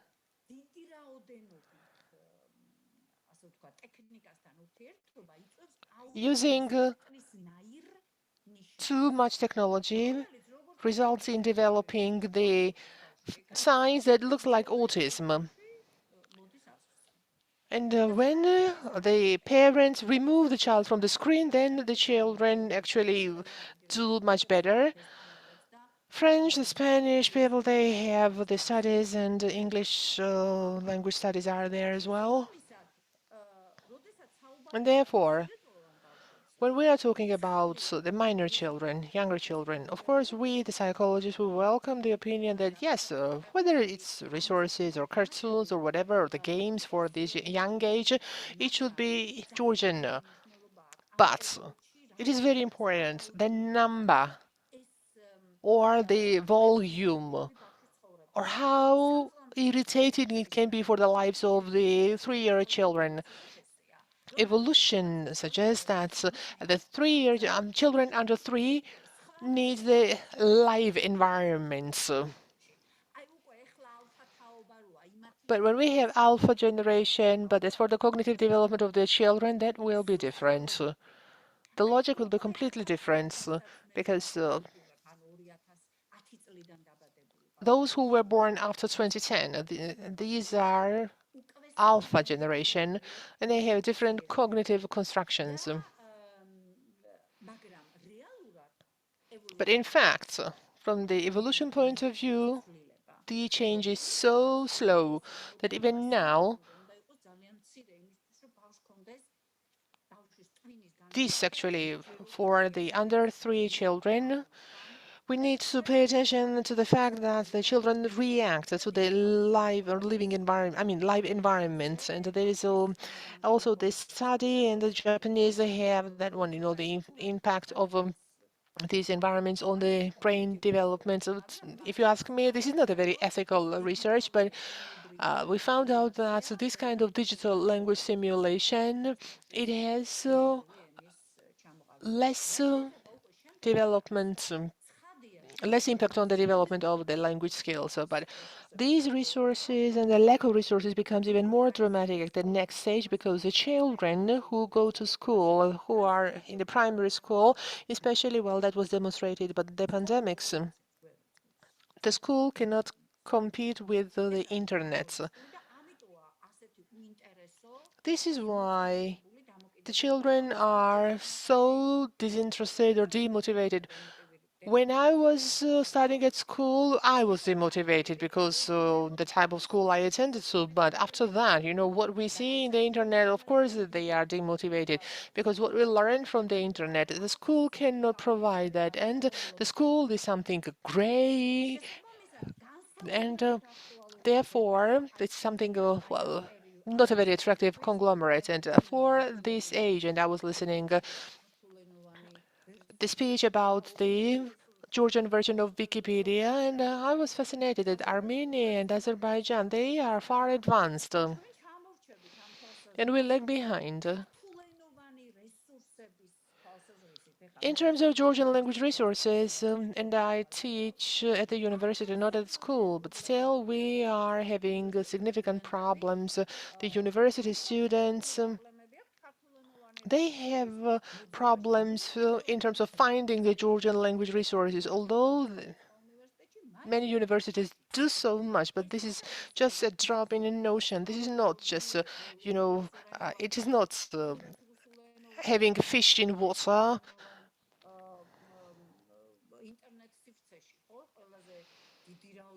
Or if we compare to the Spanish internet or English internet and so on. Therefore, what I'm not talking about, this is the objective is different. We don't have anything about the neurodevelopment. We need to assist the children in gaining language, but we are in the 19th century in this respect, because the system cannot resist any kind of criticism. Although everybody, including myself, we have shifted to the remote learning, but it can be really ridiculous to say that we are teaching something online. How come? Because the construction of these learning environments, virtually it is completely different. I'm not talking about other people, I'm talking about myself. What am I doing? What a teacher is doing? We work in the virtual environment with the same principle, which is absurd. We don't have technical devices or tools to create an environment, a virtual environment, that would be approximated somehow.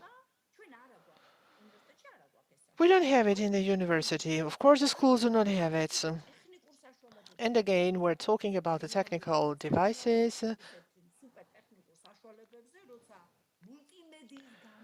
But using the multimedia, I don't really have this opportunity.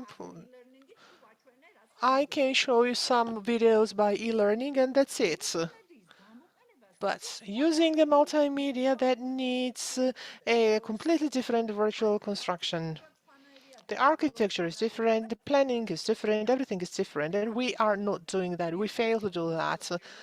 I don't know which school is doing that. Maybe in the American school they are doing that, but not that I know of. What I want to say, just to summarize, in this schooling period, there are different types of demands. Demand on the Georgian language resources, but not only. Principles of teaching in a virtual world and how to realize that. And I have seen Kacha here. The role of education specialists is immeasurable. Of course, the psychologists, but I think it is this is something that should be done by the education specialists in this new virtual reality. And we will have we may have more developments like this. Well, we may finish with this virus, but there will be some other environments, and this actually, we will have to virtualize ourselves, and the more time goes by, then we will have to do that. I think that will be the case, and therefore we need to be ready for that.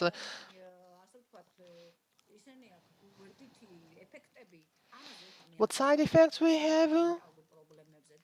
I'm not I'm going not to talk about the talking side about these effects, problems, but that's the reality. and we're now facing the We should reality. not be Yes, denying the slogan is that yes, we need to the have the Georgian reality. resources, and we need to Definitely, the support that government and support the state to do should that. provide Otherwise, we will not support. survive. And the Language language development. Well, I see the development, I see linguist here. linguists here.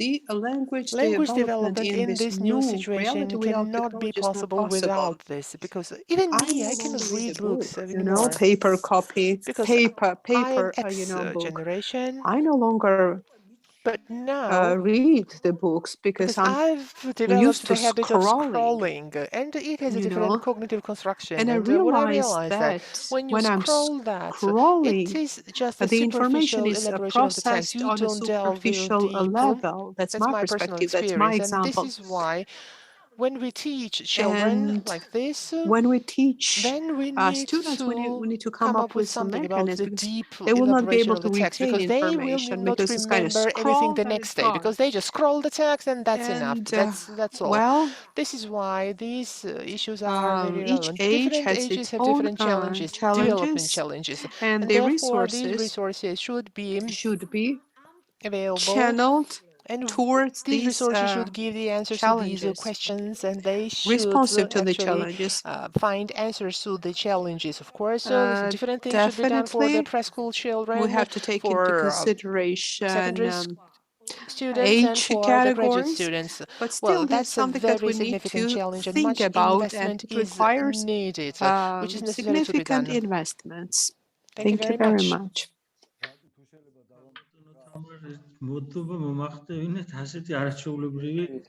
Thank you for such a wonderful presentation. It was full of information and very interesting. And we who are parents, this is our reality, that we are, helpless. There is nothing we can do about it. There is no solution, and probably we can come up with the joint solutions. The best solution is to channel resources, to make Georgian resources available.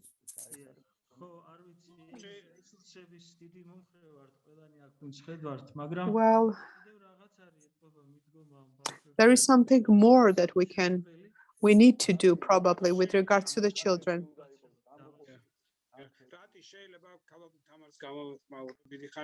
I would like to respond to Mr. Mar. We haven't seen each other for a long time. Thank you very much for this wonderful presentation. Yes, I would like to share my experience with you. I see that students are no longer able to read 30, 40 pages, and they ask for the condensed version. And this is a big problem. This is a tremendous problem, and it's going to be exacerbated in the future. And also the literature. Well, you need to read the literature in order to develop your mindset. As a sociologist, I need to share observation. A child who witnessed the death of the parent, then he read about the novel about the death of grandmother, and then he realized how sorrowful and what a tragedy it is. So it triggers and develops social empathy. And empathy is something which is generated from the literature. And this is a problem. I totally agree with you. And there is no way to stop this.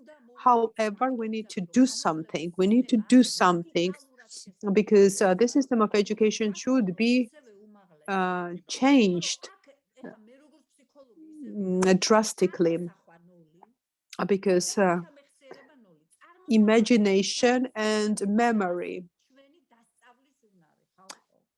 This is something that needs to be incorporated in the schooling process, and the internet eliminates it because it offers ready-made information, and you're lazy. Users are like opiates, right? And when you receive the information from outside, like drugs, this neuron is worn out, and it demands more and more. So you are not, your brain is no longer processing the information, and this is a catastrophe. This is terrible. Thank you for your observation. Thank you very much to Nino Pavliashvili.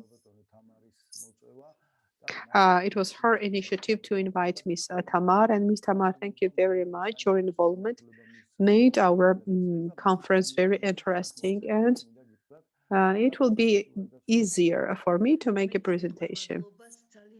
Thank you very much to Ms. Tamar, and I'm happy that you agreed to participate in our setting. I am sure that your recommendations will be vital in order to further develop the internet resources and allow us to approach you.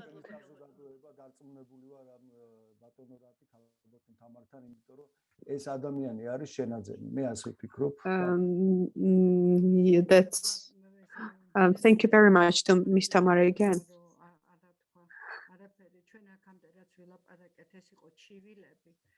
We're talking about our concerns, and Ms. Tamar diagnosed this situation. Diagnosed the situation.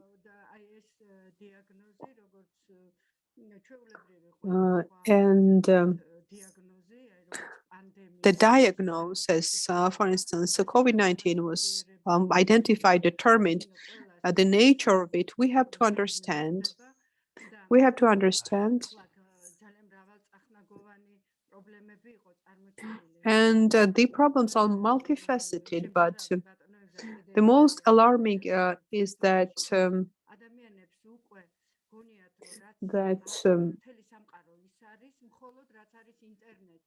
they think that the entire world is in the internet, and whatever is not in internet, they don't have a doubt that these things exist.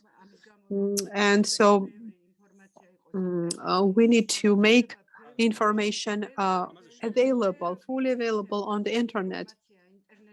And this information should indicate that there is more, there is more. There should be a link between this information and to more extensive information. Labor market is pretty specific. It requires a developed user, a developed workforce who is able to learn things quickly.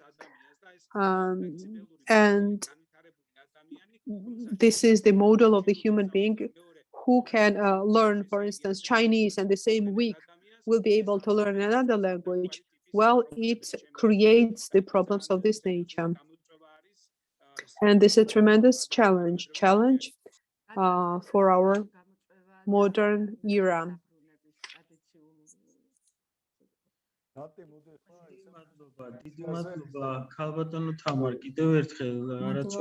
Thank you very much, Ms. Tamar. Thank you very much.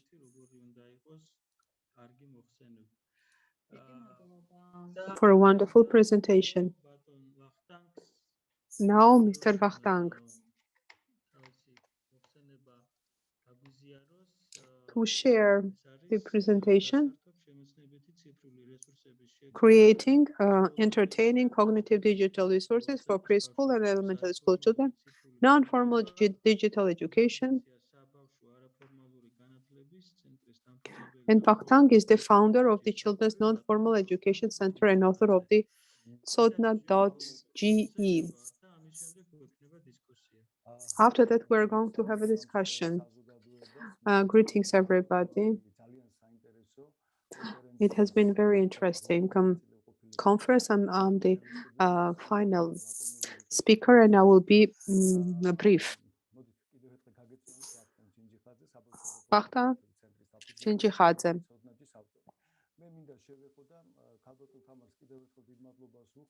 Thank you very much to Ms. Tamar. It will make my job easier after Tamar's presentation. I would like to illustrate the benefit of the non-formal education for the children, because unfortunately it is underdeveloped. Let me mention a few reasons based on which I think that children's non-formal education should be further developed in our country. First, this is the world globalization process. It has been mentioned several times. And we need to take some measures. And therefore, for preschool and elementary school children, there should be the material for them available in the Georgian language for them to have a perception of the, the information. Kids who are immigrants, who immigrated because there is an outflow of the immigrants, and we need to do our utmost in order to preserve the language, Georgian language, for the immigrants. And it's not possible through the traditional means of education. Creativity should be there. Also, first impression, first emotion is of essential importance, and how the child would start education is of crucial importance, but it's paramount. And therefore, the entertainment and cognitive entertainment projects are very important. And eventually, I would like to mention that pandemic COVID-19, as an example of my child, my youngest child, started online learning first, and it was extremely difficult. Unfortunately, teacher did not have internet resources in order to diversify the process. And again, I can use my personal examples. My interest towards non-formal education started from 2007, and my kids were 9 and 12 years old, and I realized that they were playing some foreign games. And I wanted to offer some alternative. And back then, and even today, resources were not available. And I got an idea. I decided to come up with the entertaining cognitive project, which will provide education and entertainment to the children. So this is the diploma, which was provided to the national internet for the national internet competition. But it's interesting to note, but we can compare it to the competition with one contestant. But eventually, the success gave me the hope that this direction will be further developed in the country, in our country, and the government will support this initiative. Why I'm talking about, why I'm referring to the assistance of the government, this project, as for, again, entertaining and cognitive project, this project should be free from commercial interests, No commercial component should be involved, because we need to lay emphasis on development of the children. And from the government, there should be support provided, competitions, contests, and the competition should fund, as a result of competition, they should fund the interesting project. I had multiple meetings with representatives with the public organizations, and they would say, yes, your projects are wonderful, but our budget is not big enough. Well, after a year, I gave up actually, and there was a kind of 10-year pause, interval, 10-year pause. My youngest son, my youngest, returned me back, got me back to the process. When Irakli was, my child was 4 or 5 years old, we wanted to offer some, resources in his native language, but couldn't come with any resources. And I realized that nothing was created of a value for the last 10 years, and I realized that I need to go back to this activity, and I came up with the project of fun universe of knowledge. That's the name of the project.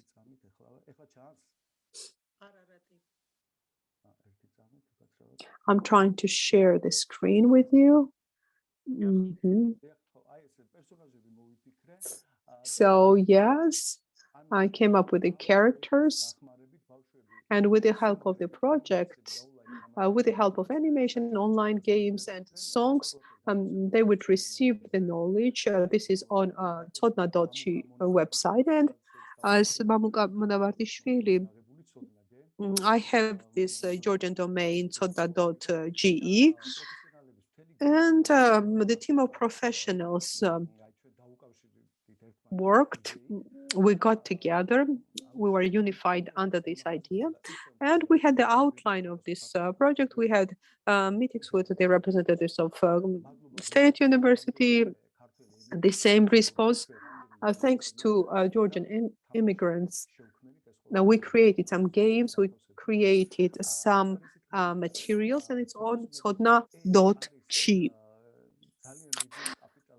And this is a big investment if the government will support this through contents, through competition. And when I came up with this idea, right, regards to non-formal education, and especially for the children, again, some resources should be allocated. And if resources were allocated, we would have been in a different situation. COVID-19 showed that it's essential to have non-formal education together, paired with the formal education, games, entertainment.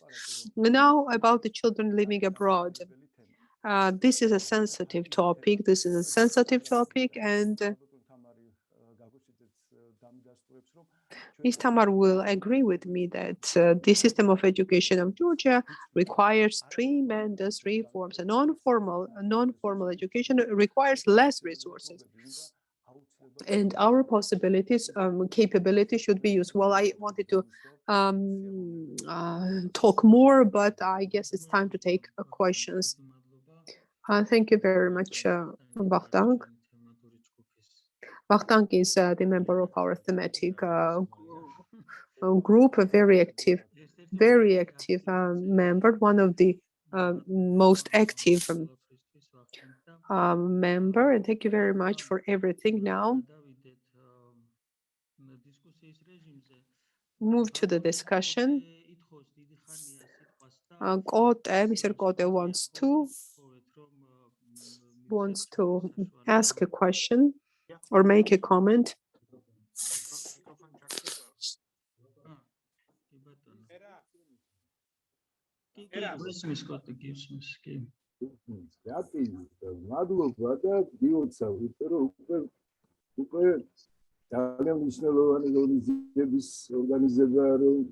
Congratulations. You managed to conduct a very important event.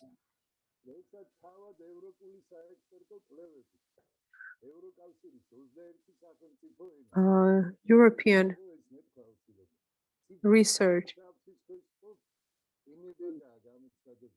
digital. The connection is poor. I cannot hear the speaker. digital access.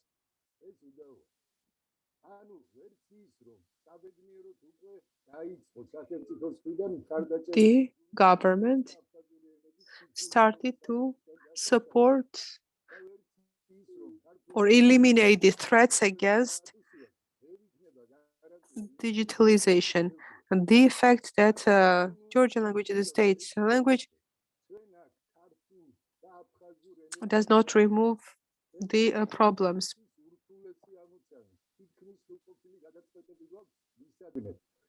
We need to come up with some solutions. We need to come up with the human capital equipped with respective skills. Without that, it will not be possible to preserve the Georgian and Abkhazian languages. And definitely it will be able to preserve, to make more presence of the language in the internet space. I would like to reiterate, Mr. Ramsar, if you're here,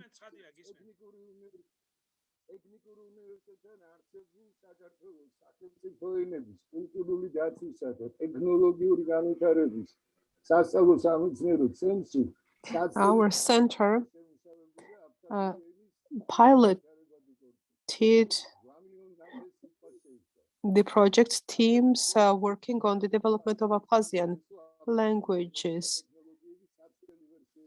So therefore, it's essential to test some technologies with regards to the Abkhazian language and also Abkhazian orthography developed. And finally, I would like to extend my sincere gratitude for organizing this event. Thank you very much.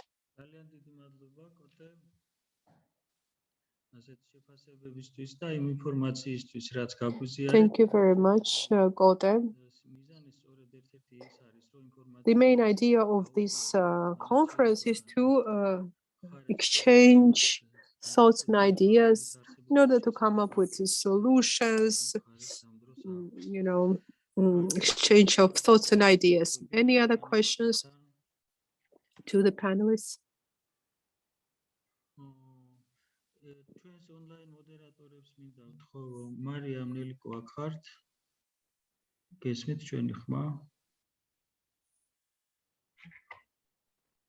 მიკითხვები ხო არ იყო რაც გამოგრჩა?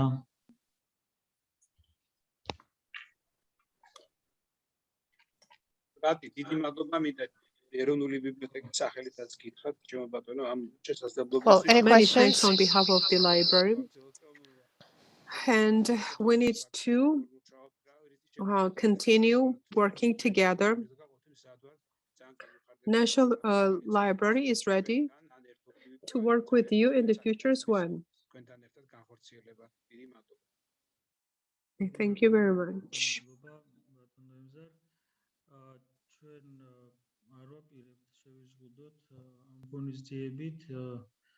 This is going to be one of the events, and definitely we commemorate this day, and we're going to organize this event on an annual basis, but we plan other events as well devoted to some challenges. This can be about Wikipedia or some of the problems raised today. We may organize a separate meeting.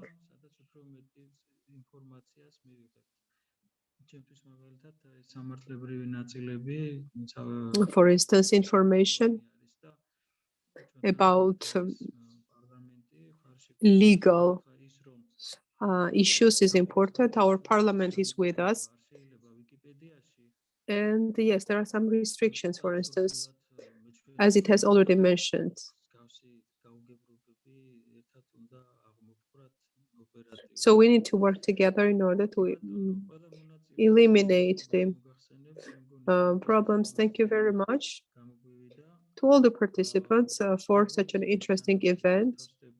The recording will be publicized on the website of Internet Society, and the state language department is going to share this recording further.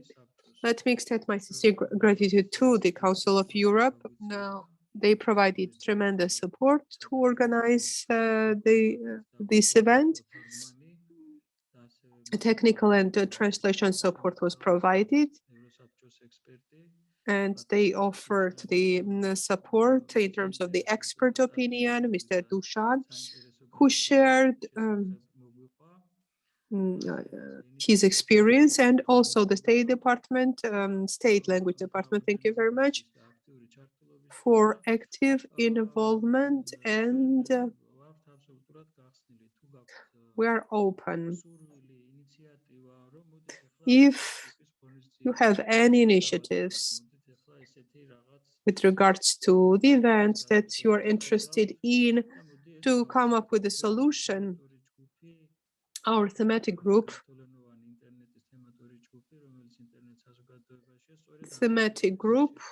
is created for these purposes, to work on these issues. You can also join us and we can think together. Thank you very much to all of you, to all the participants. Wish you success. Wonderful week. And see you soon. Goodbye, everybody. Wish you the best. Goodbye, everybody. Bye-bye. დიდი მადლობა თარგმნებს. ისეთი კონფერენცია იყო, რომ წასვლა არ მიდიოდა. თამარ ძვირფასო ნეფარიძე, დიდი მადლობა გამიხარდა შენი ხმის გაგონება. მადლობა. ვისაც უნდა დარჩეს. დიდი მადლობა ბატონო დავით, ძალიან საინტერესო ინფორმაციებისთვის და ბევრი კითხვები გვაქვს მერე. გზად იქნები ბატონო, რატო თუ კი რაღაცა იქნება არ მოგერეცეთ. კი ბატონო, დიდი ხანია ვეძებ სხვათა შორის ამ სფეროში სპეციალისტს, ვინც დავაკვალიანებს, იმიტომ რომ არ გვინდა რომ რაღაც პრობლემებს წავაწყდეთ, წინასწარ გვინდა სამართლებრივად მომზადებული ვიყოთ და თქვენც გამოჩნდით ზუსტად. დიდი მადლობა თარგმნელებს, ბატონო რატო. და ძალიან დიდი მადლობა, კი. ძალიან დიდი მადლობა თარგმნელებს კიდევ ერთხელ, რომლებიც ესე ერთგულად ბოლომდე გამოყვნენ, გადავაჭარბებთ ყველანაირ დროს და დიდი ბოდიში ამასთანავე. და დიდი მადლობა ევროსაბჭოს. თამარ, დიდი მადლობა, აქ თუ ხარ, აღარ არის. თამარი იყო ჩვენი მთავარი კოორდინატორი და მხარდამჭერი ევროსაბჭოდან და დიდი მადლობა. დიდი მადლობა ასლანს, რომელმაც ტექნიკურად ასე სრულყოფილად ჩაგვატარებინა დღევანდელი ღონისძიება. ნახვამდის. ნახვამდის. რაც არ უნდა ძნელი იყოს, გემშვიდობა. დიდი მადლობა ბატონო რატი და ხვალამდე. ხვალამდე. ნახვამდის.